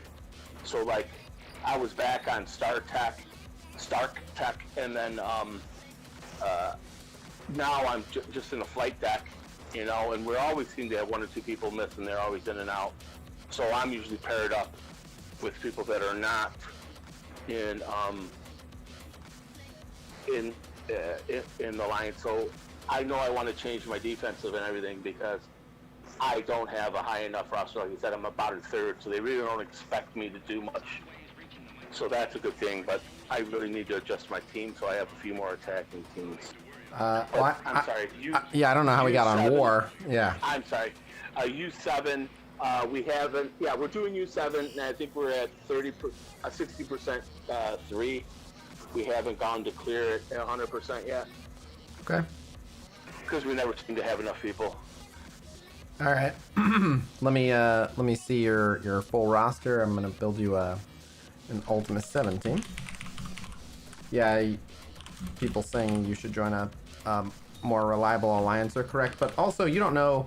Some people are in alliances that are questionably reliable because their own performance, like just if you just sometimes miss days because you have a hectic schedule or a family or whatever. Sometimes people are in an alliance where like, well, the other people aren't perfectly reliable, but neither am I. So. Yeah, I'm still filling them out. But like I said, it's been a win-win because they at least have somebody there, and I'm at the bottom third, but I'm doing better than some other ones there, so I'm not at the risk of being kicked out, but they are pulling me along, and that's the whole thing with the Star Tech. You know, I barely have enough to keep going, and I'm at level 75 or something. Uh-huh. Alright, so you're definitely going to run Captain Marvel and Minerva on your Ultimate 7 team. So I'm thinking you probably want to run a Thanos variant, but we'll get there. Keep going down. Do you want me to build for who you should be using today, right now, or who you should build towards in the future? I would say the future. As of right now, I am running Minerva, Captain Marvel, Thanos, Black Bolt, and Ultron. Okay. And that'll usually get me to the last five nodes. The top end of I have trouble. Occasionally, the lane I take, I have to switch over to my X-Men to get through the one that has a lot of the Lokis. Okay. Alright, so the people that you should build up, since you have the giant Captain Marvel anyway. Yeah, you do have a very beefy Night Nurse. What's with the Gear Tier 13 Night Nurse? Well, that was in the beginning, and when I had her, and she was strong, and she was working well, and I was taking people right up as soon as I could, as far as I could. You know, I had Captain America was one of my highest for about a year. He was like my number one guy. You know, so I didn't realize, you know, other teams were teams, and like I struggled because I didn't have the Guardians of the Galaxy. I didn't have Star-Lord, so I didn't get him until, you know, the time before that he came up. And now you got him 7. Yeah, and so that's what I've been doing the last 6 months, has been trying to balance out my teams, because they were all, one would be 50,000 and some would be 7. So.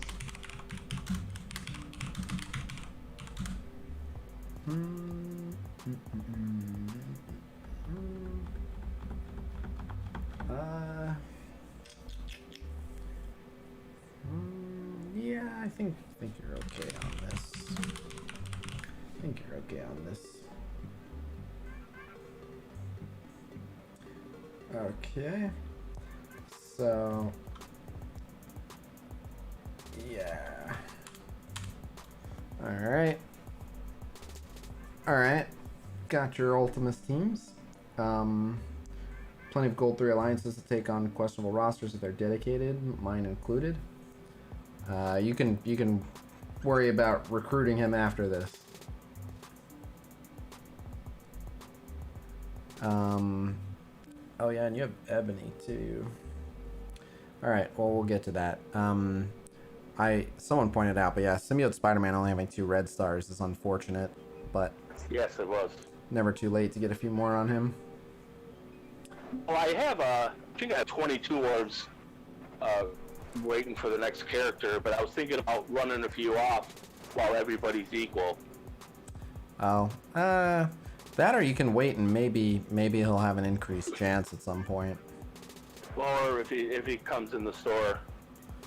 Oh, yeah, he'll eventually have to. I think he's in the Elite store now. Okay, I don't think I've seen him. I'm pretty sure. Yeah, I've seen him. Yeah, he's in the Elite store. So, yeah, just refresh your Elite shop from time to time. If you have the silver credits, it's worth it to get. I have some. Yeah, I'd say, you know, if you have extra cores, if you're spending a little bit here and there, refresh the shop. The sooner you can get higher red stars on him, the better. And the other thing that I ran into problems with is because I was bringing a lot of other people up on teams. A lot of my ability, I don't have much, so it's harder for me to keep pushing people up because I don't have many. So even when I get a new character, sometimes I can only take them up. If you're getting 60% Ultimus 7, difficulty 3, you'll be fine on those in short order. You won't need much. All right, let me see your arena situation. My arena, I normally I'm normally anywhere between 200 and 160, and it bounces around. A lot of my people don't have the Black Order yet. My big thing is we normally have Phoenix and Ultron, and this is my offense, here's my defense, which is pretty much the same. Yeah, that's pretty good. That's pretty good. I think you're making a mistake by not using Phoenix there. Well, yeah, my Phoenix, well, I'm trying to think why I wasn't doing it. Okay, who should I replace? Thanos. Okay. And also you should have Ebony Maw. Yeah, I'll handle this. Even your low Ebony Maw is still. Okay. He doesn't have to be that strong for his effects. Got it. So hold on, I got this. I want to use your two huge characters if possible. So I want to see Ebony Maw, Phoenix, Black Bolt, Captain Marvel, and then I mean Minerva is really big, but she doesn't do a lot of damage. She's not really dangerous. She does make them kill her for. I need to see what are the average teams that you're running into. Like I need to see other people's defenses because that tells us what they have available for offense as well. Okay, definitely some Black Bolts. Yeah, it's usually the Ultron and Phoenix combo. Yeah, you can run Ultron, Phoenix, but a lot of Black Bolts, and the Black Bolts say to me. Mm-hmm. But you have Ebony, so you're gonna be pretty good against a lot of these Phoenixes.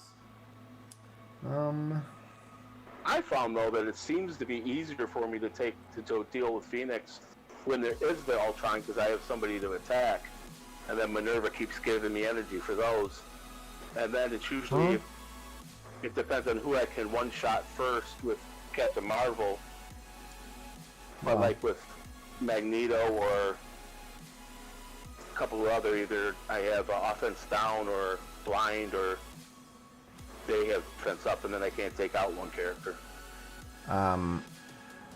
So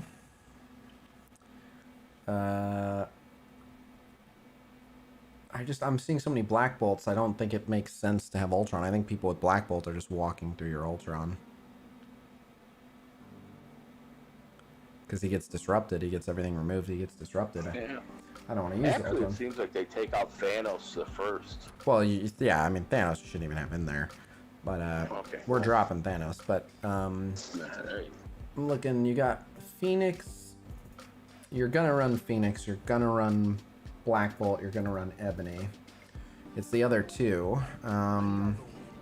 Yeah, you have Yo-Yo. You do have Yo-Yo, but you don't need Yo-Yo with Ebony. You have Captain Marvel. I was just going on the back and forth about whether or not I actually want you to use Minerva or someone better.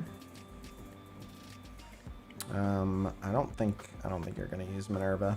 Let me go back to your roster. Nope. Right, yeah, Ultron's not doing much. I don't want Ultron on your defense, maybe on your offense. I don't think his Sue is strong enough. If he had a strong Sue, but he does not. Nor my Shuri. Right. I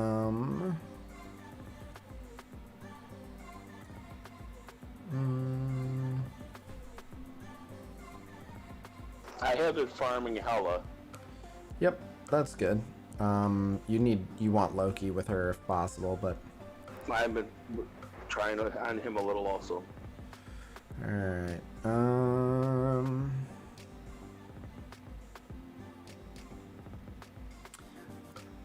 I'm just on the fence about the 5th.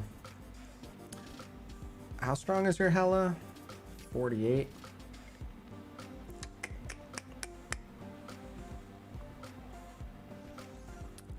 What do you guys think, chat? Does it make sense to go Minerva, even though, like, just because of how strong she is, that her regens she'll give out will be really good, and she'll have the ability to revive if you get Black Bolt down, or would you guys go someone that is gonna provide better offense? I don't think, like, this is where I'm torn. I don't think Minerva's the right pick, but anyone else that would be a really strong option is nowhere near as strong.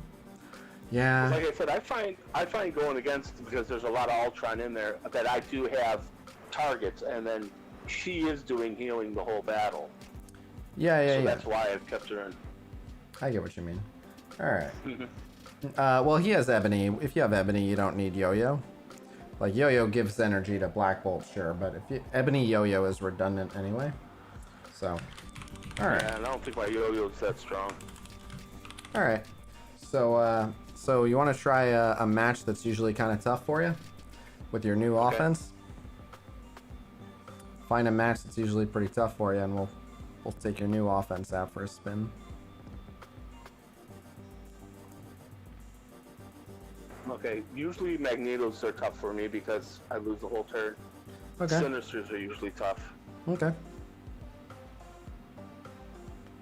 That Sinister team is gonna be pretty gnarly, but yeah, just go for the highest one you can, I guess. That, like, having all those gear tier 14s and the giant Sinister, that one would be tough, but I think 172 was the best we saw so far.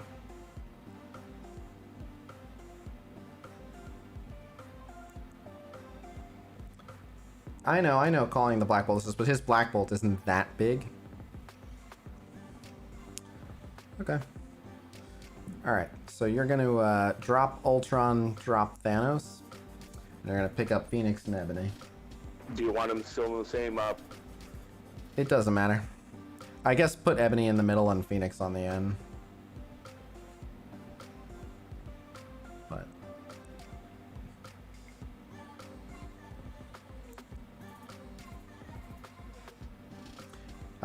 Well, so we're gonna see if his Ebony's offense down gets resisted. Let's see. Go ahead, hit it.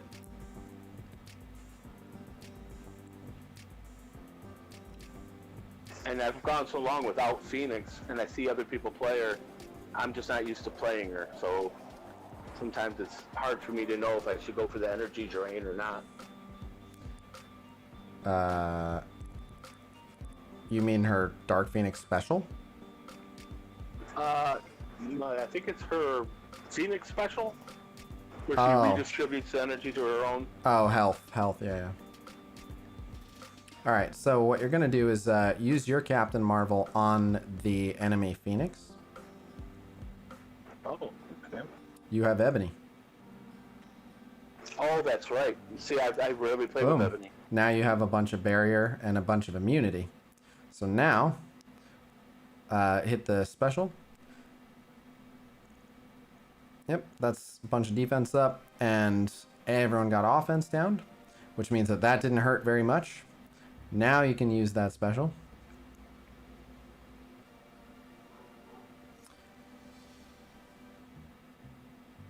Okay, now everyone's defense down as well. You can use that ultimate. Even though you barely need the healing, you're putting good good negative status effects on them. You can use the special there.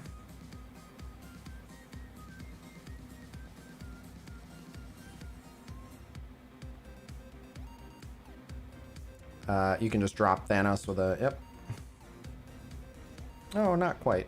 But you don't need to use the special, you can basic him and he'll die. Oh no, I didn't realize he's 7 red star. Well, he did die, so that's good, but I didn't realize he was so freaking big. She had a bleed and then Black Bolt shouted her out. Now everyone gets more barrier and more immunity. So I go after Hela or... Just press the ult. Just press the ult and throw it on auto, man. GG. Close one, huh? Yeah. They almost had you. Yeah. Well, it was Greg that I had to take out last, so... Yep. That's You never know when Greg's gonna mount the 5v1 comeback. Okay, and then the defense for that? I'm thinking the same thing. Definitely Ebony, definitely Phoenix, definitely Black Bolt, definitely Captain Marvel. The only one that might change is Minerva. Just because if they're using Black Bolt, Minerva will waste a turn attempting to revive someone that she can't. But the thing is, you know what? I'd say still keep Minerva for now. You're eventually going to replace Minerva. But okay. I'd say still keep Minerva for now because if they... Well, so again, with Black Bolt, they can kind of kill whoever they want. And it, like, Minerva will be spinning her wheels. But any kills that you get, she will heal off of. And if they try to focus her out, like if they kill someone not with Black Bolt, she will bring him back. And if they try to focus her, she's huge. They'll be wasting a lot of time attacking her. Okay. The reason you're seeing this 2 FPS is because it's based on his internet connection for the TeamViewer app that we're using so that we can see. So it's his device isn't low frame rate. It's just over his internet, the TeamViewer is. But yeah, I use the same team for defense for now. Oh, she won't waste it? Okay. I thought she did. That's good to know. TeamViewer is awful. I mean, like, do you have a better screen sharing program for a phone or a tablet? TeamViewer's... no. No, I didn't mean you. I meant the person in chat who was bitching about TeamViewer. If you know a better one, I'll use it. It's not my favorite, but it works. And again, like, OBS? How you get OBS on a phone or a tablet?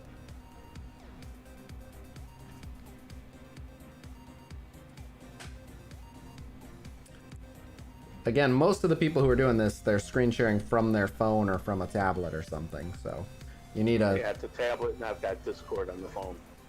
Right, and so, again, the quality issues you're saying are, you know, he probably just doesn't have, like, the craziest high-speed internet at home, so this is about as good as it can do. But this looks to me like internet. Yeah, I'm closer to the city than Josh is. Who? What? Oh, the other guy in voice chat. Is it Josh? Who? Oh, Josh? Oh. Josh, yeah. Okay. Yeah, he's about 40 miles I was like, away. wait, who else is in this call? What the hell? No. Alright, so we have your Ultimus teams, your campaign. Alright, so now we're on to Blitz teams and War teams. This is where the fun begins. So, get ready to do lots of filtering. Alright, you've started with your Asgardians. Well, they work, so... hold on.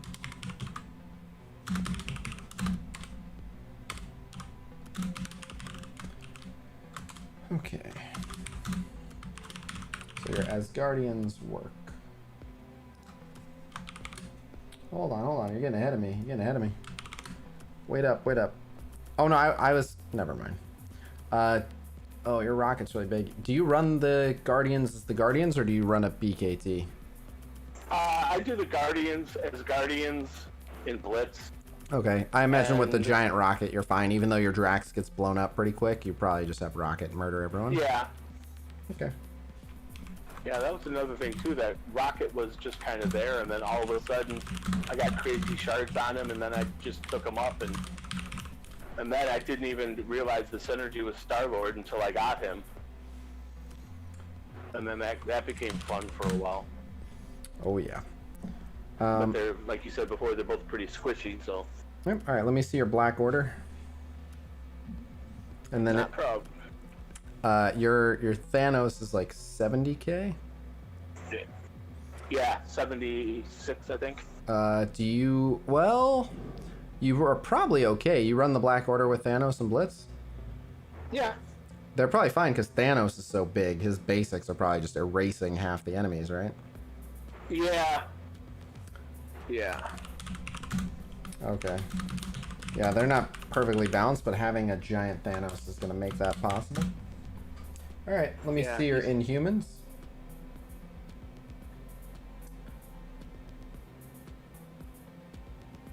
And like I said, there's been, the last 6 months has been trying to get everybody closer together. Okay, your Inhuman team I'm sure is fine. Because for the longest time I was just running Quake and Miss Marvel without Crystal and Karnak. And now I've been getting them closer where I'm starting to use them sometimes. Oh, Miss Marvel's a brawler. Never mind. But Miss Marvel has her own team. All right, let me see those X-Men. I'm pretty sure your X-Men team is well balanced. Well, I don't have Cyclops. You don't need him. There's enough X-Men. Yeah, I've been working on them too. Psylocke and yeah, they're fine. Colossus. They're fine. All right, your X-Men are good. Let me see your Fantastic Four. And it's okay, even if they're not balanced. This is F Fantastic Four. This is letting me know who's a free agent and which pre-made teams are good to go. Got it. I can't see. Oh yeah, is Namor right around the same? Yeah, he's the lowest. I think he's 22 or 25. Okay, they're probably fine. Could benefit from the damage dealers being a little bit stronger, but they're fine if you take the right matchup. Let me see your Brotherhood.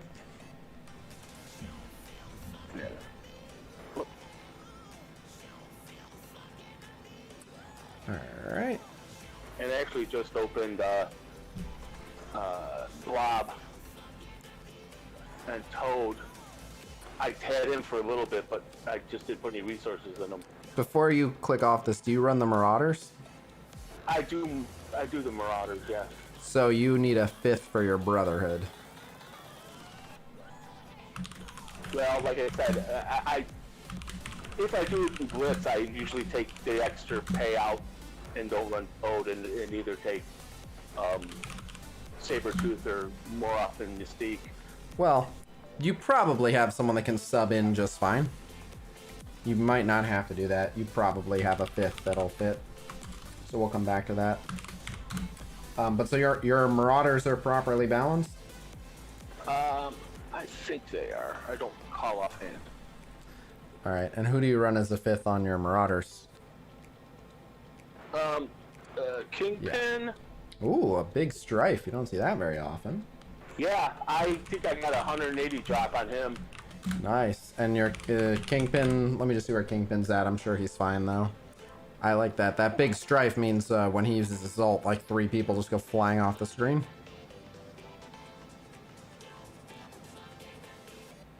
That sound about right? Yeah, but I haven't heard people talking about doing the rework on him. Kingpin's 21. Okay. Kingpin's kind of low, but that's okay for what he provides. All right. So, now the fun one. Let me see your Kree. Oh, yay. And about a week and a half ago, I opened up Ultimus. Woo, you weren't kidding. Wow, look at all the gear tier 13.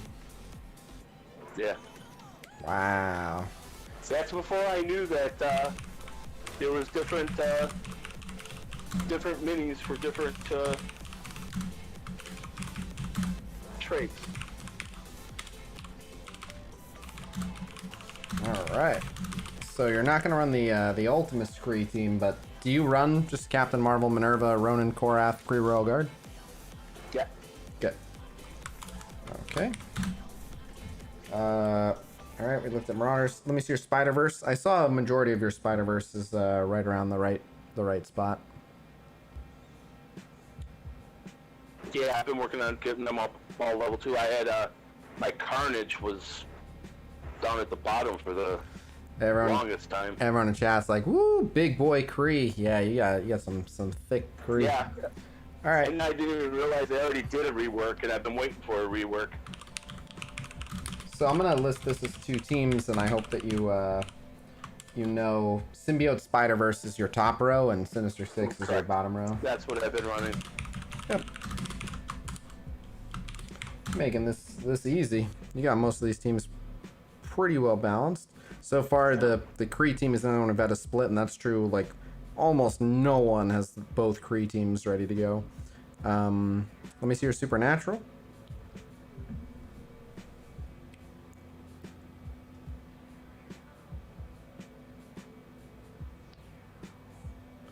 Okay, they're looking just fine. Probably need some T4s. For some reason, though, I'm not either good at them or I'm not playing them well. But T4s I don't do well with them. No, T4s. Their T4s are very important. Yeah. You have to take very like. Let me see Doctor Strange's ultimate. The difference with that T4. Mm-hmm. Oh, you don't even have that level on it. So T3s makes a big difference, but I don't know that you need to do that right away. Wow, you're sitting on a good amount of T4s. Well, that's what I knew. I was getting a roster review, and okay. I knew that I needed to put them in the right place, and that was one of my biggest questions: is what I need to do with them. But look at his ultimate. 3 months. Look at his ultimate. Dang. But yeah, let me see the ultimate. Oh, I'm sorry. That's the passive. Yeah. So I can do that one too. Yeah, do that one. Oh man, that's only level 5. Yeah, ability levels are really crucial to them. But if you look, well, anyway, I was gonna show you, but anyway, all you need to know is his revive with T4s revives 2 people. Oh, okay. Yeah. So, yeah, you can exit out of that. But I'm guessing you have no T4s on Supernatural. I don't think so. You can hit the arrows and we can find out. Just click one of them and then you can, yeah. So none on him. No, we can see from the level. So hit the arrows and you don't have to check the abilities. You can just, yeah, see? We'll see on the left what level. So, next. You'll know if it says maxed. If it doesn't say maxed, no T4s. Yep, keep going. Yep. And one more. Yeah, there you go. And then, like, he could use some levels even for the focus. But, like, his passive is huge. Look at his passive. Yeah, look at... Plus 100% damage, plus 100% damage, plus 20% max health for the whole team. Like, it's... Their T4s are a big deal, man. Okay. So... That's why if you're like, yeah, this is a roster view, but yeah, if you're like, I'm not having that much success with my Supernatural, you have to be very careful about your matchups until you get like 3 or 4 good T4s on this team, and they're a totally different team. All right. The one thing I found out too is it seems like now that they're coming out with new characters, like 3 characters every patch, that I'm having a hard time keeping up with people, and you guys amaze me with being able to regurgitate all the stats, and I still have the hardest time remembering who does what. It's just from playing that I... Well, when you say you guys, I don't know specifically who you refer to, but... I mean the higher level and the game theorists. Well, so one thing you have to remember is this is all I do all day. That's if this was your job 8 hours a day, you'd be pretty good at it. Noah, I want to do more roster views. I'm gonna try to do at least one a day every day. But I already have a headache, and so I don't want to push it. I can do this one, but I don't think I'm gonna do a second one. I wanted to do like 3 of them today, but we ended up talking about status effects. It was good. I'm glad we talked, because now the video... It was very informative. Yeah, that video and the infographic are going to be better because of it, but I gave myself a headache. I don't know how we got to your defenders, but that's not right. No. That's what most of my teams used to look like. Well, the problem is you left arguably the most important one of the core 4 real low. Do me a favor. You are sitting on a ton of gold. Let's balance him out. Can you just give him a bunch of levels? He's waiting on gear too. Give him like level 55. It's not even a lot of gold either. Well, yeah, but my problem is no, not that much. Not that much. Even sure, yeah, that's fine. 52, whatever. Just watch how much stronger he gets, and then yeah, you can give him the gear also. But yep. I'll do that later. No, you give him the gear. Like I want to see how much we can catch him up for very little investment. Okay.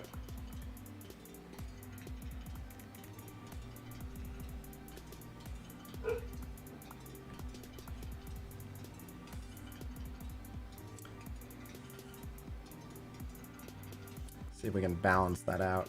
Yeah, it's all blue gear, but this'll literally turn this into a usable team. All right, that's fine. You don't even have to do those items yet. Do the levels, because those are like green and blue ability mats. I imagine you're good on those at least. Yeah, well, you're good on green, that's for sure. And you're good on blue too. Yeah, so you can. Yeah, unfortunately, I was so used to just buying those in the store all the time. Yeah, do all the green and blue. Let's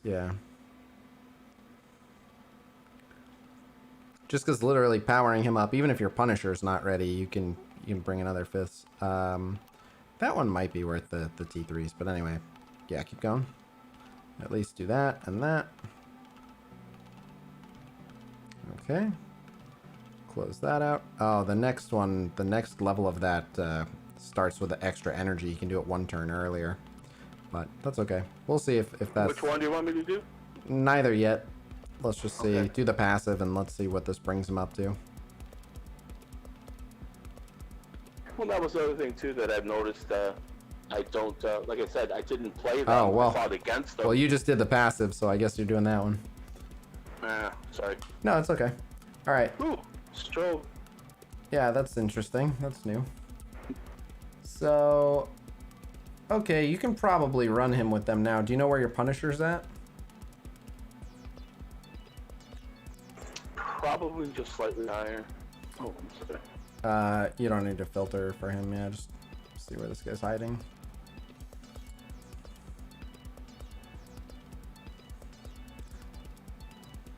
$29. 27. Okay, yeah. All right. Now you can run that team. So that was worth doing. Now, yeah. I would continue to put a little bit more in Iron Fist, but just like you just got an extra Blitz team out of that, so. That's the only time I really use them is in Blitz. I think I had them with Miss Marvel in War Defense. Yep. We'll get to that. So let me see. Filter by shield. Yeah, this is not good. You can't have everything good. Well, you'd like some of it good. You have plenty of it good. Your top end is looking all right. All right, so Well, you have Fury Assault Medic. And that's a pretty vital part of it. Not having the security, though. So I think... Coulson I keep forgetting. Do you know offhand, without looking, how strong your Hulk is? 47 maybe? Oh, really? No, let me check it.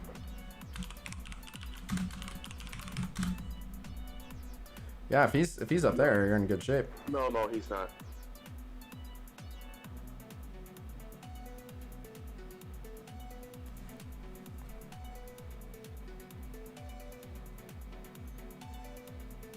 Uh, 33.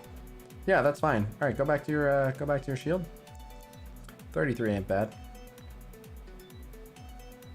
Hello, Lucifer.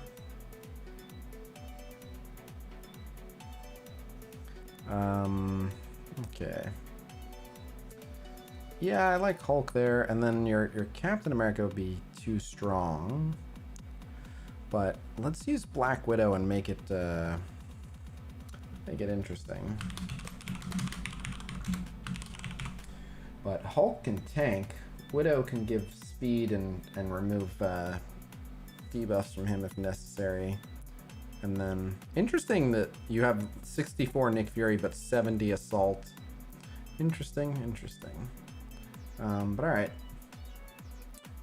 What up? Oh, well, I pulled 6 red stars on the Assault. I see. Early. So I started working on that.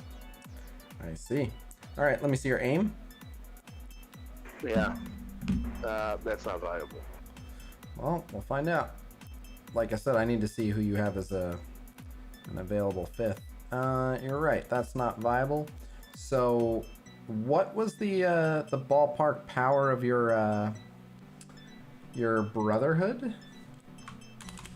They were in their 20s. I think it went from 34 to 20.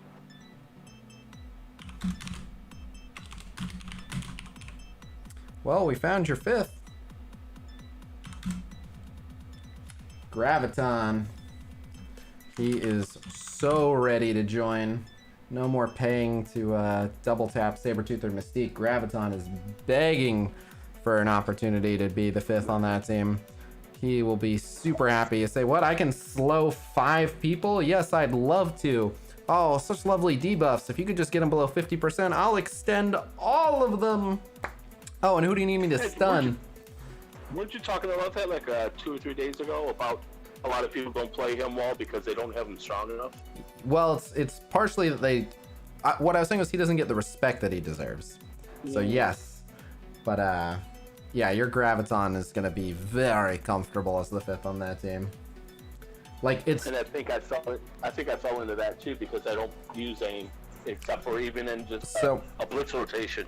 So the reason that you don't hear me regularly recommending Graviton on Brotherhood is because then you have a much more difficult time running an aim team. But if you're already for sure not running an aim team, Graviton will actually make your Brotherhood better than Sabretooth or Mystique will. And then they'd stay on the Marauders. Yep, exactly. Okay, and now we know your 64k Scientist Supreme is a free agent. Let me see your power armor. Yeah, they're not that good either. They may not be that strong, but I just care for Blitz right now if they're together. I've been trying to get them even. All right, you're not too far off. I like the 2 that you do have strong. Do you know about where your vision is at? I think pretty close. Do you run them as power armor plus vision, or you just don't run them? I usually, if I do, I usually have vision on it, but I usually don't. I think it's I don't even think they made it in the blitz rotation. They're not far off. Graviton is not as important on Marauders. I'd rather have Kingpin on Marauders. The question is, like, Graviton with Brother 2.0, it's a matter of who's worth more points.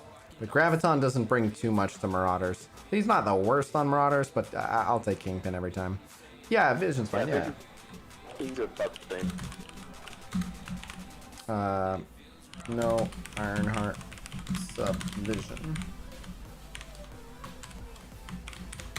Okay.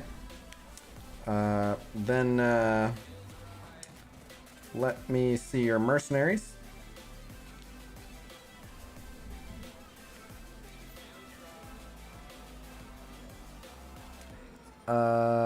Okay. You have a mercenary. I'm gonna guess you don't run X-Men, or sorry, X-Force. I have in war on a smaller team.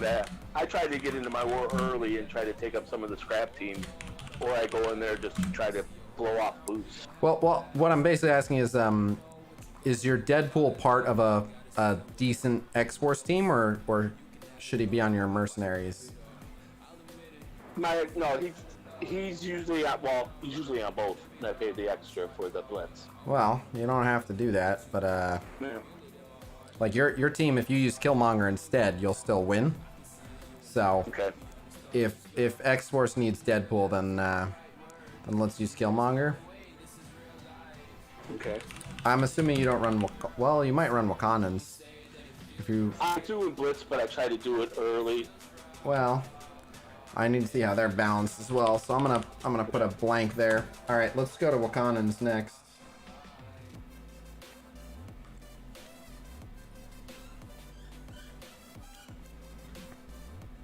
Okay, yeah, you can run them. So I hear my dog crying, so I might have to do war. I'll be able to do war based on what I already have here. I'll be able to do that either later tonight or early tomorrow, I think. But all right, so yeah, your Wakandans are fine. So we'll find a fifth for your mercenaries. Let me see your Hydra. Yeah, they're not good. And let me let them in. Okay. Hey, I hear you crying. I know. Ouch. Alright. And then let me...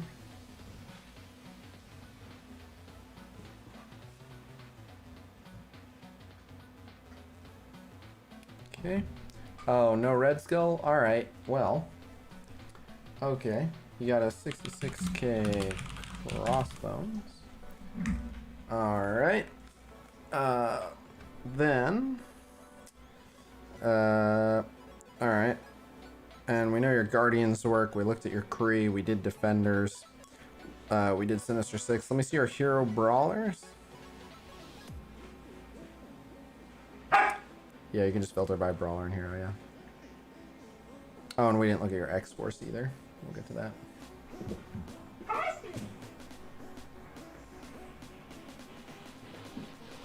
Okay.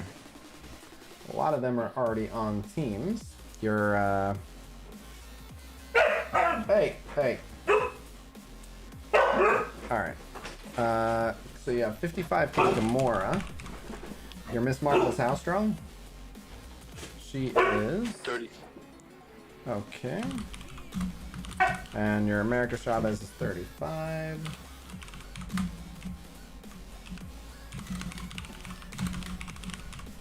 Okay. Heimdall's on a team, Thing's on a team, Deadpool's on a team, Wolverine's on a team. They're all on a team.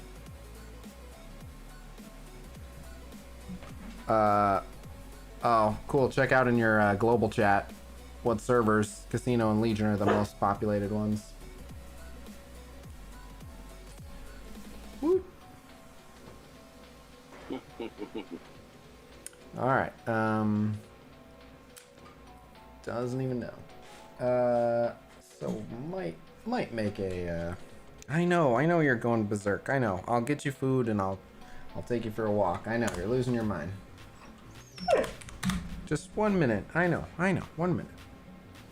All right. So we got to fill out the rest of a Hero Brawler team. And I'm sorry. No problem. Yeah, no, that's fine. We looked at them. And then your Ultron is like 65k if I remember, maybe Yeah. 57, somewhere in there. So,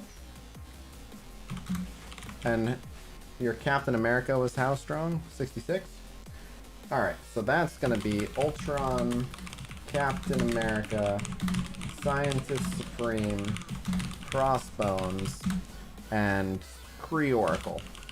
Interestingly, everyone except Captain America on that team is actually villain tech. So that's going to work out pretty nice. So we just need one from... Unless I go up against Black Bolt. Don't go against Black Bolt. I do not advise that. But so... we have to fill out your Hero Brawler team with other people. And then we need one more for your mercenaries, which are around 30-ish K. So go to around the 30K section of your roster. Let's see who's free. Oh, you do have a 74K Night Nurse that's a free floater too. It might make sense to just stick her on some OP team. All right, slow it down around here. Okay, hold on. So we got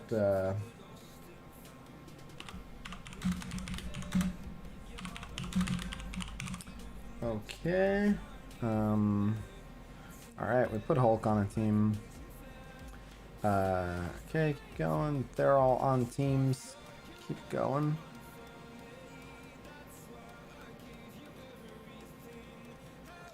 Uh, 30K Nobu.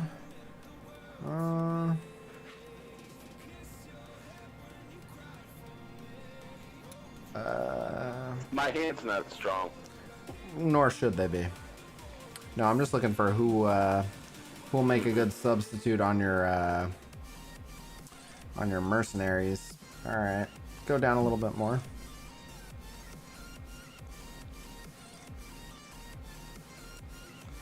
A little more. A little more. And Sentry. Ultimate Soul. And Sentry I have been using occasionally. My monitor just turned off. Okay. Oh, you know what? Sentry's actually a good idea. I like Sentry there. Yeah, I was running him for a while, but he's still a little bit lower than everybody else. But Are you talking about on the hand? no, on the mercenary. Oh. Were they not winning? If they Yeah, well, hold I on. Shield Trooper. Just Shield Trooper. Okay.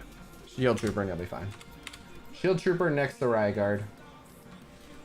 Next to Riot Guard, and then others at a Riot Guard Taskmaster, or Lieutenant. Lieutenant. Okay, because he does the assists. He does the when someone near him gets hit. Might only be in war, but either way, Trooper is gonna do a lot of retaliating, and Riot Guard is gonna have really, really good uptime on his taunt. But Yeah, okay. I watched you with your big Trooper just frustrate people. He is a fun one. We gotta find a home for your Night Nurse, so because your Night Nurse is so big, I think I'm actually gonna skip the Kree Oracle and put your Night Nurse with your Ultron. Ironically, replacing someone who does regens with someone who does regens, but that team will still be fine. Okay, I like that. Let me just make sure there's no one towards the top that we missed, but that's pretty much... Oh, X-Force. Let me see your X-Force. Sorry.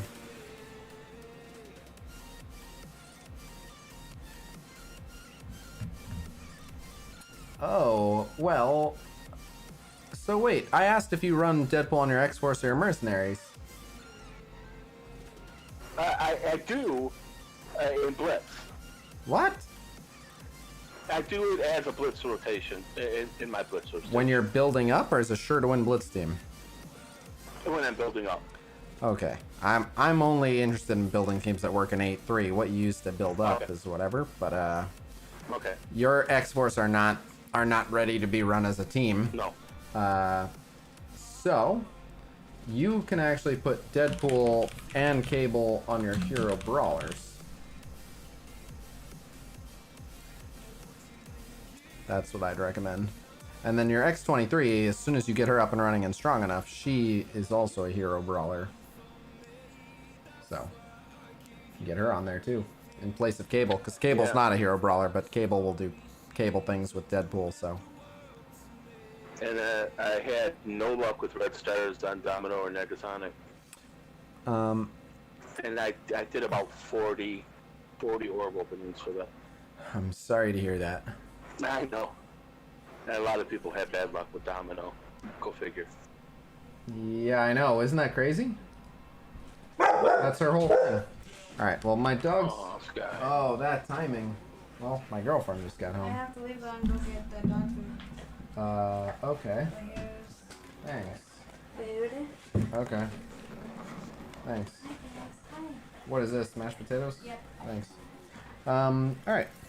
So, I have your Blitz teams. I think... I know you want to do the war teams, and the war teams are part of what I'm going to do for you anyway. I'm debating, just because with the way everything timed out, the food just got here, the dogs are going crazy. Oh, you can send those to me, and then if I have any questions, I'll Discord you. Well, I'm also thinking like it might not, let's just do it. Let's just do it and be done. I hate having people waiting on me. I really, really hate it. I appreciate it. No problem. Alliance War Offense. Okay. And then Alliance War Defense. I should start recording how strong the teams themselves are. But so your Asgardians are good.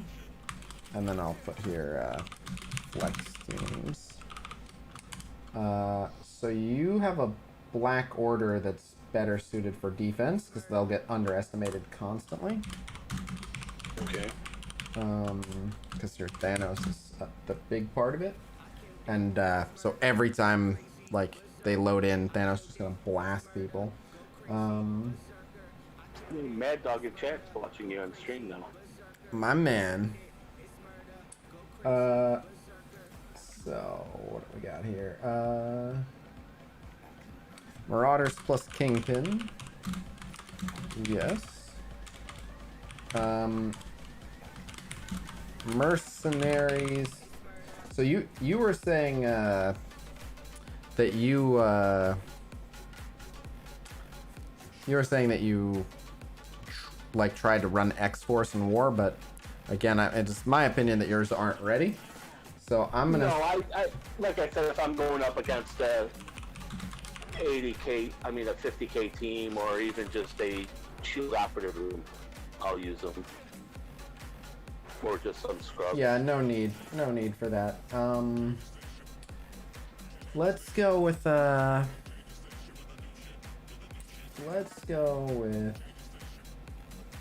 yeah, you can go Deadpool.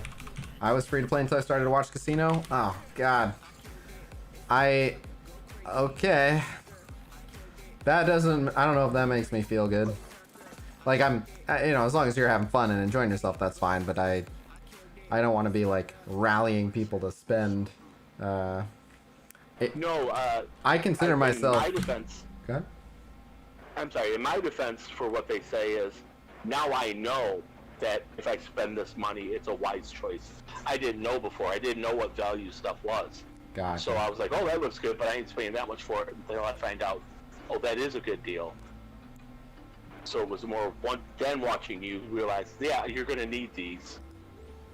So I was able to do stuff in advance where I wasn't doing before. It was all catch up, and I didn't want to spend the money because it was too late. Gotcha. If that makes sense. Makes perfect sense.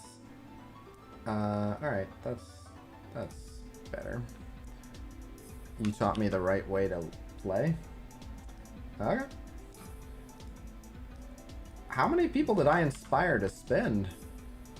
And I only asked that because I got started like for the first like 6 months that I played this game, I spent like less than $60 a month, and my big thing has always been making sure that free-to-play players are able to enjoy the game and never feel like they have to spend. So. Okay. Alright, no shield team. So that one. I think your Guardians of the Galaxy are going to be a strong defense team. So 1, 2, 3.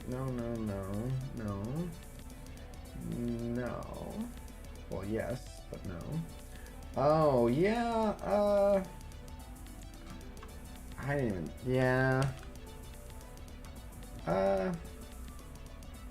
I guess you could do that too, because you have such a big Korath. You can make. Well, no, you don't need to make an Ultron team out of that. No. Yes. So then you can do. Okay. Well.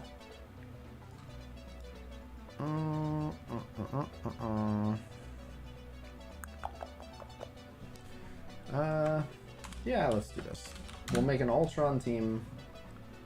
You can do an Ultron Avengers too, so we'll do that. We'll do Captain America, Hulk, Hawkeye, Black Widow. So, Ultron Avengers. Now we got 1, 2, 3, 4, 5, 6, 7.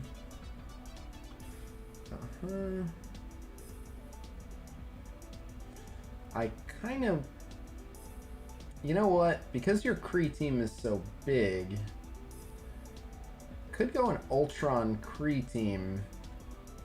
Swap your Captain Marvel and have her carry a whole hero brawler team too.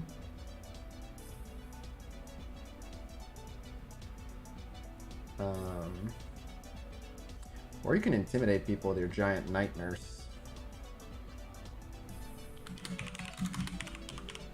Yeah, let's use your giant night nurse to throw people off. Just because they're not good on offense, but they're strong. Yeah, I'm glad you pulled up your Kree. So your Kree, I want to see Minerva, Ronan, Korath, Kree Royal Guard. Let's go Ultron there. And then you can run the hero brawlers with Captain Marvel. And you can put your dead... Well, I have your Deadpool on your mercenaries, so...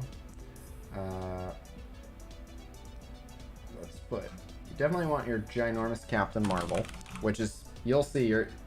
I love that your Captain Marvel is so big, because on a hero brawler team, everyone is going to underestimate her. They're not going to appreciate... Like, you'll see, you'll get a bunch of defense wins, because she is going to be the whole team. And, yeah. And that's one thing that's interesting is because I've played her and Minerva together for so long, I've never even thought about putting her on the hero brawlers. Oh, and yeah. I've never played her on hero brawlers. You're not gonna play her. She's gonna be on defense. I need to shake my mentality up here, because like I've been really working on getting ultimates up, you know, to do him with the Kree minion, because that's how you running them, and I like the way you played him. But I know he's not strong enough now. Who? Because I only have 4 ultimates, yes.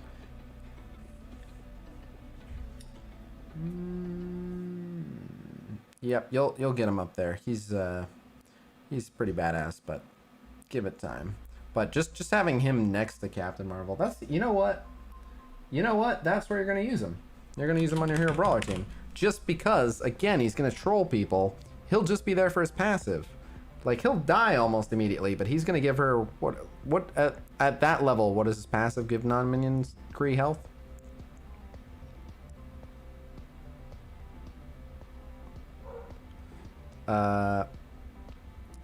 Just keep scrolling down. I need to see how much health they gain. 20% max health? Yeah, so he's gonna give her 20% max health and block chance and everything. Oh, this is gonna be so troll.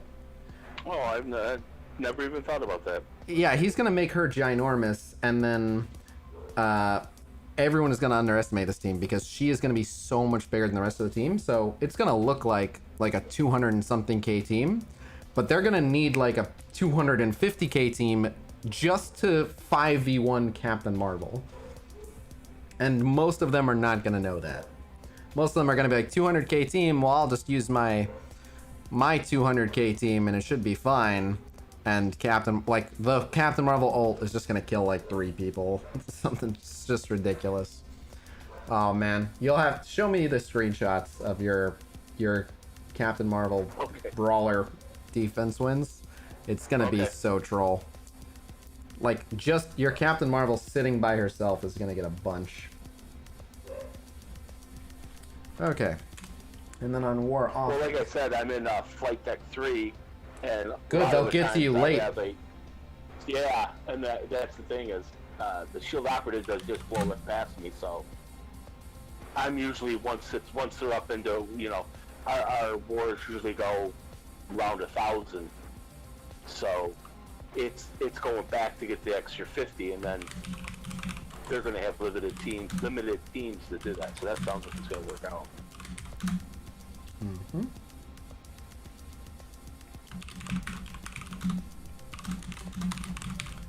Okay. So with my Kree minion, how high do you think I need to get Ultimus before I can start running them? Or would you advise against it? Hold on. Just a second. So, what Kree team are you trying to run? Ultimus and the Kree minions. You don't want to run Ultimus and the Kree minions. You do Korath with Kree minions. Neither. Ronan has all the bonuses with the Kree minions. You could already do that. If you wanted to right now, you could run Ronan and the Kree minions as one team. And then you could run, if you wanted to, Captain Marvel, Minerva, Korath, Kree Royal Guard, and Ultimus. Or not Kree Royal Guard, I mean Cyborg. So you do Ronan and then the 4 minions, but not Cyborg. And then you do Ultimus, Korath, Cyborg, Minerva, Captain Marvel. But now you've got me second guessing what we built for your Blitz. For your Blitz, we did just your 5 strongest Kree. But you know what? If you wanted to, even though your Ultimus would get crushed, it'll suck not having the Ultimus, but just for giving the extra health and with the Minerva, maybe you can get away with that team. Maybe you can get away with both. No, I'll try it a couple times. Yeah, I mean, either way, if you give Ultimus if you get Ultimus up to like 40k, it'll definitely be fine. But with only 4 gold and no red, I don't know, you might have to like max him out or get, you know, kind of close to get him there, just because 4 gold kind of holds him back. But you might have 2 Kree teams actually, just because of how strong your Captain Marvel and Minerva are, and then Korath and Cyborg. But yeah, well, the problem is your Ultimus would die right away, and then Minerva would end up basically wasting her revive on Ultimus. Got it. But yeah, you may have 2 Kree teams there. I just worry that with Ultimus too small, sometimes if you use someone who's real small, the Blitz enemy like formula just like ignores how low he is and just brings like a properly strong 5th. But all right, you've got the Brotherhood with the Brothertron team. They're gonna do great on offense. You got that Symbiote Spider-Verse. You have Sinister Six. You have Supernatural. You have Defenders plus Punisher. You're not gonna run a shield team. Oh, but you do have Nick Fury, so you might as well put Nick Fury on that other. Yeah. Who's keep Black Widow. Well, but I like... Alright, we'll put Nick Fury here. Well, if we're gonna make a troll team anyway, I guess we can use the pieces of the shield that you have. So... yeah, alright.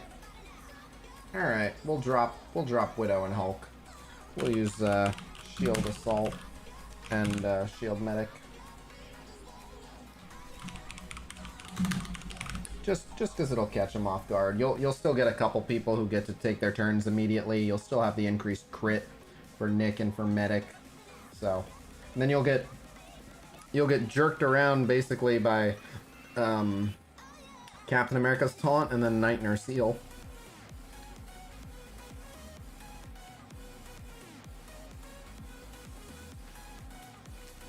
Yes, Ronan does also work very well with the other named. You are correct.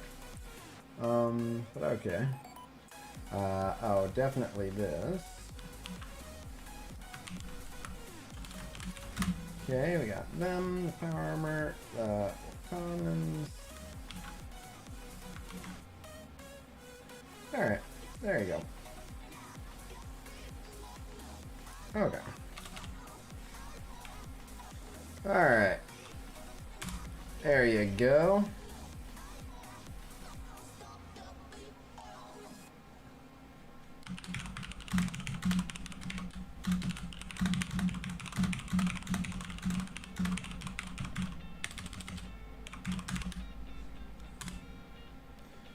My goodness. Yeah, you're set. Now I'm a Fantastic Four. I should be working on Johnny Storm to make him the highest, right? Yeah. I want my blaster higher than my tank and my. Well, you don't have a proper tank. Invisible Woman is technically a protector, but right. Yeah, she does not need to be the highest. Human Torch and the Thing are the big ones, and then for War, Namor is actually arguably the most important. But for Blitz, Human Torch and the Thing, give them equal love. But yeah, you want the people that hit hard to hit hard. And by making Johnny, who's traditionally the one who's most vulnerable, by powering him up the most, that makes it less likely that they just pop him. So. But yeah. So yeah, if you have any questions or anything, hit me. But your teams are done being built. So now just any questions you have, I'm here. Oh, I know it's the T4s. Like I said, I have like 1,600. I guess I'm not sure which ones are the most reliable for what I'm doing here. So here is, like I said, I have someone in my alliance who's the same thing. They have like several thousand, and they're trying to figure out in what order to distribute them. So here's the general gist of it. Invest your T4s. Firstly, go all out on your arena team and your raid team. They're worth your T4s the most. If characters are on your arena team or your raid team, give them T4s. The higher you can punch up in arena, the more power cores you'll have, and the more success you have in raid, the fewer cores you may end up wasting, or the more times you'll avoid, failing to hit a certain percentage in raid. So like that one's great for the clearing 2 positive effects, and he's on your arena team and on your raid team, so I think you can do both of his abilities and not even second guess it. He's an amazing character, so yeah, I would do his stuff without hesitation. Okay. Yeah, the basic, yeah. No, the basic is a big deal. It clears 2 positive effects.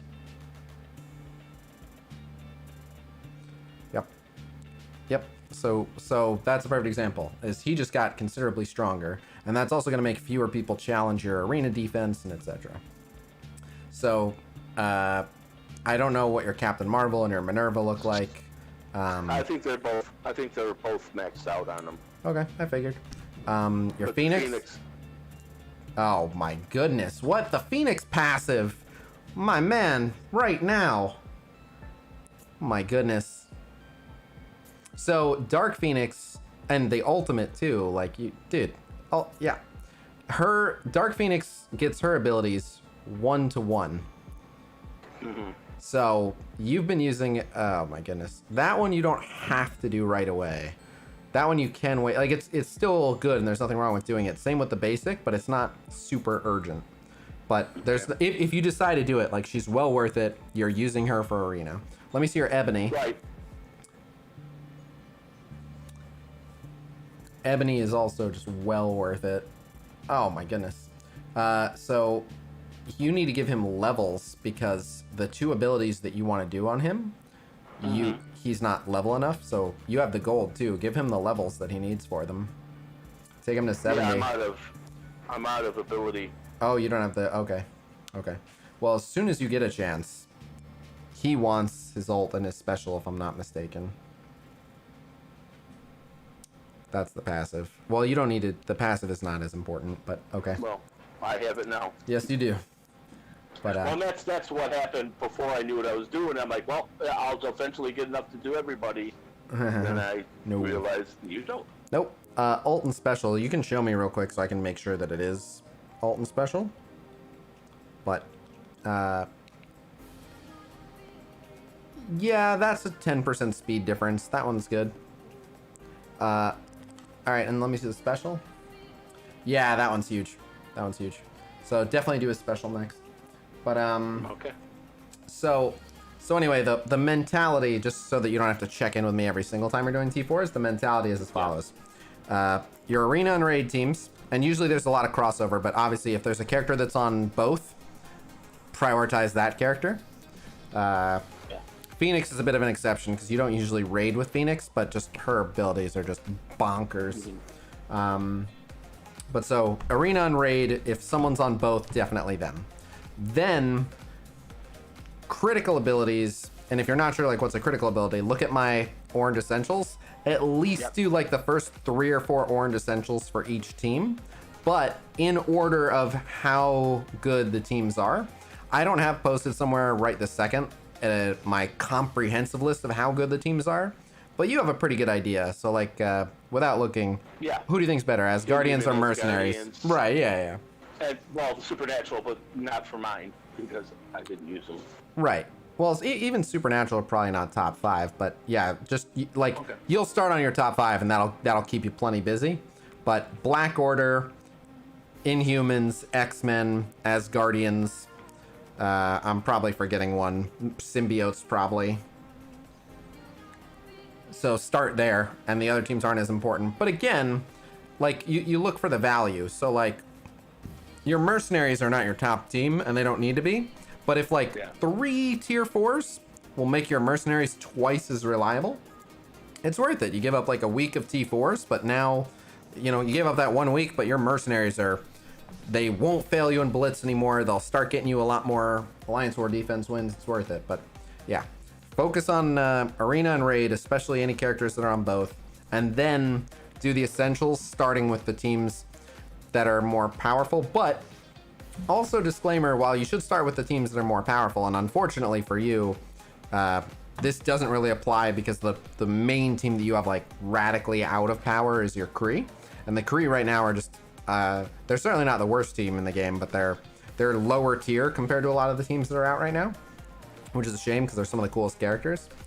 But and the non-minion Kree team, like Minerva, Captain Marvel, like if the non-minion Kree team's pretty solid, they're actually one of the better teams. But like all the Kree minions and stuff, even though, anyway, what I was gonna say is if you have a team abnormally strong, and again, like the Kree, I don't really recommend it, but if you had just like, you know, like if you're like my Supernatural is stronger than most of my teams, like they may not be the top team, but if you already have them pretty strong, it makes sense to put some T4s in them. Just because you already have them pretty strong, might as well give them full functionality. So it's like your example with Black Panther. It's the best passive, but you don't use it much. Right. You know, so like T4 if you don't use them much. Right, but if you have a freakishly strong Black Panther, it makes a bit more sense.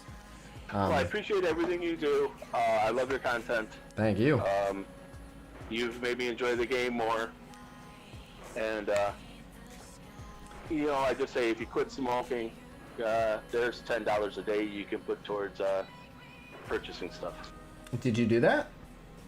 I did. Oh, double high five. I'm I'm very happy for anyone that quits smoking. Smoking is just taxing you for you to give yourself cancer.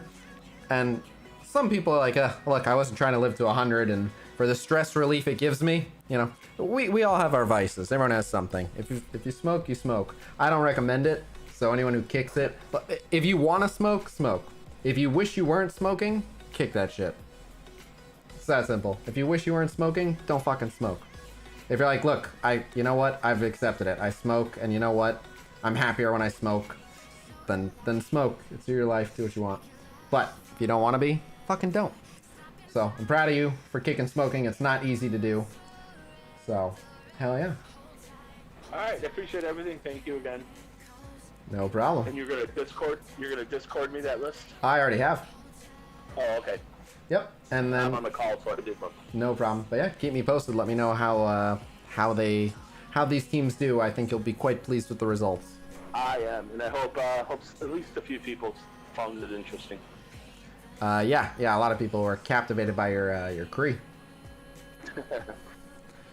I'm jealous of your Kree, I'll give you that. No, you know, I'll trade you. For my Kree, you don't want to do that. No, well, maybe you probably do just for the Ultimus. You're like, I'll work on the rest. Give me the Ultimus. All right. But yeah, all right, thanks. Again. No problem. Let me know if you have any questions. You too, man. Take care.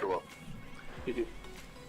Oh, I did the socially awkward thing where he said, love your content, and I said, you too, man. Ah, awkward. But, I'd argue, he just helped me make content, and I enjoyed it, so yeah. But, yeah, we'll probably have a Blackwood rework. Kicking smoking is not that easy to just say, don't do it. That is a state of mind. Try waking up tomorrow and saying kicking smoking is as easy as just deciding not to do it. And then maybe you'll be able to. Not necessarily. But if you start by saying, look, it's not that easy. Or wake up tomorrow and be like, I do what the fuck I want to do. I'm not going to smoke anymore. Because I just decided not to, and I'm in control of my own goddamn actions. If you don't want to. But oof cast? Yeah. Alright.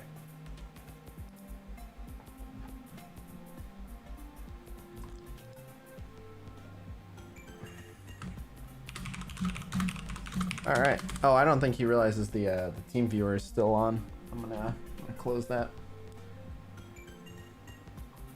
I have things that stress me out, but I don't have oops, I don't have kids. I am fortunate to not have. I've intentionally tried to avoid having kids. Basically, your mind won't let you do it. I don't want to hear those excuses. It's your mind. You control it. The whole thing with smoking is very dear to me. I've lost close family members to smoking. My brother smokes. Courtney was primarily raised by her grandmother, and she smoked and passed away from lung-related issues. So, fucking hate smoking in the traditional sense. Again, if it makes you happy, like I don't want to make someone feel bad for how they choose to live their life. But in my experience, a good amount of people that do smoke tell me that they wish they didn't smoke. I'm like, that's ultimately in your hands. I know it's not easy, but if you're not gonna do it, no one's gonna walk around and keep slapping them out of your hand. You gotta do it. I made Courtney quit smoking when we started dating. I said either you quit cigarettes or I won't be with you.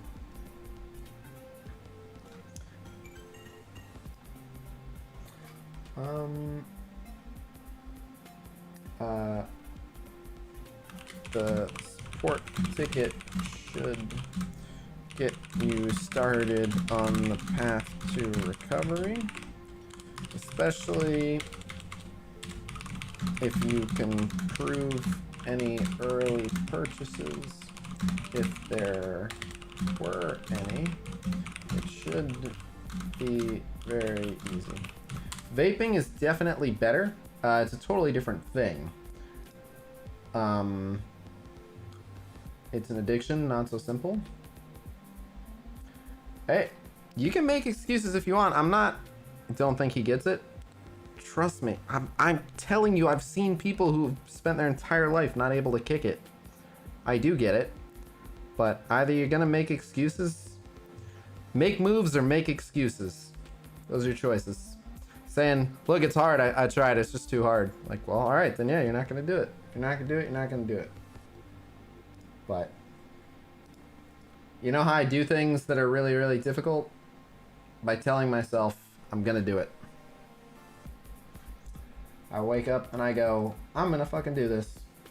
And then sometimes I do and sometimes I don't. But I'll tell you this. If I wake up and I say I'm not gonna do it, I'm not gonna do it. Look, if you tell yourself you can't quit, you can't quit. If you tell yourself you can quit, you might. But if you tell yourself you can't, you won't. So I don't want to hear you saying it's hard, you don't get it, you can't. Shut the fuck up. Quit. How come other people can do it but you can't? I don't want to hear excuses. Take some responsibility. If you don't want to be smoking, fucking quit. It'll suck. You'll get headaches. You'll get cravings. You'll get stressed out. Fucking deal with it. Be an angry jerk. Be grumpy. Feel shitty. It won't last forever. I wake up telling myself don't spend money on MSF, but it never works out. Addiction comes in many forms.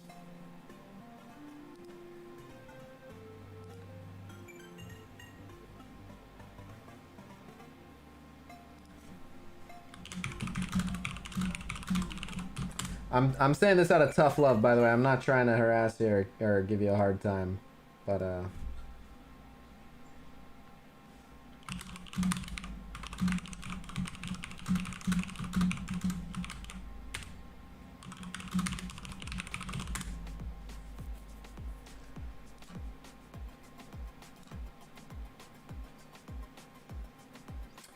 And like he said, you know, when he stopped smoking cigarettes, he used that money, he had that money available for MSF. So,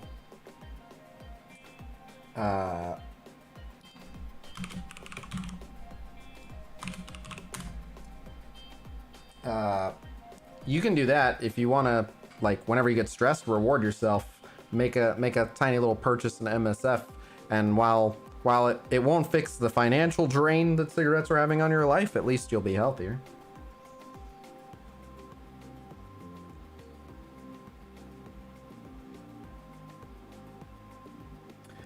I agree not everyone's life is gumdrops and lollipops, but you know what?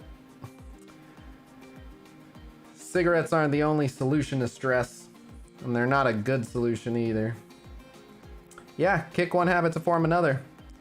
Some habits are better than others. You can start a gym habit. A gym habit isn't bad for you. Yeah, definitely lesser of two evils. Can be the same, and I'm just saying it because it's still an indulgent one. I was saying kick a habit for a less bad habit. At least you get to replace the stress with the joy.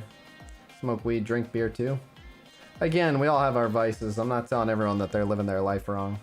But if you think of it as not easy, then it won't be easy. I'm just trying to help you.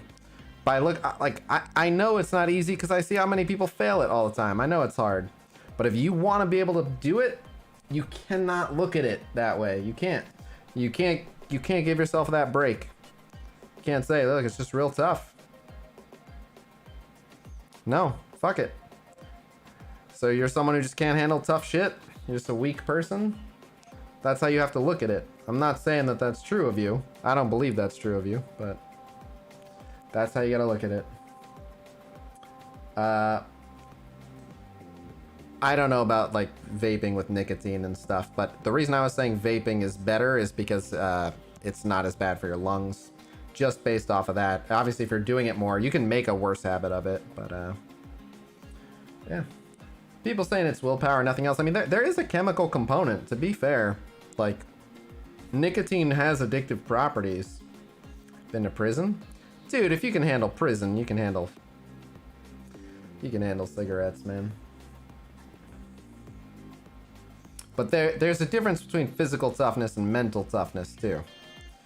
I know people who can take a punch, but they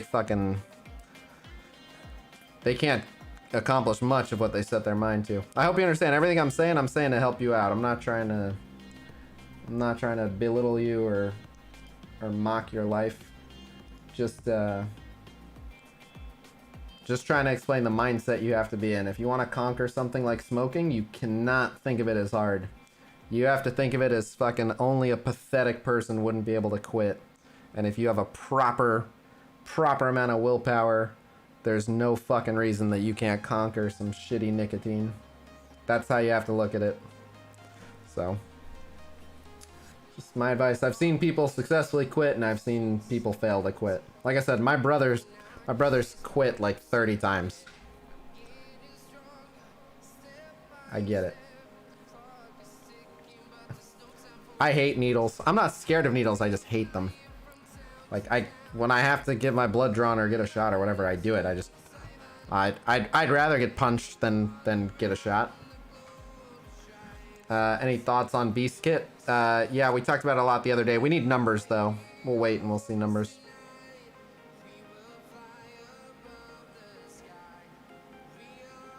What? Yeah. My brother, too. Like I said, I helped Courtney quit. So, I've helped people quit. I'm proud of that. But anyway, we'll talk about this and addiction more on another day. Courtney brought me food. I'm gonna eat. Thank you guys very much for coming out. I will be... I know usually the new character campaign is like a week after the patch or 10 days after the patch, so... No, but expect Squirrel Girl offers and stuff on Tuesday. No Super War. I have a headache and I need to eat, so I'm going to wrap up. But I will be doing more roster reviews throughout the week, and I'll be streaming every day this week, so... Yeah.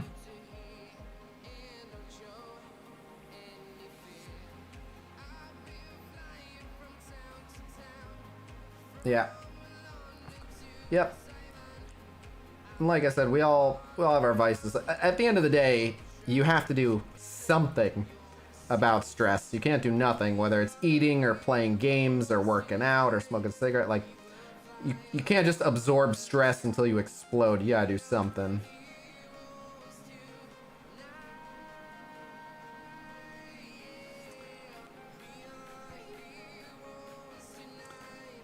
Well, I think when you're saying it's not simple, I think what you mean is it's not easy. It is simple.